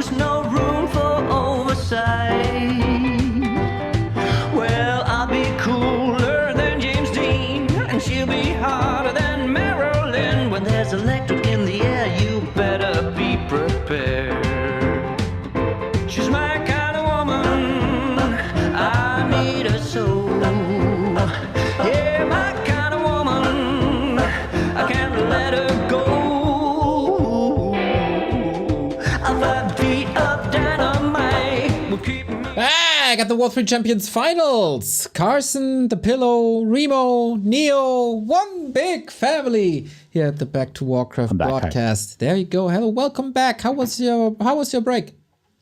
It's great. What did you do? I went and laid down on a bed for 2 minutes. What? To mentally prepare for the Night Elf mirror that we're about to see.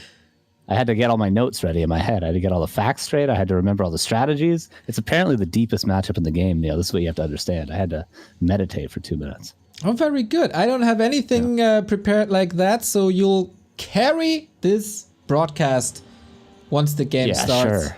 As Mr. Remo is carrying the map picks and bans. We are down to the 5 maps, so only the picks are remaining. That means we have to wait a little bit for this game to start. And you know what the best thing is? While you wait for games, that is absolutely correct. What's that? Play a little round of Star Trek Fleet Command, the sponsor of this month. We're already have an alliance going. We had a little bit of a stream yesterday. You know, you can be efficient in just 5 minutes. So while you're at a restaurant, while you're waiting in a line, while you're waiting for games, Star Trek Fleet Command, everybody. !star in the chat. Our alliance is on server 155. It's called Back to Warcraft. Of course, we can help each other in this alliance. Join us, and the more people join us and get these objectives done here, the more rewards we're getting from Star Trek Fleet Command, so you can help the channel while gaming. So that is the best that you can do with your time while waiting for a game. Noted. Server 155. I'm writing it down. I use sticky notes for everything. There we go. My handwriting is that of a child, but I got it. There we go. I will be joining up after today's stream. Absolutely. As everyone else should too. Exactly. So, Night of Mir, we all know, everybody who follows Warcraft 3, that Colorful is a Dryad Bear player to the bone, to the core. It's in his blood. But what is Jens doing? I see some speculations here in the chat. Everybody is hoping that it's going to be a wild series just as it was versus Leon. Probably going to be the upset of the season. So people say a lot of Dryads coming from Jens. Interesting. Yeah, that is. You can always play, Podum Dark Ranger, Mass Dryad, stuff like that. You play tempo plays with maybe a fast expansion, something like that. There's plenty of different weird strategies that we don't always see from Asian players. It tends to be either Demon Hunter Bearmere or Podum Mass Hunts or some sort of weird Podum strat. But you don't always see the Talons. You don't always see the Podum, tier 2 fast expo, sort of cheesy Mass Dryad things that you get from the NA players. One base Mass Hunts. Where's OC at? You don't always see this, So let's, see if Jens maybe has a couple of different strategies. Again, I would expect more standard play, but maybe I'll be surprised. Do you really want the answer to where OC is? Is that broadcast friendly? We all know. Well, there's a couple of options. That's frequent, but there's one that's more likely. Oh, Colorful seem to have some issues with the server. Yeah, China versus Chile, not really optimal playing conditions, obviously. We're trying our best over here. All right. I haven't been building a moon wall yet. We do have 28 servers, so 27 servers still able to check. Yeah, it's not a matchup you get every day. Chile versus China. No, in fact, I've never casted between these two countries, I don't think. Not even in a 4v4 game. I don't think I've had these two countries in the same game that I can remember. Jens certainly has many times. I don't know, isn't he playing like regular hours? That would mean that he rarely faces Chinese, right? I was going to say that when we were talking about the 22-0, but I just wanted to let him bask in that, But yeah, I think he's playing at weird hours for sure. My game crashed entirely. I have to check. Very what fun, are the very options say for the servers, Mr. Remo Demo? Well, we just tried US South, which didn't seem to work too well. We also have US Northwest, which I think is a server that is played on pretty frequently when it comes to NA versus China. Great server for me. 9 ping. 9 ping. I'll play them. I'll play them both. 2v1. All right. Hopefully we can connect properly to the game. Otherwise, Carson has to stream. And that camera control. Hi. Oh wow, that hurts. That hurts. we look at different things, Neo. Okay, let's say we both have value. We look at different things. Okay, agree to disagree over here. I mean, chat is saying Carson is casting like a god today, so at least you got that. Oh, that's good. Leave me my camera control. You got all the knowledge. You got the swag. Fair. You got the hair. Good. It's true. Okay, I'll take it. I won't claim to have everything over here. Okay. And the stash. You don't want to get too cocky, you know. God forbid. Let's see. But God permit this game to start. We're asking, is it better? Yes. Okay. I guess we got a game. A first time ever. Colorful versus Jens. Is it gonna be a Cinderella story? Remo, what's your prediction before we jump in? I would love for Jens here to continue to be the unbeatable. But Colorful's pretty good in Knight of Mirror, man. Pretty good in the Bear Mirror. Gotta stick with my boy.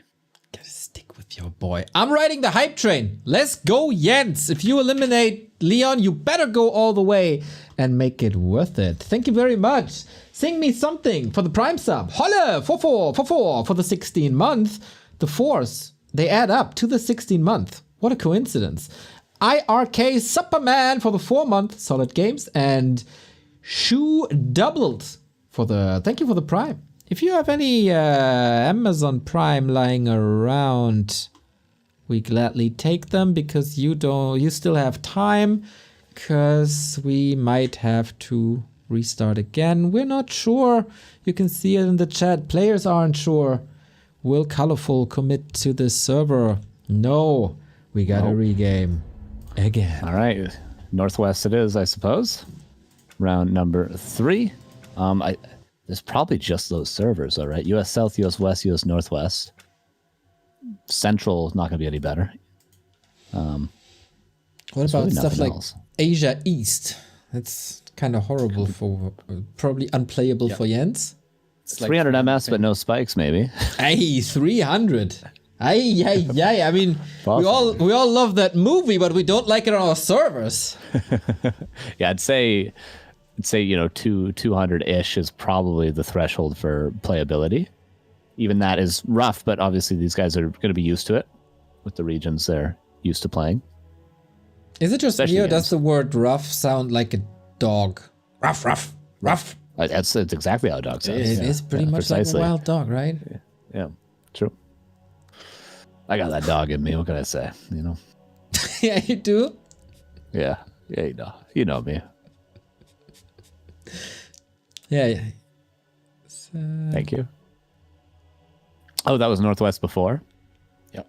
Oh, gotcha. Okay, so now we're on to West. At least we'll know. Which is best. Because, at the end of the day, someone might have to play with spikes. But at least we'll know we tried. Due diligence. I think that's the word I'm looking for. Yeah, I guess everybody can handle higher ping as long as it's consistent. Spikes, though, spikes can mess you up. Ask a Fakir. Well, actually, spikes don't mess them up. No, especially not. They're kind of resistant. They're spike resistant, aren't they? Apparently, yeah. I think you're right. I think your knowledge is on point there. Oh, okay. That's not what we like to see. No, can't play. All right. Would this be a first in W3Champions history? There's not a playable host for the 2 regions. It's never happened. Fine. Credit to the servers that we do have. It's never happened, but Oh Lord. In 15 seasons, yeah, we never had this because, I mean, it is too bad for Jens because this is going to be a reality. Even if he were to win this series, it will be a reality further in the tournament as well, just because of where he's from. So, did we ever had South America in the quarters? Pato had a good showing versus X-Lord. What are you Yeah. smiling about, Remo Demo? The ping is rough, dude.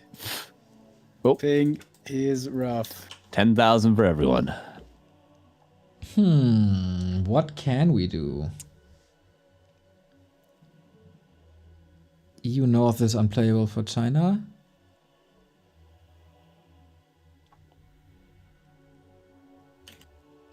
Thank you, Question Louis. becomes. Yeah. Sorry, go ahead. More important, priorities. Okay. Yeah. Louis M, thank you for the sub. Narratic, thank you very much for the sub. Hoopsie, thank you for the sub. More importantly, what is the most viable strategy to play with 400 ping and Night Elf Mirror? Now that's Well, it becoming doesn't a really question. change much, does it? What unit do I want to mass? Only Huntresses, Bears, Dryads, Archers? Sorry, Night Elf players. There's no Night Elf players on the broadcast currently. I'm sorry for that. I'll try to be better in the future. No, you don't. We all know. Yeah, I'm probably the worst of the three of us. Okay, we have. We're trying another option here. We have not exhausted all of them yet. We are playing on EU East 5 right now, which is kind of like an okay server for the Chinese. The routing connection there seems to be working okay. Now, as you may know, EU East is kind of far away from South America, so the ping is high. Jens is probably not one to complain if he is even spiking a little bit. There's a dog barking very loudly in case you're wondering. He's not one to complain if he's spiking because he's probably super used to it, honestly. Okay, he says let's go. Good for him. I respect it. What a Jad. Oh man, Go. what a Jens, the baller. man. He doesn't care. He doesn't care about numbers. He only wants to slay. So good luck in that regard. Wait, are they on ping equalizer, Remo, or are they just rolling with what they have? Yeah, it's equalizer. Oh, okay, yeah. So they both have... Normally I don't talk about the ping. Normally I just, out of sight, out of mind. They're both played on 300 MS. Let's just, for the first and only time, let's just state that here for both players. It is rough conditions. It is what it is. Well, who Pretty thrives? much anything is impressive here. Anything they pull off is very impressive. Who thrives under these conditions and who adapts better? Sometimes you gotta play a football game when it's raining, and you gotta adjust to that as well. That's true. That's true. In this case, it's acid rain. Was a great player. Shout out B-Ray the Destroyer. That's what I call him. Greatest human player of all time, Is that so? according to North Americans. Yeah, Ah, wow, that's disrespect to Cruncher. What the hell? yeah. Cruncher can handle it. He's fine. He's a big boy. He would say it too. Well, we got our game starting. We got Colorful in the blue upper right hand side. We got Jens at the bottom left hand side, aiming for a keeper early. Yeah, worth noting, Jens did the keeper every time. He didn't change it when the ping got worse. He kept doing the keeper. He's done the same strat every single regame. Both players have done the same strat every single regame, so that's a respect to them. Yeah, keeper with a fast expansion. Unorthodox, but not the most crazy thing ever. Very hard for a Demon Hunter to just waltz across the map and cancel a Tree of Life, especially if there is Entangle. It's not a Blade Master. Doesn't have a bunch of footmen with him. Doesn't have a bunch of ghouls with him, so very likely Jens gets this expansion up. Race DH is coming in, trying to burn, but gets the roots. Item still up for grabs. It's a ring, which is quite nice to have against the Demon Hunter physical damage. Not bad at all. And just burning the mana that he has. Delaying, of course, the Demon Hunter from getting to that Tree of Life. I don't think the Demon Hunter could cancel it at this stage on his lonesome, so will be a 2-base Jens. Colorful, of course, is teching, going for what we expect from him, which is the Bears. But what I expected from Jens, which was more or less standard, is already proven to be very much incorrect. And we'll see how this works out. This could very well be also, Naga second, Mass Dryads on tier 2, something like that. Well, he is getting an archer here. That looks promising. Ching. Expo at 60%. Demon Hunter input in this game, not too impressive, I agree. Hasn't really done much. Jens, a little bit of a block there. we Again, go. anything is impressive here. 300 MS block. Look at this. Yeah, so far, ping not affected these players. They're both playing as they would have. And the Wisp Scout for Jens, making sure there's no quick counter expansion or anything sneaky coming up. Maybe a second Ancient War being hidden, etc. But no surprises from Colorful. And no surprises from Jens now that Colorful has scouted that Tree of Life. We'll have to see what Jens goes for at tier 2, but for now, pretty standard. Alrighty, tech at like 60%, and he'll go with Bears, I guess. Who then should be focused with Entangle. Late game, Thorn's Aura, very good. Keeper in general, also very solid Orb carry. And that's what we get on the left-hand side. Tech is running. Not even that far behind, like half a tech. Yeah, not too bad, especially considering Jens is going for a lot of archers. I don't know if he's going to continue building archers. He's built 6. If you build 7, that's going to be a heavy commitment and probably only a single lore like we saw earlier from Jens against Leon. He doesn't have the gold currently, but we'll soon know if he's going to fully commit to archers. Wouldn't be the worst idea in the world. Yeah, Archer Dryads maybe. We'll see about that. Lots of rings on the Demon Hunter. Tanky boy. Gotta be tough to deal with him unless we get a lot of poison. And guess what? Archers do provide a lot of poison. There was Entangle there, but mana burnt away. Archers are going to finish off that creep camp, get the Demon Hunter. I believe that's level 3. There it is. And the Archers reinforcing for Jens. Naga from the Tavern. This is maybe going to get a couple of kills, but the hero focus is already on point. He doesn't skill the Cold Arrow in time, but now he has it. Jens just going to walk away. Yeah. And a couple more Archers reinforcing. He is committed to the Archers, by the way. Crazy. Need some upgrades then. Naga push on the way. Does it work against the Entangled Gold Mine? First exclamation mark by Colorful with Tempo Naga play. And yeah, this base is not very, very well protected, but the Keeper is in position. Yeah, Treants are going to be very good in this fight, Archer versus Archer, when there's no Wisps nearby. Entangle, but does not get the kill there. One Archer may go down, yeah, before the Shadow Meld even. Wisp goes towards the Tavern, but not able to reach in time. And one gold mine cancel is going to cost Jens about 400, 500 gold there. But isn't going to cost him the game just yet. Seems like the second Entangle will do the trick. Naga second. Demon Hunter at 50%. Slows him down a bit. There is a TP, but no staff on the Naga. But also, Demon Hunter still too speedy. With Treants, you can creep quite nicely. Naga stays in proximity, but she's so hurt. I don't think she can engage. I don't think it would do much. As the Demon Hunter gets this next cancel, though, this is massive for Colorful, especially because he's going fast tier 3 bears. He's just going for a tier 3 timing. He's going to get his bears, he's going to get his orb, and he's going to push the expansion all in. So if he can delay this mining at all, which he already has a little bit, it's going to be very, very good. But no second cancel for Colorful. Forced to back away, but he is delaying the creeping, no less. So far, Jens holding his ground. Demon Hunter can't cancel anything, really. Colorful creeping at the top now, maybe for potential counter expansion, maybe just for levels. And yeah, Jens is gonna stay on tier 2 then, I guess, with lots and lots and lots of Dryads. Keep a Naga. Yeah, not the craziest of ideas. If he can get that economy rolling, he's going to have at least a 60 supply army before Colorful's knocking at the front door of that expansion. Speaking of Colorful, almost tier 3. He creeps his upper left expansion, Pennant of Energy, level 2 Naga, all good things, especially against the Archers. Colorful is only going to have one push ready unless Wisp goes towards the upper left, maybe a counter expansion. Well, he has the resources. Lumber is a bit shy though. And unless he already queued it up, no, he's just setting himself up. Maybe a push followed by an expansion behind the push, similar to what Orc would do against Night Elf. Would not be a bad bet, so there's absolutely no chance of it getting cancelled ever. But maybe a sneaky Keeper run by. For now, Colorful creeps towards the center with the maybe map control that he has currently with the higher level Naga and the couple of Dryads. And Jens just creeping on the extremities, at least able to get level 2 Naga himself and some decent items. Yeah, keeps the distance to get more gold. He got a TP to respond whenever he needs to. Solid damage on the Naga. Sobi Mask on Demon and Naga. Not that great, I'd say. Saves a bit of moon juice, but that's about it. Levels also not too impressive.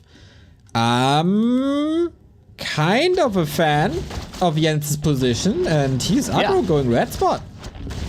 He's got heal wards as well. Didn't mention that until now, but very, very, very good item, especially for mass archers. Red camp is so easily crept with these heal wards. Ton of experience. A great item could be found as well, and it is an aura. Some more movement speed, a little bit of health regen. Not too bad, that Doomhorn for the archers. Not the best you could have gotten, but certainly not the worst.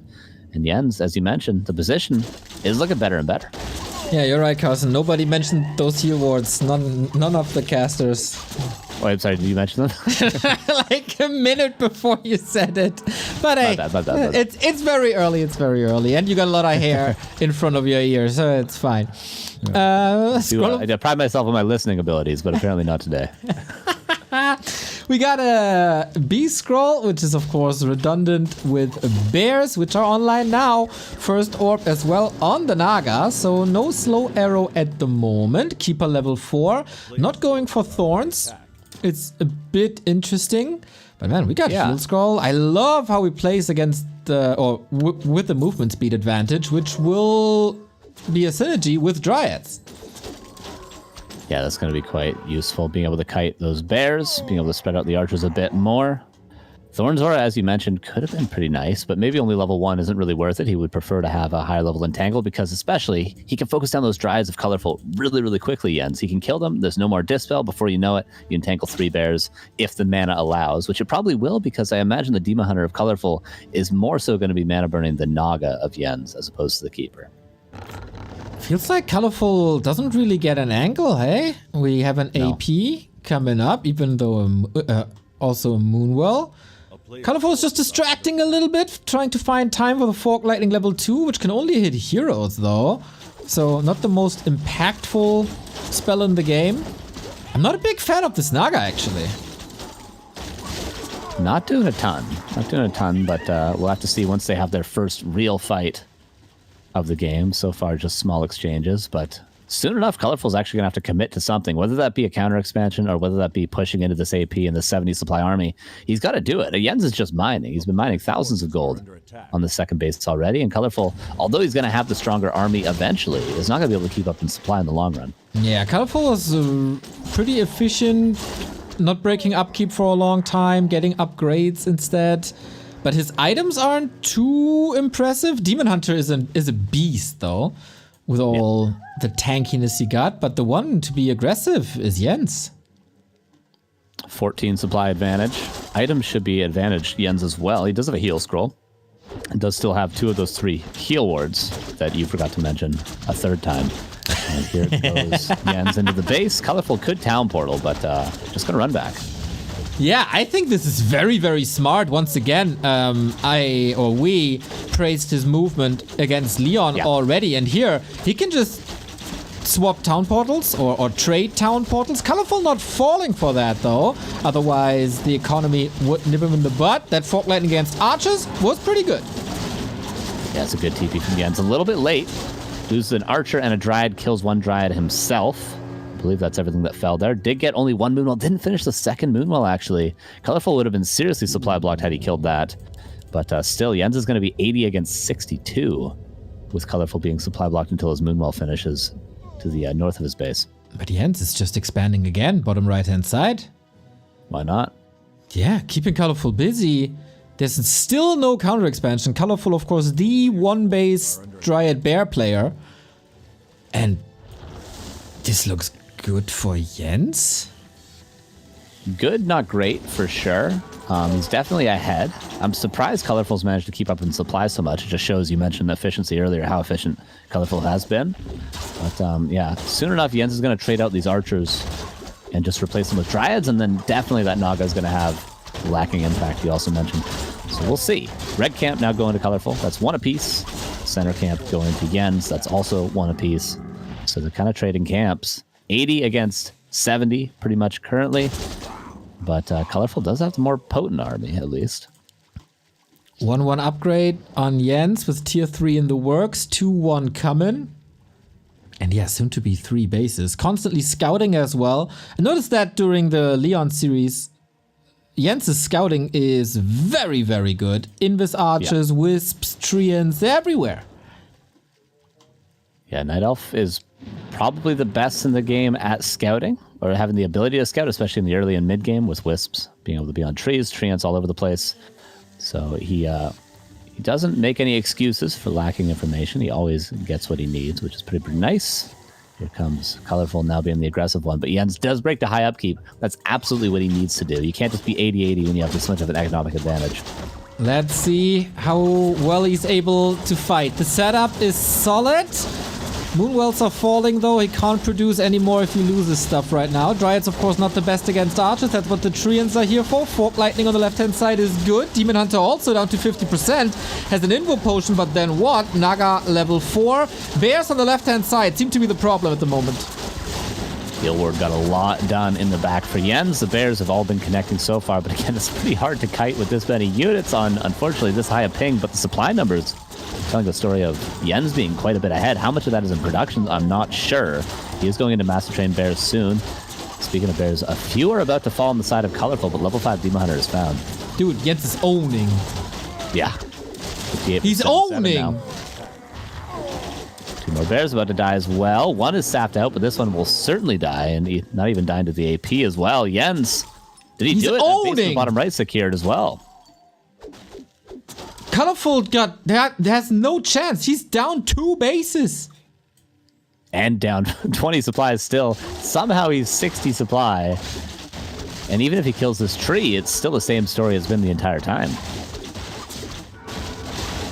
Alrighty. This one gets clobbered down, but that still, it still means there's a 2 base, 1 base advantage on similar upkeep.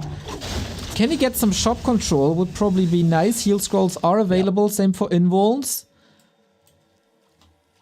Yeah, a couple of heal scrolls would be great for Jens currently. Obviously, despite having so much gold, you can't really use protection scrolls with this sort of an army, but still, any sort of healing is nice for Mass Dryads. There's not many creeps left on the map either. Colorful's kind of running out of options other than just straight attacking over and over again. He's catching up in supply. 1-2 upgrades for him, 2-1 for Jens. Demon Hunter level 5 could of course be the X Factor. Yeah, Dryads do give a ton of experience. The Naga's, of course, not going to be that much of a carry at this stage other than hero focus on the side of Colorful. But if the Demon Hunter can get a few more kills, or more than a few, he'll be level 6. Level 6 will absolutely destroy Dryads, but it's not just Dryads anymore. Now it's Dryad Bear, and soon enough it's going to be Bearmere. Yeah, would have loved to see a Tome of Retraining into Thorns that... Oh, he got it! He got it! The second we say it, he got it from the top. Very nice. There it is. Thorns are at level 2. That's huge in Bearmere. That's reflecting so much of the damage. It's going to make a big difference right now. And the supply is pretty much even, but home base advantage for Jens. Alright, Demon Hunter not part of the fight. Colorful doesn't like what he sees. The focus fire, as you say, is great. Level 5 on the Keeper. That is 45% damage throwback. Thanks to Thorns Aura. How do you win against that? How do you win against that? So good. Do you even, like... You don't often see level 5 Keeper in Bearmere. Do you even keep building bears? Like, is it even possible? Yeah, or what do you have to do? hero focus? I don't know. It's like, that's like, you can't build bears into that. I feel like you just can't do it. Or you, like, if you're able to afford a lot of heal scrolls, that's sweet. Yep. But how? Like, okay, supply is even now, but Jens is rich. Like 800 gold. He's going double Chimera Roost. Why not? Yeah, why not? Exactly. Yeah, Jens seems to be very impressively always one step ahead this game. He's always, like, when Colorful was about to push his one expansion, he had another expansion on the way. Yeah. You mentioned Thorns Aura, he's already doing it and staffing in. You know, he's got a little bit of extra gold banked. He's building Chimera Roost now. Like, wild. Playing so well today is Jens. I've seen so many colorful Night Elf mirrors, and whenever it comes to Bear Mirror, he's just ahead. He's just doing it better than everybody else. He destroyed the greatest of the greats, and now he's facing the underdog Jens, and he is in a very, very losable position, but Jens still needs time for the Chimeras to appear. Yeah, not impossible for Colorful at all. Only down 10 supply right now. Has the better hero in the Demon Hunter if you don't count for that aura right now, but the aura is going to have a huge impact on these bears. They're doing so much damage to themselves, and there is 2 heal scrolls for Colorful, but doesn't have a ton of gold to buy more after those 2 are used up. Oh, let's see if Jens can weather the storm one more time. Bears are being traded. Fork Lightning against Bears, of course, sweet. 3rd attack upgrade coming. Another Fork Lightning here, 5-3. Demon Hunter at 5-5. I guess the bear trades are kinda even. Heal potion use, detonates in the back, in the range of an AEP now. The first Chimera's in production. Colorful's bears are disappearing, but it's close. Very, very close. Oh, still a 10 supply advantage for Yen, but he's managed to keep it there. The Keeper heal scroll. Does he have a staff on the... No, he doesn't have a staff on the Naga. So those Moonwalls literally did save the Keeper's life there. Demon Hunter continue to chase. Mana Burn not going to get the kill. The Naga's also at a mana on both sides, so this Keeper and Demon Hunter might be safe. Oh boy, oh boy, oh boy. Both are losing so much, I guess, with a bit of kiting, though. Mana Shield, nice to see, immediately burned against it. When the Chimera pops out, these bears should disappear. Not too sure. Oh my god, what a neck-and-neck fight. And people say Night Elf Mirror is boring. I think Jens has managed to do it. You mentioned Weathering the Storm. He definitely has now. He's a little low on Moonwells. And he doesn't have very many bears either, but half the Chimera's even been scouted by Colorful. He probably had Ultra Vision. I hope he did, at least, so he might have just barely seen one of them. Yep, he did. But so we're approaching the 20-minute mark, 21-minute mark. There's like just a bit of mining left in the gold mine. And then what? Yeah. And then Jens is mining, and Colorful is not. And Jens has Chimeras, and Colorful has not. And Jens has a 20 food lead. 25. Colorful is going to have level 6 Demon Hunter. That's just a reality at this point. Is that enough, though? I don't think so. That's a wild statement. Is Demon Hunter level 6 enough as well, Steven? It's always enough. Is that the answer? That it's not enough is pretty crazy. But yeah, like we got 2 Chimeras out. That's the craziest damage with 3 upgrades. Oh my god, yeah, that's pretty good against bears. That might be the best thing against bears in the whole game. Nearly. What's Colorful supposed to do? He's moving his tree. That's a bit problematic, of course, for Jens, but he's doing the same at the bottom. And now, Colorful, with 50 food, is facing 2 Chimeras and 80 food. He needs to start building Dryads, but he doesn't have the resources, obviously, because the main bases are out. Wisp scouts where the tree is going. Chimeras could be very good at also sniping the tree if ever Colorful's out of position. But he doesn't really need to go for plays like that yet. He just needs to fight, and he's won the game. Dryads up front. At the moment, no metamorphosis. But yeah, Chimeras over the tree. You can kill the Entangled Gold Mine. Can you not? He could do that all day. I guess all day so. if he wanted. Okay, Colorful. How much will level 6 do for you? Make up for 25 supply and Chimeras against your bears? I don't think so, but Colorful's a pretty good player. It's 150 damage before the extra damage on top of magic attacks against heavy armor. That's crazy. How is that possible? It's going to be outrageous. As soon as they decide to fight. Oh, Chimeras make a connection. Have a little bit of splash damage. The wisps disappear. There's redo against it, though. That damage isn't too important right now.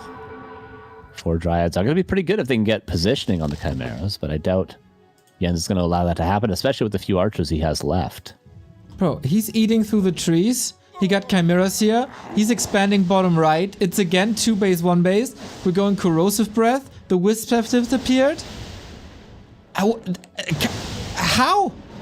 I don't see a way out. Jens is outplaying him. He's outplaying him as well. Like he's doing everything right. He's being super patient as well. The AP counters the Dryads, which counter the Chims, and the Chims kill the Gold Mine. As you mentioned, there's no answer. There is no answer. I'm at loss for words. Players' forces are under attack. It's checkmate, isn't it? It has to be. There's 2 bases. If you try to kill 1 tree, you just lose yours. Speaking of Chimeras, you cut 1 head off. There's another one at the bottom right of the map. And here goes Colorful. He's going to try to fight. Okay, no income. Oh my god, the bears! There's no way. Leave the game. Glorious! Look, they had the Fork Lightning on top, the splash damage on top, staffs out the first Chimera. One's going to die, but they've already killed all the bears. Actually keeps it alive.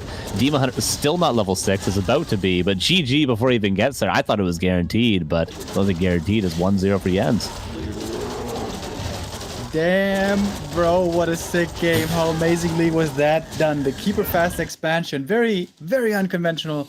Great play by Jens. Just pulled that off really well. Special shout out, by the way. The Medal of Honor goes to the AP. How good has this AP been? Yeah. The reposition as well from the natural over more towards the main base, knowing the fight was going to come.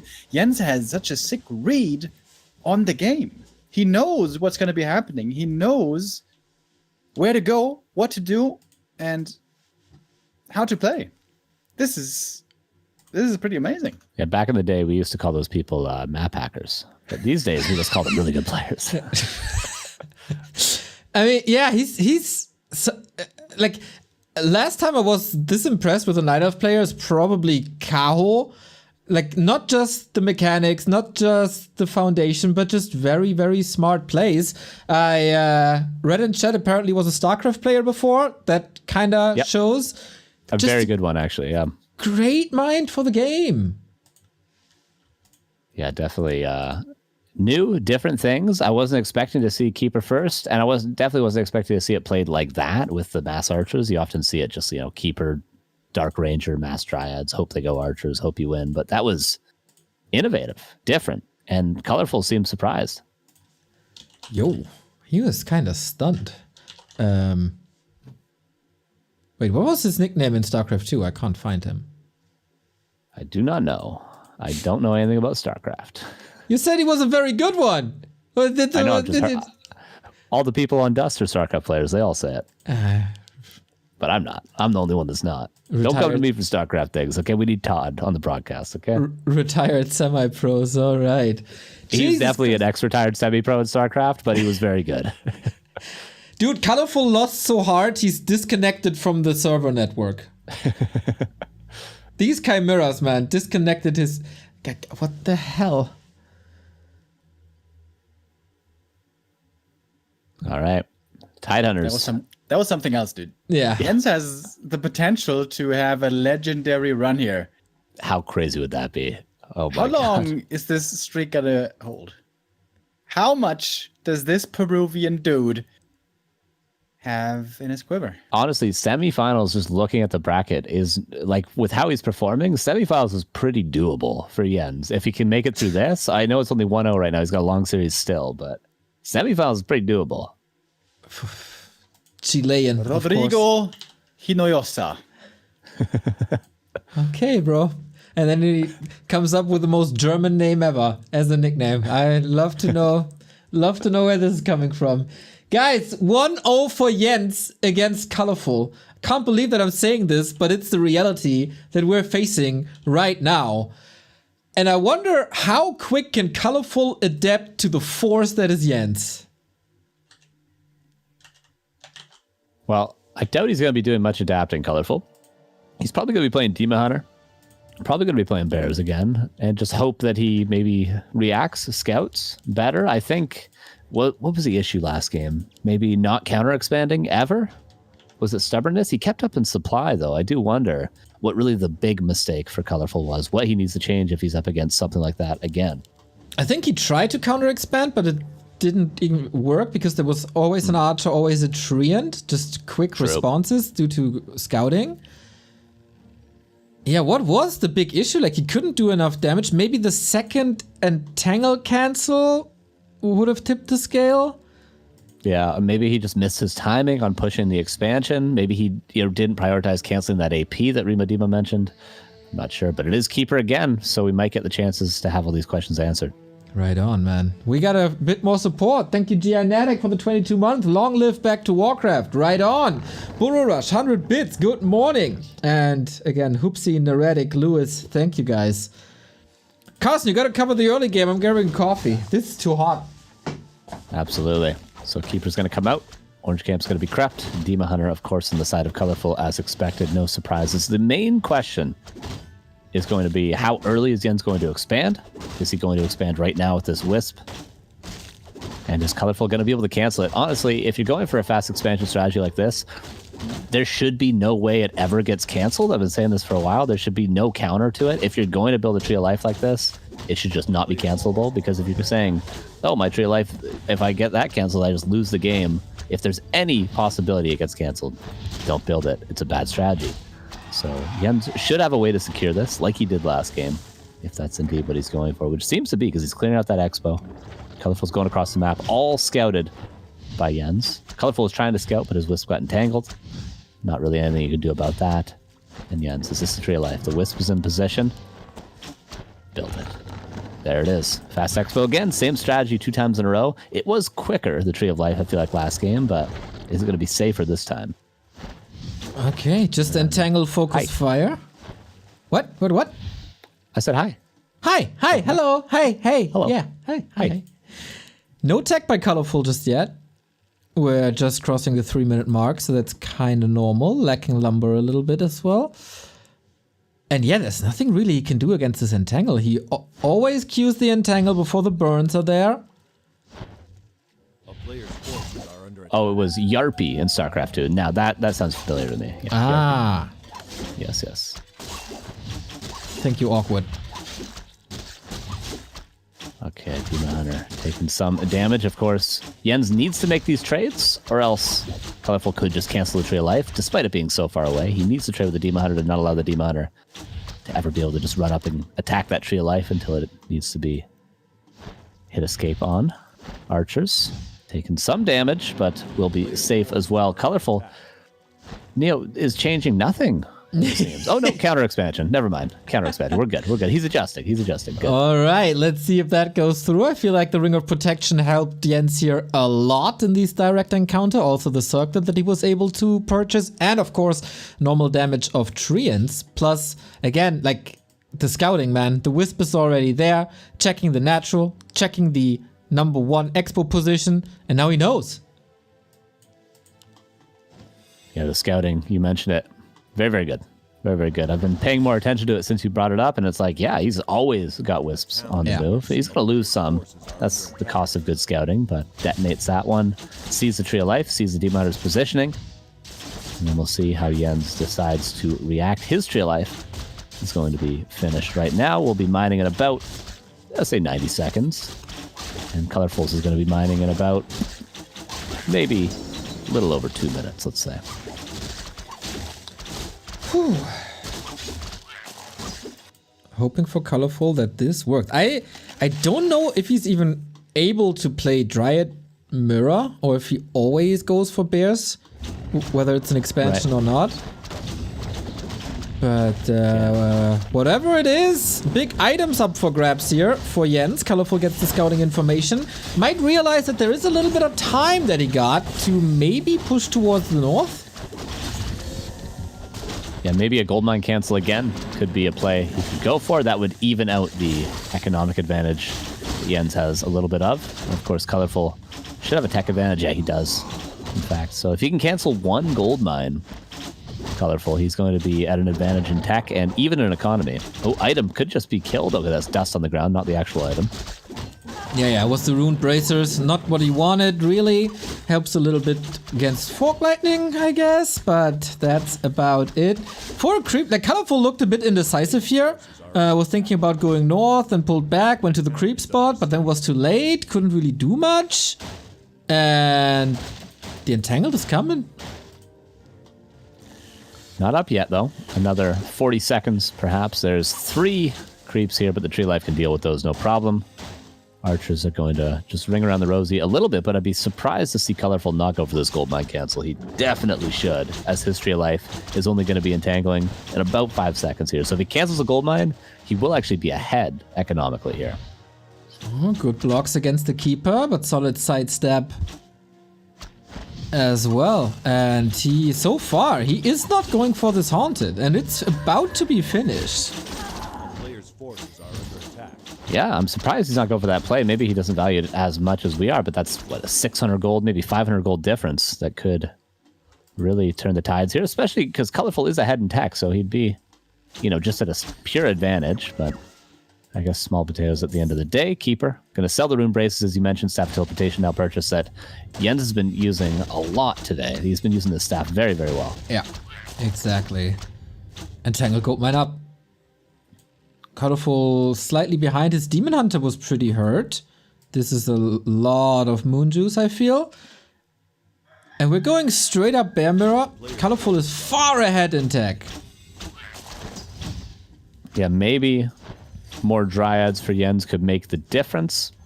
Of course, he's going to have Thornzora later on, so he will be at an advantage. Jens is never going to have Thornzora unless he gets the third hero this game, which is very unlikely in Bear Mirror. So if this game goes late enough, we're again going to have that huge aura advantage, which makes it, like, it feels impossible to actually win Bear Mirror if you're up against level 3 Thornzora. It might be. If he gets a Vamp Aura at his lab, maybe there's a chance. Helps a little bit for sure, yeah. With heal scrolls, if you can prevent a level 5 Keeper, then Thornzora is not that crazy. Yeah, definitely if you can prevent level 5, for sure. We will see, though. Still early stages, though. The expansion's only now starting to mine, so Voila. we don't even have a bear yet on the field. Naga Cord. Oh, There's a block. It's 300 MS block.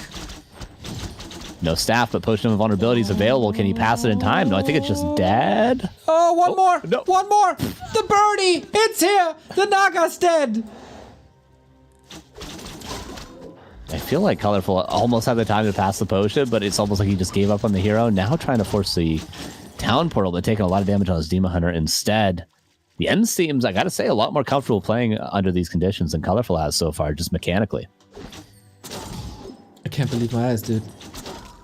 It's the Jens show. Forward. It's just the Jens show. Undefeated. Undefeated. Has never lost a game according to anyone. I mean, all Jens games that I've seen, he won. Yep. And statistically, all the games we've looked up, he's won as well. But this fight, he might not be winning. The Fork Lightning is good, though. Keeper's a little bit low, but 3 archers are going to go down. Jens is destroying Colorful right now. Dryad also out of position. Heal scroll at the my perfect time. Saves it there. Dryad out. Archer out. Block? What the What is hell? going on? 13 supply advantage. He's blocking the Demon Hunter. What are the Moonwells like? They're completely dry. Does he just keep building units and just press forward? He could, it feels like. I gotta pinch myself. Someone needs to slap me in the face that this Who is is real. this guy? Can we check him IP? But then who's that supposed to be? Like, Kaho? He's playing good. Like, he's playing like one of the best elves in the world today. Like, it's wild. He's playing very, very good. bro, he's rushing chimeras. I love that so much. That's just what he does. Like, You know yo, what? bro, it's time for breakfast, man. Let's finish this. Like, why not? Like, so often players don't scout for these sorts of things and they just blindly go bears. This question I've asked myself in the past, like, why don't players just maybe just hide one Chimera roost at a weird point in the map, like on the high ground of the lab or something like that? And Jens just like cuts out the middleman and just says, I'm just going to go straight for chims. You're not going to scout this. You don't think you need to scout for anything. You think I'm building bears just like you, idiot. But I'm going to build chims. And as soon as Colorful sees the chims, Jens is going to type idiot in the chat. Guaranteed. Yeah, the NA manners coming through. Puta. Promise. Holy, okay. Colorful, breaking upkeep rather fast. Little does he know that the chimeras are coming, but maybe a bit of a push towards this tree. No Nature's Blessing. Push is coming. Jens has a TP and 2 Moonwells set up. Needs repair though. Fork Lightning here, but more or less just tickle damage. Is it still enough? Needs that repair now. Oh, nice positioning on the Wisps as well. He made sure to move them over so they couldn't be easily targeted. He made sure to also attack the Naga to force a TP, but he unfortunately doesn't save the tree. I thought he was going to there. The tree goes down. Colorful has 1,000 gold. Only now broke upkeep, but could just detonate a Wisp. And Colorful with that play. The TP was just too late. The heroes are separated. Yeah, it was a bit too greedy with the creep spot. First, bigger mistake by Jens. Unable to hold this repair. Maybe also a little imperfect, but he's just expanding again. Does that cut his Chimera production? I think it does. He's broke and yeah. Okay, Colorful is having a series now. Yeah, Colorful plays this perfectly now. He just breaks upkeep immediately to 65 supply, wasting no time at all, realizing he's going to be ahead in supply if he just breaks, spends all the gold he has, and then pushes. On paper, mathematically, he should just win straight up. But Chims, again. Item on the ground, not that helpful. There's no TP ready, only stabs, but not on the Naga, rather on the Keeper, trying to pass it. Works! And with One that, bear. he saves his map. Yeah. Yeah, Jens unfortunately just needs to, on one base, break upkeep with 2 Chims. He needs the surprise factor. There's going to be so many extra bears for Colorful, but there's only going to be bears. He's got 2 Dryads currently, the Chims unscouted. Colorful might run into Chims with no counter at all. Yep, Again. that is. But he does have a Keeper 3 with Thorns first and Double Orb. Double Orb really good against Chimeras. True. Yeah, that will be very, very useful. They did die pretty quickly when they're out of position last game, but maybe the tree line, maybe the high ground, maybe near the lab could help Jens. He needs to defend this tree life, though, or he loses this game. And here comes Colorful, still about 10-15 seconds before the Chims are out. Ooh, he needs to hold with the Moonwells. There's a chance. Orb damage stacking up. No Thorns Aura just yet. Treants to hold the line. Hold for a while, but the Dryads have enough mana to get rid of them. Chims almost out. Now they're out. They just gotta fly on over. A couple of bears are going down. Ancient of War is in a pretty good position to hold the line for the Dryads. Illusion Demon Hunter tanking in the front. Here are the Chims. What does Colorful do here? I mean, they're not in the best of positionings. He could just focus them down, actually. And I guess that's what happens, but the bear falls. Level 3. Ooh, close. So close. 1 Chimera almost down. Yep, gotta get home. That's the staff gone. Bears with the redo. Chimera damage stacking up. But it's still an overwhelming force on Colorful's side, isn't it? Yeah, Colorful's so ahead in supplies still. No Chims have died, surprisingly, but one's about to. Unless the staff gets off cooldown in time. This looked like a tied series. It was so close for Jens, but it's just that tree life kill. Not having the TP on the Naga, having it on the Keeper who is separated from the army, it's simple enough. That's how you lose a game. Being out of position once. That's the punishment. Clean sheets are getting dirty. Yeah, his first loss in his entire career. Unfortunate. Could have been Michael Jordan. Instead, he's some other basketball player that I don't know. Karl Malone, maybe? There we go. Perfect. Thank you. Thank you for finishing my reference for me. There you go. I was lost at sea. And then the question is, how will he deal with his first ever defeat? I don't know. Yeah, maybe it crushes him. Maybe he just quits the tournament. You think? He's so devastated? Maybe he's like the ultimate tilter, but he's never lost, so he's never had to realize how mad he gets, and as soon as he loses, he's just going to break his whole computer. I mean, if he's never lost, how does he know? Yeah, we don't know. He doesn't know. True. He doesn't know himself yet. He's just learning. And Warcraft 3 brings out the worst in people. That's true. Definitely true. Okay, 78 versus 50. This tree is not going to live long. Jens, out of options, can certainly not defend it. Going for the counterattack, but he's not going to be able to kill the tree in time. He got corrosive. Oh, that'll help. That'll absolutely help. But then it's still one base with a 30-foot lead and a 1k bank. Yeah, it's going to be very tough. I mean, Colorful could just go to the main base, say screw the expansion, because, yeah, there's no town portal and there is corrosive, so I think he will get the tree. Colorful, I'm surprised he didn't push towards the main of Jens. Jens can TP away. And he does. It's a couple Good of start. Dryads falling, maybe. Saves them all. Yeah, Jens also has 1,200 gold right now, and he's below upkeep. He could even up the supply. The question is, can he keep the number of counters to the Chims down? You know, with the survival skills that Jens displayed against Leon on that Autumn Leaves game, I'd say Jens has the lead now. Absolutely. Yeah, this is where he wanted the game to be. Exactly. He wants to be in this position. Breaking 72, up. 58. Yeah. Sticks with the chimeras, dude. Okay. Kind of got to, I feel like. Just Chim Dryad, I think, at this point. Chim Dryad, yeah, classic combo. Yeah, true. Oh, he's supply blocked, unfortunately. Yeah, if not, he would have been maybe able to even up the supply because Colorful is re-expanding, I should say. But now he's going to be even more supply block. The Moonwells, if they're staggered is good if you have an expansion there, but not if you do not. Yeah, a little bit out in the open. I mean, Moonwells are no farms. We agree to that. Yeah, if not, he just wouldn't bother killing them. I don't care if you have 200 supply bears. You're not even going to bother killing those guys. With Masonry, oh my god. How many upgrades can these farms get? I ask you. Like 3 upgrades? I was about to say like 3. What's next? They get auras? You know, the Orc Burrows can also get 3 upgrades. True. Yeah. But they cost way more. And they can't scout all over the place. But they can kill units and farms can't. That's what you think. That's a fact. Yeah, maybe. Did you Let's ever not talk try? about facts here, dude. Okay. Yeah, Let's bring up facts on me, okay? You Yeah, think I mean- I am the fact man? you're from NA. You don't care about facts. I don't have any game knowledge. I can't deliver any facts. So yeah, That's why Rebo's here. That's exactly what Remo is here.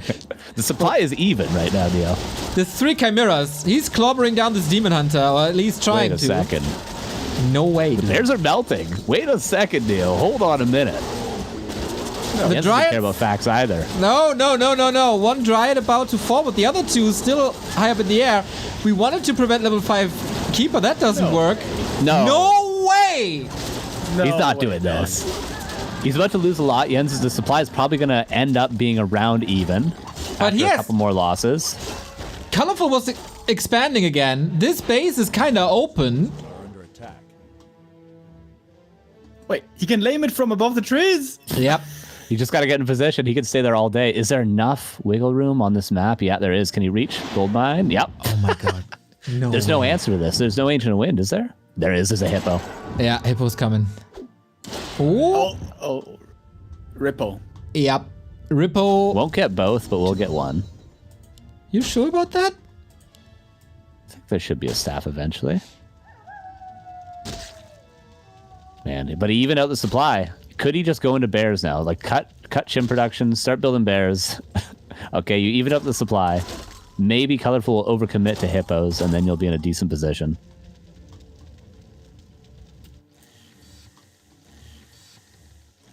I don't dare to make predictions anymore. I don't even dare to speak. Like, Jens turns everything on its head all the time. He needs to kill this tree, though. Absolutely needs to soon. Yeah. Sapper's not out of the picture if Colorful's out of position, but I think, or maybe, 3 chims, he can easily kill the tree before a TP comes through, but he needs to find the positioning to do that. Very good, by the way, by Colorful to go for this Ancient of Wind and have the Hippo almost in position at the perfect time. That was smart. That was important. Yeah, it's also smart to keep, he's got 4 hippos now, soon to be. He's keeping them around the tree because he realizes how quickly, if there's a few chims, how quickly that tree could die. But if the hippos are there, at least he ends up trade a couple chims to kill the tree. It's really smart. That's the best place they could be. Right now they're scouting for that move across the map. Player's force. Okay, nobody has a bank no more. Demon Hunter of Colorful is getting kind of scary with Boots of Keltalar's Claws, double orb. It's again 3 chimeras. I guess this has been established as Jens' sweet spot. I suppose, there is a counter to the chims, right? There's 4 hippogriffs, but it's not as though these can't be killed. If they do just dive in, if they get Fork Lightning, but then focus down one after the next, there still is going to be 2 or 3 chims up alive in the air. Supply is again more or less even.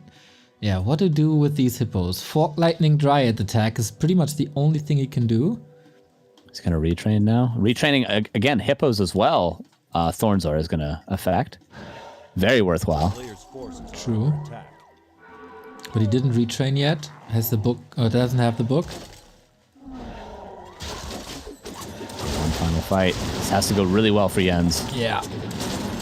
He has no mana for Fork Lightning. The Dryad's gotta carry the air fight, ironically. 1 hippo. Oh boy, and yay! Oh, No! No, the worst timing ever. The supply is even right now. Another bear's about to die. The Dryads are actually dealing with the Hippogriffs in the air. Oh, no, it's so unfortunate. Oh, reconnect! Oh, there it is. No break. This is... Oh! Oh, but he's just running away. I feel like he wouldn't be running away if he hadn't have spiked. He's just trying to get out because he's like... Uy, uy, uy. Oh, no! That is unfortunate.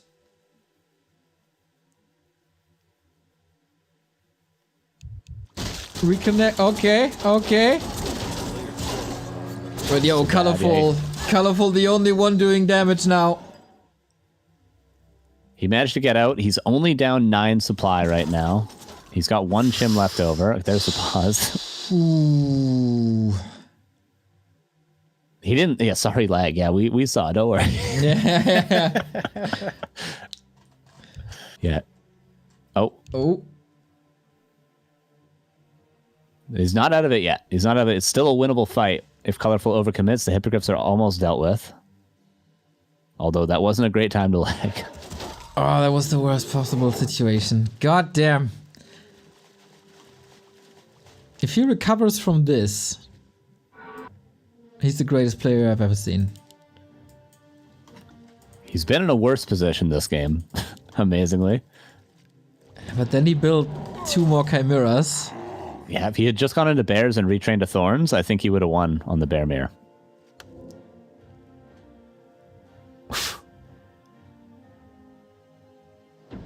Ooh.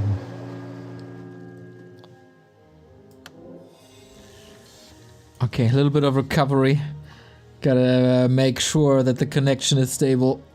But yeah, huge lead for Colorful. He's the only one mining. Tree might waddle over. For Colorful, that is the case, but without Nature's Blessing, this will take forever. Yeah, Jens is getting Nature's Blessing now, so he'll at least have it. He does have the gold to retrain now if he wanted to, but is it too late for that to actually have impact in this game? Shredder will be a freebie for Colorful. A little bit more experience. The hero levels are so sick for Colorful as well. He's almost 553.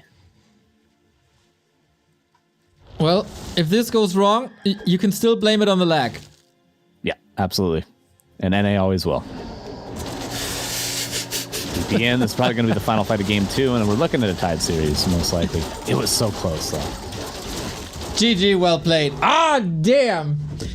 Jens with a sick exclamation mark in the middle of the game, but Colorful's Expo snipe was the key moment.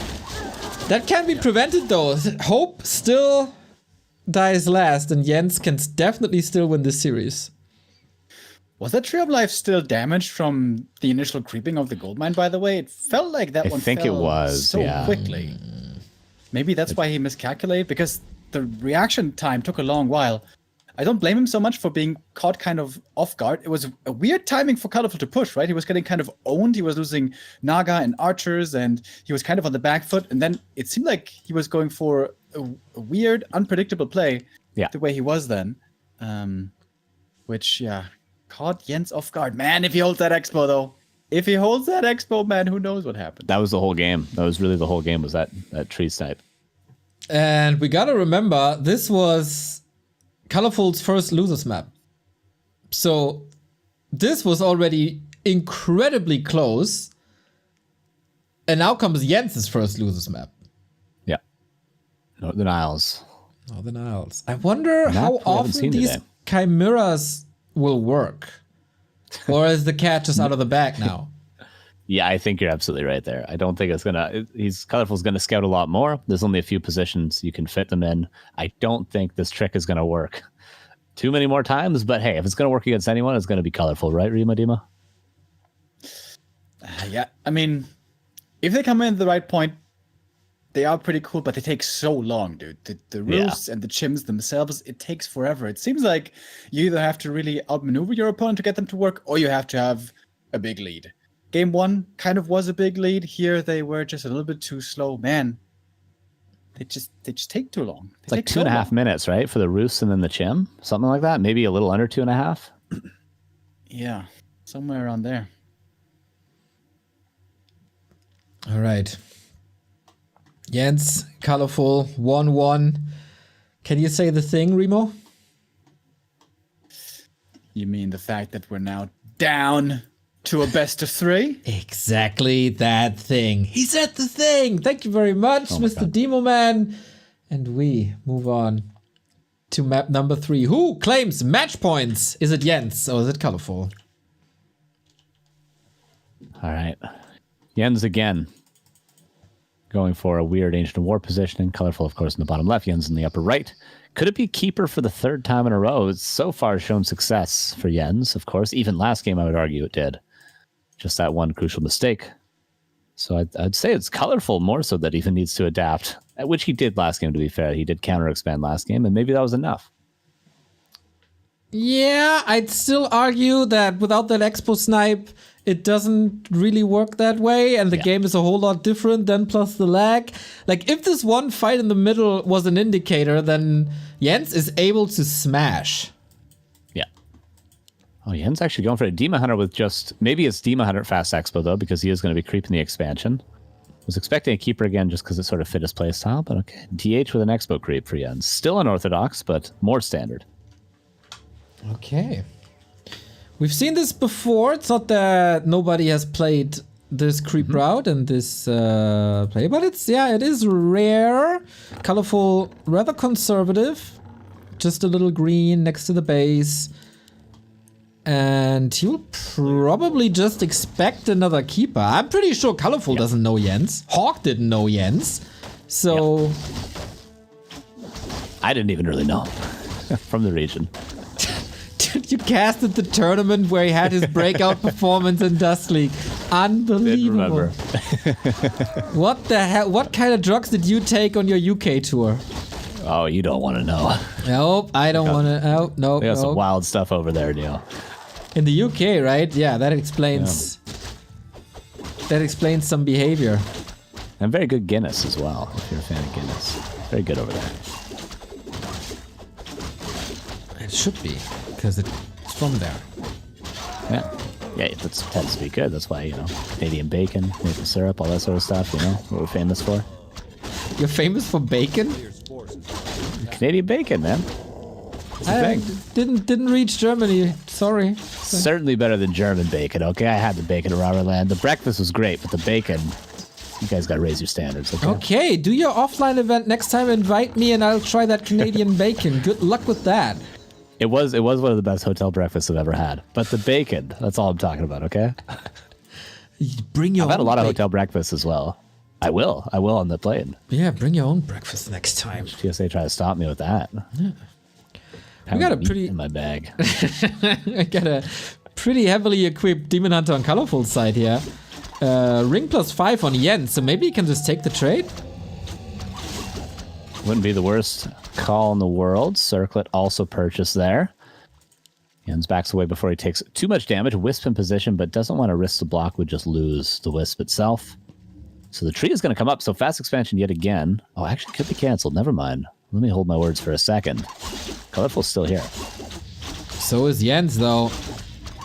Barely any regen. No boots. Dude, that ring is pretty damn good. I'm so... Why trade down to no HP whatsoever just so you have to go back home and heal without doing anything on the map? I'm very surprised Colorful did that right there. How confident was he that he's going to win that trade? Well, he got slippers and a circlet. He was, I guess, very confident, but I guess the Ring +5 is still underrated. Unlike Definitely. a subscription to the Back to Warcraft channel. Thank you very much, Broke Ass Chewbacca, for the tier 2 sub. My dude, thank you. Thanks Can for you the impersonate a Chewbacca real quick? No, not a chance. Remo's going to have to do that. There we go. Thank you. Damn, that was a good Chewie. Thank you for saving me. Also, Big Star Wars fan. I'm not actually, as it turns out. Great Sorry. universe. Great universe. Nice. but do they have Star Wars Fleet Command? I don't think so. There's only Star Trek Fleet Command that sponsors this channel this month. Go check it out. !star. My God, you guys are good. After all these years, you still got it. What do we got on the map, Carson? Yeah, that's what I was going to say. Archer's dying. One died at least on the side of Jens, but he holds his expansion yet again. And I was mentioning when you went for your coffee last game, I was like, if you're going to go for a fast expansion, you better make sure it guaranteed never gets canceled, or else why the hell are you expanding? And Jens seems to have it down to a science of how to not get it canceled, of how to not slip up. Because if your tree gets canceled, you might as well just leave the game. And Jens has not yet had to just leave the game. Goldmine is a different story. That is definitely a small delay. Tree packing a punch. Lots of archers here. Yeah, I don't think you can do anything against the tree. Archers are relatively cheap. Should be Block. Oh my god. 300 MS. Do you guys have any idea how hard this is on 300 MS? I can't even do that on 4 MS. A couple archers still dying regardless of the fancy plays. But that one will be saved. I think the dust has been used. The dust, yeah, did wear off. It was on there for quite a while. But yeah, the gold mine's still being delayed at the same time, however. Colorful is still one base, man. He's of the opinion that he can brute force this. And Jens has arrived on tier 2. Got his Naga as well. It's a bit of an issue, though, that he doesn't have boots. Can't really catch up. Green camp is going to be crept. A little bit of experience can't hurt Jens at this point. The colorful, what's going on his side. Tier 3 on the way, double lore on the way again. Just a bear timing as it seems. Yeah. Game 1-esque kind of for colorful, which didn't really pan out too well, if I remember correct. You do remember correct. With Chimeras in the back. I wonder if he's going Chimeras again. I kind of doubt it. Thank you, Budcrops, for gift sub number 2257. A very fine number. A very fine gift as well to Butt Cheeks. Well done. Well done indeed. Always finds a way.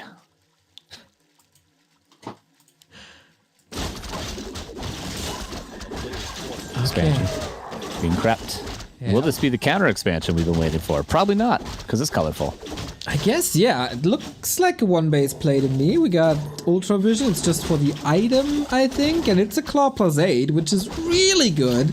And this Demon Hunter is a beast, and Jens gotta respect that. This Demon Hunter is absolutely horrifying right now. It's my worst nightmares ever, and it will probably kill the Naga, unless the Town Pearl is going to be swapped, which it will be last second. But that's a lot of Moon Juice as well, on the other hand, that has to be used to heal up just a level 1 hero. That's right. There's no players. He got quite a bit. Only Dryads, yep, sticks with the tier 2, no tier 3 rush, no Chimeras. Colorful took some damage as well on the Dryads. And clock is ticking. There's gotta be a push towards the expansion soon. Jens gotta be ready for that. Yeah, I do think Colorful has set himself up pretty well for this tier 3 timing, about as good as he can. He's killed archers, he forced a TP, he delayed the gold mine for quite a while, maybe even over a minute of delay there. He's forced Jens to stay on tier 2 probably longer than he otherwise would have if he was very, very comfortable in this game. And Colorful's getting the centralized creep camps. So it's looking about as good as it could be for Colorful, honestly. The item Ring of the Archmagi. Ay, plus Oh my God. 16 damage. And of course, plus 2.4 armor as well. Jens needs a little bit of a miracle, as his hero is clearly underleveled and under-equipped, but he's a tanky beast. And Jens kind of is a little bit of a miracle man anyway. If anyone's going to work it in this tournament right now, I would bet on him to somehow find a comeback just with how he's been playing. You don't always want to have to just, come back into every single game. You would prefer to just be ahead the entire time and then win, but Jens is good at playing from behind.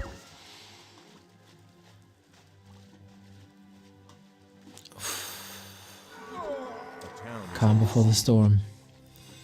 Only 3 Dryads. Tech only started now. No counter expo though. If this push fails, Jens is buying a lot of time for himself. Yeah, and Jens is up in supply right now. The positioning seemed not bad at the start, but the amount of damage the Demon Hunter is doing is outrageous. Also passed the claws off to the Naga. Staff out, but the Moonwell is probably pretty dry. Yeah, he's got to go get potions or use that health stone.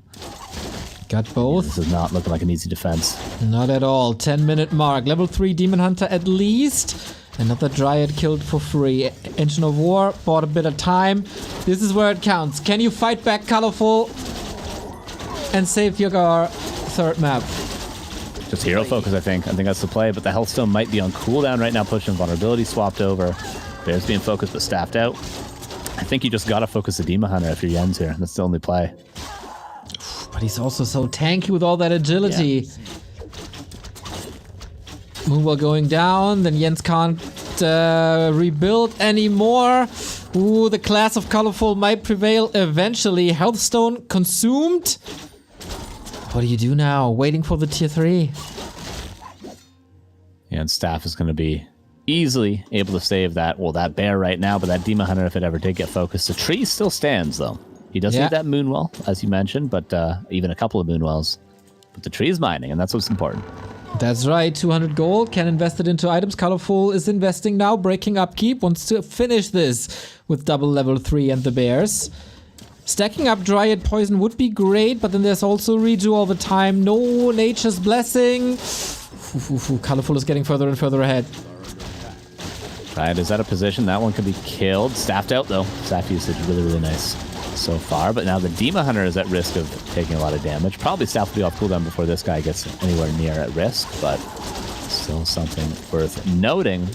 Tree is being repaired this time. Was it on time? It seems like, again, the tree's living.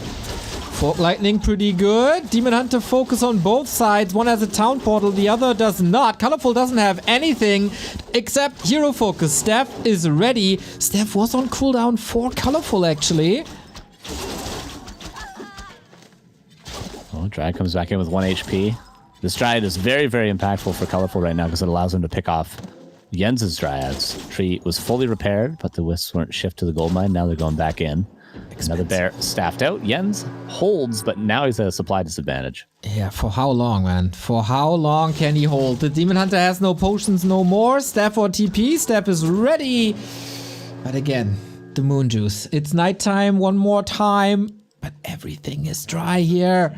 Colorful coming in with wave number 3. Trying to repair yet again. But as you mentioned, how do you heal up the Demon Hunter? He's got a bear now, finally. But now the Naga's the one at risk. Staff could be passed over. It's on cooldown. It's on cooldown. Yeah. Can't do anything about it. Oh no. It's just a GNL bear for Jens. He taps out. GG. Colorful wins back-to-back maps here. That Demon Hunter play didn't necessarily work out too well. Yeah, really solid game by Colorful. This is something he's faced many times before. The Demon expansion is fairly common on this map. I've seen it done a lot by Moon, for example, in the past. Colorful knew exactly what he had to get and did it well. And also got some really good items. Holy hell, those were some amazing items. Yeah, true. Let's not understate the items as well. Absolutely. Yeah.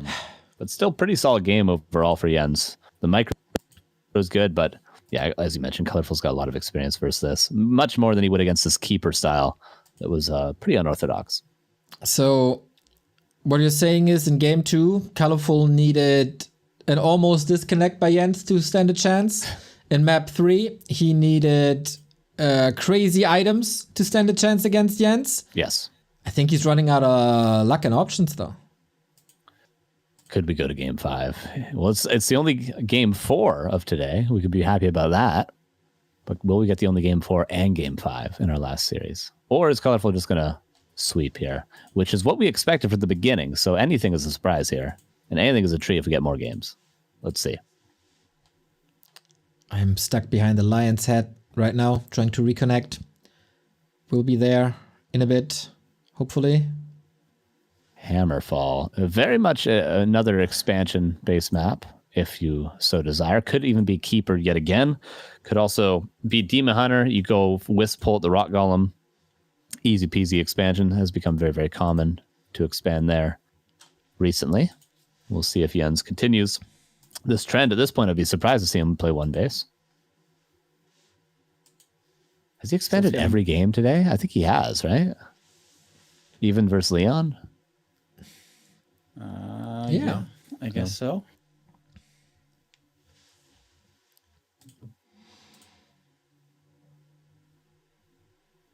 All right. I'm on And my you know way. what? Yeah. Playing the economic game is also pretty good when you have high ping. Just spam units, win with gold, don't win with micro. Works pretty well.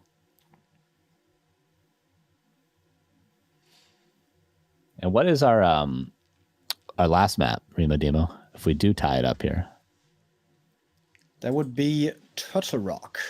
Turtle Rock. Wow, that'd be a weird map to end the day off with. But Yeah, it could be a tough one for him because that map is terrible for expanding. yeah, you're not gonna be able to expo on that map. Oh, my ping is insane. Should be working though. Might be fine. Yeah. Let us see. Colorful with match points on the way to yet another W3Champions semi-final. But Jens is not giving up without a fight. Oh no.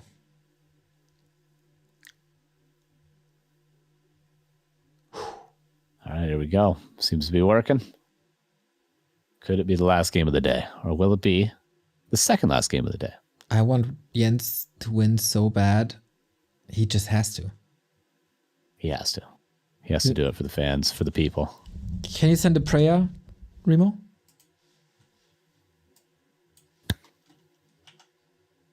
Our Lord in heaven, hallowed be thy name. Jens is the coolest.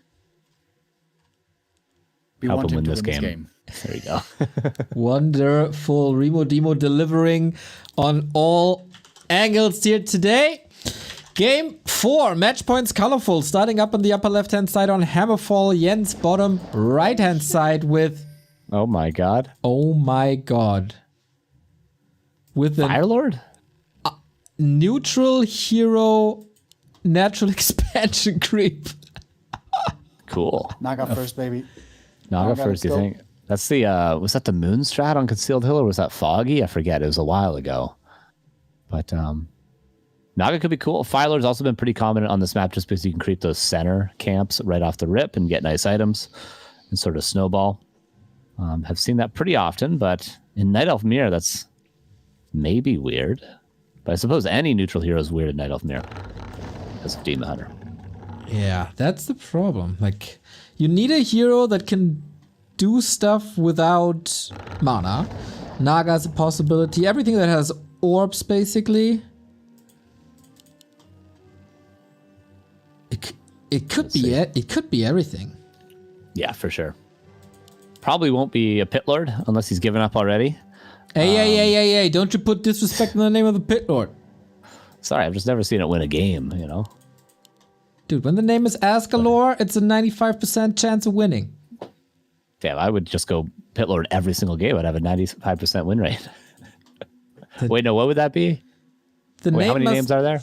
It's quite a few, like 6. Oh, okay. Oh, then I'd have I'd have about a 12% win rate. There we go. That's better than my normal win rate. That's what I was about to say, like pretty much like my ladder win rate. Yeah, that's true. Maybe there's some way to manipulate the name. We'll have to figure out that trick. There's the Firelord. Okay. Bit SK Hot style, just no instant expansion. Yeah. Sick creeping, though. This is some of the fastest creeping, I think, out of the tavern you can do on any map. It's not a question I've had to ask myself before, but I think that's true. Yeah, if they split, force to be reckoned with. Yeah. It's colorful, no. Did he? I don't know how far the Scout Whiz went. I'm not sure. I don't even know what he would do if he had the information. I suppose he's still doing the right thing anyway, disrupting this potential expansion creep. He's definitely going to, and there's no Incinerate currently, so the Demon Hunter is not really going to be pressured too much if he does decide to harass. A lot of potential to burn that mana. Jens is pulling back. No instant expansion with the Demon Hunter around. Spawn Purge, but will now split. Doesn't have a lot of duration anyway. Oh no, it doesn't split. It's going to slow down the creeping. Not exponentially, but a little bit. Okay, that's a gut punch. Yeah, gotta swallow it though. Easy. Not the end of the world. Colorful. Very tanky. A little bit of damage boost. Level 2.3. But he seems to be a bit unsure of what Jens is doing. What Jens Yeah, is he's got to doing be a is little bit confused. tanking Oh, no. too much with the lava spawns. falling apart a little bit. We wondered what would happen when he got his first and only loss of his entire career. Yeah, this is what right. happens. Exactly.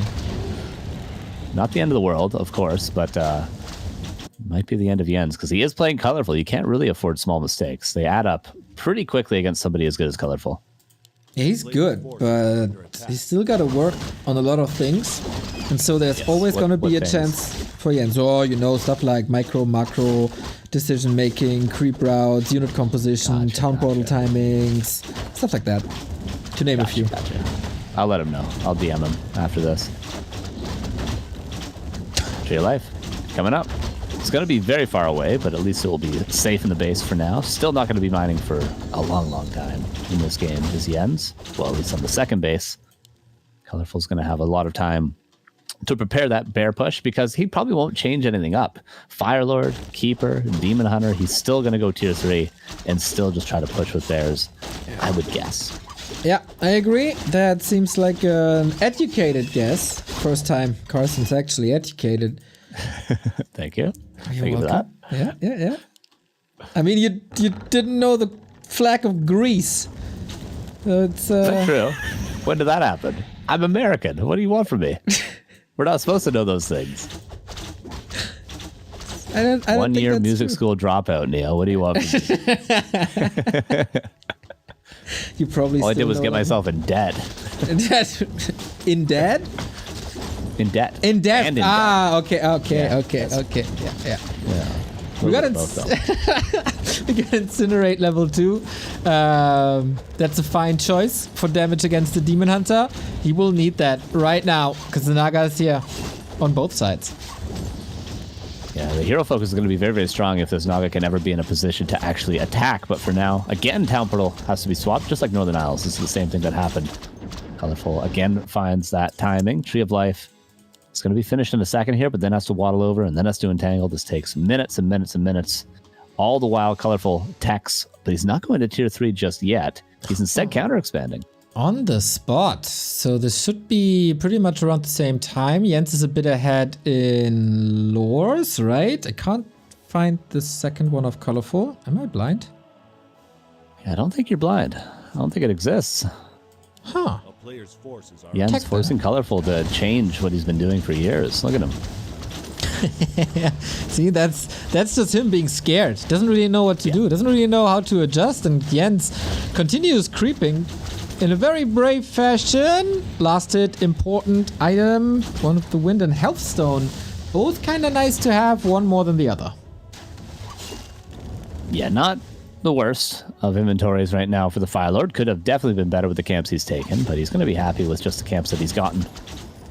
Now he's under a little bit more pressure, but he's already poked and prodded and done a little bit of damage to the Demon Hunter. Dryad's reinforcing in. That's going to mean all the archers could potentially die as well. But the Demon Hunter in the meantime is going to trade a little bit. But that Town Portal, the knockouts might still be dying. No, it does come back in just on time. But still a nice fight there from Jens. Right on. He's ahead with the Entangle. Just by a bit, but he is. With the Dryads as well. Just in tech, he needs to catch up a little bit. And that's a problematic thing because he's very far down in lumber. Yeah, that's an unfortunate place to be in. But I suppose it will all be even at the end of the day. Seems to be working out just fine for him. Now, second lore. It's going to be done on time for the tier 3 of Colorful. And Jens is going to be mining very, very soon. But it's taken such a long time for that tree that Colorful is going to be pretty much even in economy. Fire a lot later on. Pretty good orb carry. But of course, lava spawns will disappear. Still goes for the level 2, of course. Is it just gonna be Mass Dryads again? Colorful, almost done with the tier 3. Adept upgrade is there. Second lore. Everything's coming together. That Ancient War is going to buy a lot of time for Colorful. Heal Scroll purchased by Jens. No Town Portal for... It's got to be either player at this point. Yeah, either player. Pushing vulnerability for both, though. Trying to save that Ancient War is Colorful. But this is not a bad timing for Jens at all. Oh, Dryad needs to be careful. There's no staff. Dies pretty much immediately. Lots of piercing damage on both sides. Trying to get rid of the Dispel. Oh, the Dryad block! OMG! Yeah, so you're going to force that potion early on to be really, really useful. Of course, there's going to be a ton of hero focus in the future. So if you can get rid of that potion early on, which seems likely, one more auto attack. Oh, yeah, he'd need to use that. It's so easy to miscalculate the Fire Lord's damage when he has Incinerate. So good that he used it early, Colorful, or else he probably just loses the game right there. But still, potion force, a lot of Moonwell's forces. Yen's just like doing some serious damage with his timing. He might be. And he has to, because Colorful is up attack. Yeah, this kind of is the timing, isn't it? Like he's 15 food ahead, but I don't really see that. Yeah, me either. I mean, some of it's in production. Okay, he's got 6 on the way and another 6 in production. So there's 12. There's the supply difference right there. So he's going to need to wait a little bit. That's the downside of being the attacking player here. Now, this one's a weird choice. I feel like he should have just saved the mana for Incinerate. I guess so. Or at least to make healing a bit cheaper. Wait, Colorful doesn't have the Dispel. Oh, there we go. Okay. I am corrected. That's a bit of an issue. Suppose he didn't have the lore capacity to produce that, but now he does. I mean, the lore's just been idle for a little while. It doesn't take that long, but not going to make or break the game. Damage is ramping up against the Hunter's Hall. That means no upgrades for Colorful, which usually is a big part of his game. That would also mean no super wells. Yeah, he's just tearing it down. Siege Dryads. A nice find. Yeah, it actually was pretty quick to kill that. AP coming up for Colorful. Is Yen's going to allow that to happen? Seems like. Okay, and an Ancient War being built at the expansion of Yen's, he might be going for... He's going for archers? Or is he just building that defensively? I have no idea. Who does, man? Who does in this series? Yeah. True. Now it's Colorful pushing with the bear timing. Gets upgrade as well for the Dryads, as well as the Roar upgrade, whatever it's called. Mark of the Claw, I think. Mm-hmm. That's correct. Thank you. Whatever the Ascension of War was designed to do, it's not happening. Or is it? It might be happening. Unless it was designed to buy a little bit of time, in which case it did that, and now it's up. But yeah, it might just be defensive. 70 supply versus 50. But Colorful is soon going to close that gap, so Jens has to do something with the supply advantage. He gets a bottom. He needs orbs. Doesn't have one yet. There's Nature's Blessing this time. Wasn't the case in the past 2 games. Colorful could easily overextend here. He has no town portal. He's up against a lot of Dryads and a Naga, so he's going to back away wisely, but he's just creeping. He's pulling an Eyesore. Yeah, he is. But it's a 2-base situation. 1,500 gold. Zeppelin now. Okay. Interesting. There is so much anti-air. Yeah, and all heroes can attack air as well. Good luck, bud. That's all I'll say. Gonna go for it though. Maybe. I mean, he could, like, say, Sapper the expansion. Like, Zeppelin drop the main, kill the gold mine, and Sapper the expansion. That's a play, but he'd need 3 Sappers, or at least to attack the tree a few times. Bear drop. Here we go. There is no TP to respond to this. The bear's on time, though. And the tree was full HP. History won't repeat itself from Tidehunters, but the Wisps are still going to be pretty costly. He's only going to have, what, 2 left at the end of this harass. Oh, I don't know if he can hold here, man. The Wisps are getting nuked. How expensive can you make it? Is, I guess... No, you can't hold this. Zeppelin! Naga lives. Oh my god, Colorful did that really well. He could have lost the game right there. He did not need to take a risk that big with the position he's in, but he did, and he did it perfectly. I got some PTSD from the Fortitude game where he lost 2 heroes and 5 knights at exactly that spot last week. Happens to the best of them, I suppose. Could have happened to Colorful right there. That's right. But the knights were not only lost, they were possessed afterwards, so it was twice as bad. It was so bad. The life of a knight is rough. Very rough. 13 supply advantage. Colorful is in a position where he could finally win a fight, but the hero focus is going to be pretty good with that Fire Lord in the back and the triple hero now. Is that double orb? No, just single. Just single orb for Colorful, we got double orb. if he doesn't get to attack, though, with that Demon Hunter ever. That's right, he's just running. The sheer presence of Jens cancels that Moonwell. Demon Hunter is investing a lot of the juice. Keeper is here, preparing for a Bear Mirror. Dryad, a little bit out of position.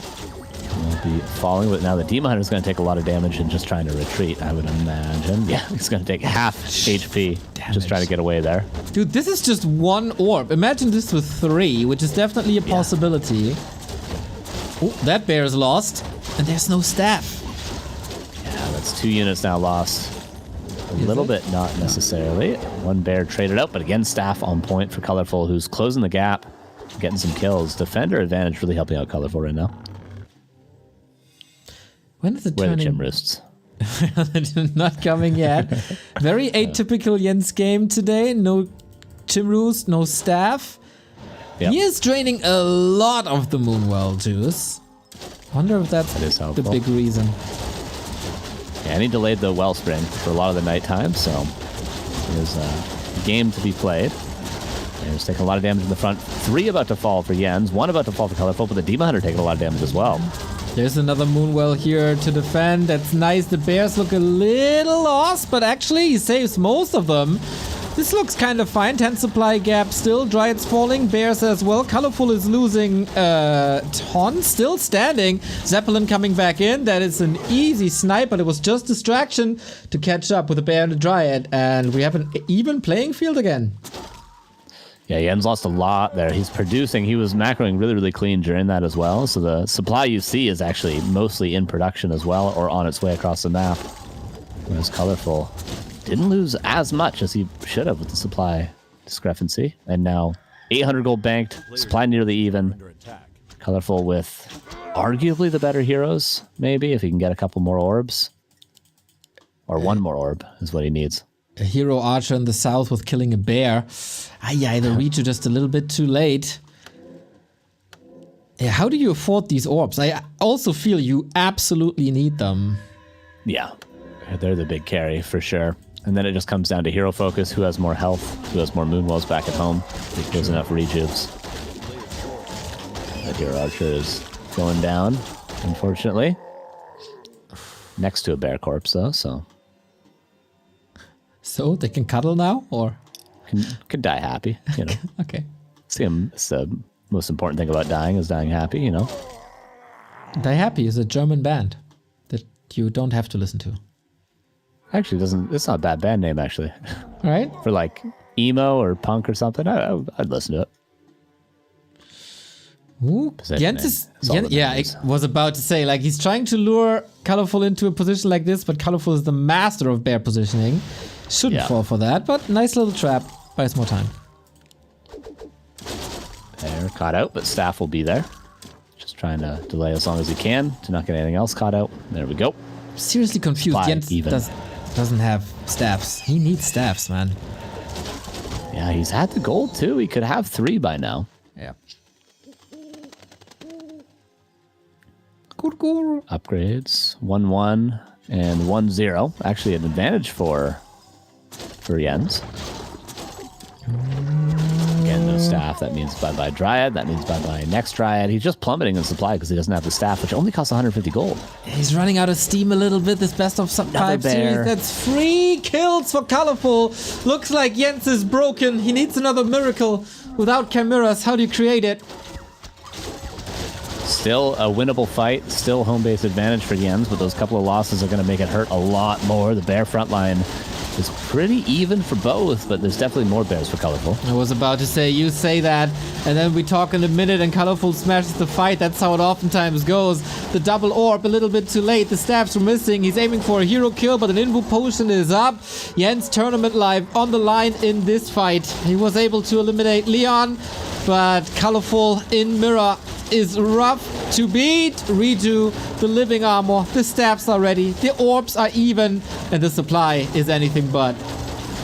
Demon Hunter comes back in with full HP now, and yeah, it was a very, very close series. Jens played very well, but at the end of the day, 3-1. We expected a 3-0, so hats off to Jens for the entire day, but I'm afraid this might be the end. There's the GG, and Colorful will move on to the semifinals. Cinderella story of Jens is over. But man, it doesn't matter what happens in the upcoming couple of days. Jens is my personal hero. Yeah. Yeah, great running. Would have loved to see the show continue and for him to get even further. Some mistakes to work on, to iron out, but this has been a very impressive run so far, and hopefully a little omen of what's to come in the future. Would love to see Jens continue to compete in this tournament and in others, and yeah, the sky's the limit for this guy. I agree. Man, I want to see him back in season 18. Hopefully he keeps up the grind. I heard there's a new Dust League season coming. Where might people be able to watch some Jens there? Hopefully. I hope he's involved. I don't know, dude. What the hell? But I mean, what are you even doing? I know Beta's a big fan of him, so I'm sure he got the invite. I just show up and cast. Similar to what I do here. Crazy. Yeah, you know. Yeah. Oh wait, it's Dust League EU, right? Oh, true. Yeah. Yeah. I knew that. Yeah, okay. Okay, It's Carsten. gonna be great. Yeah. Do you have anything? I think Happy might be playing. Don't worry, it'll be great. It will be great. Happy might be playing in our tournament as well. This was only day 1 out of 7. No, 7-5. You confuse me with all your stuff. Colorful in the semifinal, not for the first time. Let's see how far he can get, if he can take it one step further. He'll be meeting either Sok, Shao Kai, Labyrinth, or Starbuck. Not an easy task for Colorful there in the semis at all, but that part of the bracket will only be played next week. Tomorrow, we continue with the upper part of the bottom bracket. Sounds confusing, but it's not. Moon, Yumiko, Kaho, and Hawk, who is replacing PCG. Human Night Elf. Interesting. Yeah, it was one of my favorite matchups, one that could go late as well, late and long and lots of fun. Today we had pretty short series, some 3-0s, some 3-1s. I guess some of the maps went long as well. But yeah, Moon and Yumiko, they've had epic encounters in the past. Yumiko, we've not seen him for a while, but he's been showing his face in some tournaments again here and there. And a big question mark for me will be Moon's condition. What's it like right now? He's been really hit or miss lately. He's been up and down. And this is a tournament normally where he rarely gets to shine his brightest. Yeah. I think I haven't seen a lot of Yumiko, but he's obviously got the talent to be one of the best players in the world. He was it at the time. He's been the third, if not second best human at times, never quite the first. And then Kaho, of course, is a player that I haven't actually had the opportunity to cast a lot, which is going to be nice to be able to see some of his games, because obviously he's pretty much one of the best in the world right now. PCG, we'll see. Hawk. I'll say that. PCG. Oh, Hawk, sorry. Yeah. Oh, same diff. PCG is sick, unfortunately. Had to decline today, so he will be replaced by Hawk, who immediately said, yes, let's go for some clown pushes. Yeah. Nice. Nice. Perfect. Gonna be Hawk's good. been playing a lot better too. There was a while there where Hawk was kind of slumping like a lot heavily, but recently he's been doing quite a bit better, slowly but surely. And then also next week is Happy Dice Focus Sonic, a part of the bracket that I'm very, very excited for. So every day is going to be good. Of course, tomorrow we start with the 2-2s again. We have Wu Dao and Azure Sky versus Chilla and Slay. That's going to be starting at 2 p.m. Then the one-on-one games at around 3 p.m. The story of the day, Colorful goes through. Jens is an absolute hero and probably the player to watch. Hopefully Leon will join us in the broadcast instead of in the semifinal. And Ice Orc wasn't up to the task. Yeah, good summary. Thank you. I concur. Anything else to say? Or is that just it? Who hangs up? You hang up. No, you hang up. No, you hang up. No, you hang up. Nah. I'm excited. It's good. What I will say is it's good to be back. It's nice to cast with you guys. It's been a while. It's been fun. I forgot what it was like to actually do this. It's been a long, long time, so it's been a pleasure. It was a lot of fun. I enjoyed this. Even though it was I woke up at 4 a.m. for this. Still really much enjoyed it. I could tell when I'm enjoying something when I actually have energy through the cast, despite I should be tired, but I actually have energy through the whole day. That's how you know it's a good day. When I'm actually falling asleep, that's how you know it's not a good day. So keep an eye on that.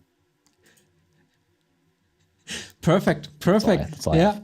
Absolutely wonderful. We are super thankful that we are able to do this. Thank you, W3Champions. Everyone who is involved in W3Champions is an absolute hero.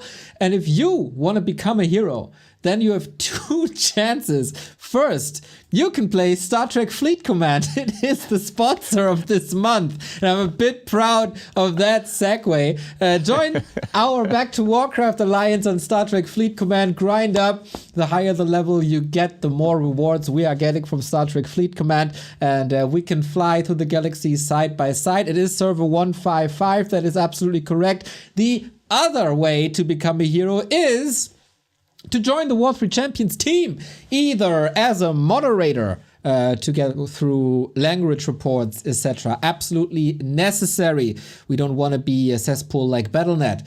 Or as a developer, if you can code C#, .NET, React, Rust, TypeScript, or Node. We're always looking for your help, always for new people to improve the server. And if you can do social media, hit us up. Very necessary to spread the word. If you're a graphic designer, we always got stuff for you to do and to improve. And if you're a UI and UX designer and you think, well, that design of W3Champions, that's nonsense. I'll help you to make it better. Hit us up on the W3Champions Discord. You can find that at w3champions.com on the right-hand side, where you can also find ways to support the server financially, because we got 28 servers around the globe. That's 28 servers that cost money. And you can support us via Patreon, PayPal, Bitcoin, Ethereum, Litecoin, or if you're tuning in from China, Alipay and WeChat. And now, I'm done. Hell yeah. Nicely done. As always, very impressive. I wouldn't be able to remember all those things. Too many slides for me. I just like talking about video games. Well done. Then I Tomorrow decide. we're going to have a chance to continue talking about our favorite video game, because for today we are done. There's no FFA today, right? There is no FFA today. The FFA semifinal is happening tomorrow. So tomorrow is going to be an even bigger day than today already was. That's right. Tomorrow we're going to be back with the second day of this wonderful tournament this weekend and next weekend, of course, guys. Remember, mark it in your calendars. We're going to be looking forward to welcoming you again tomorrow and next weekend when we continue on here with the W3Champions Season Finals. Bye-bye. Thank you for the crazy support and breaking 4K prize money. You're all awesome. Bye.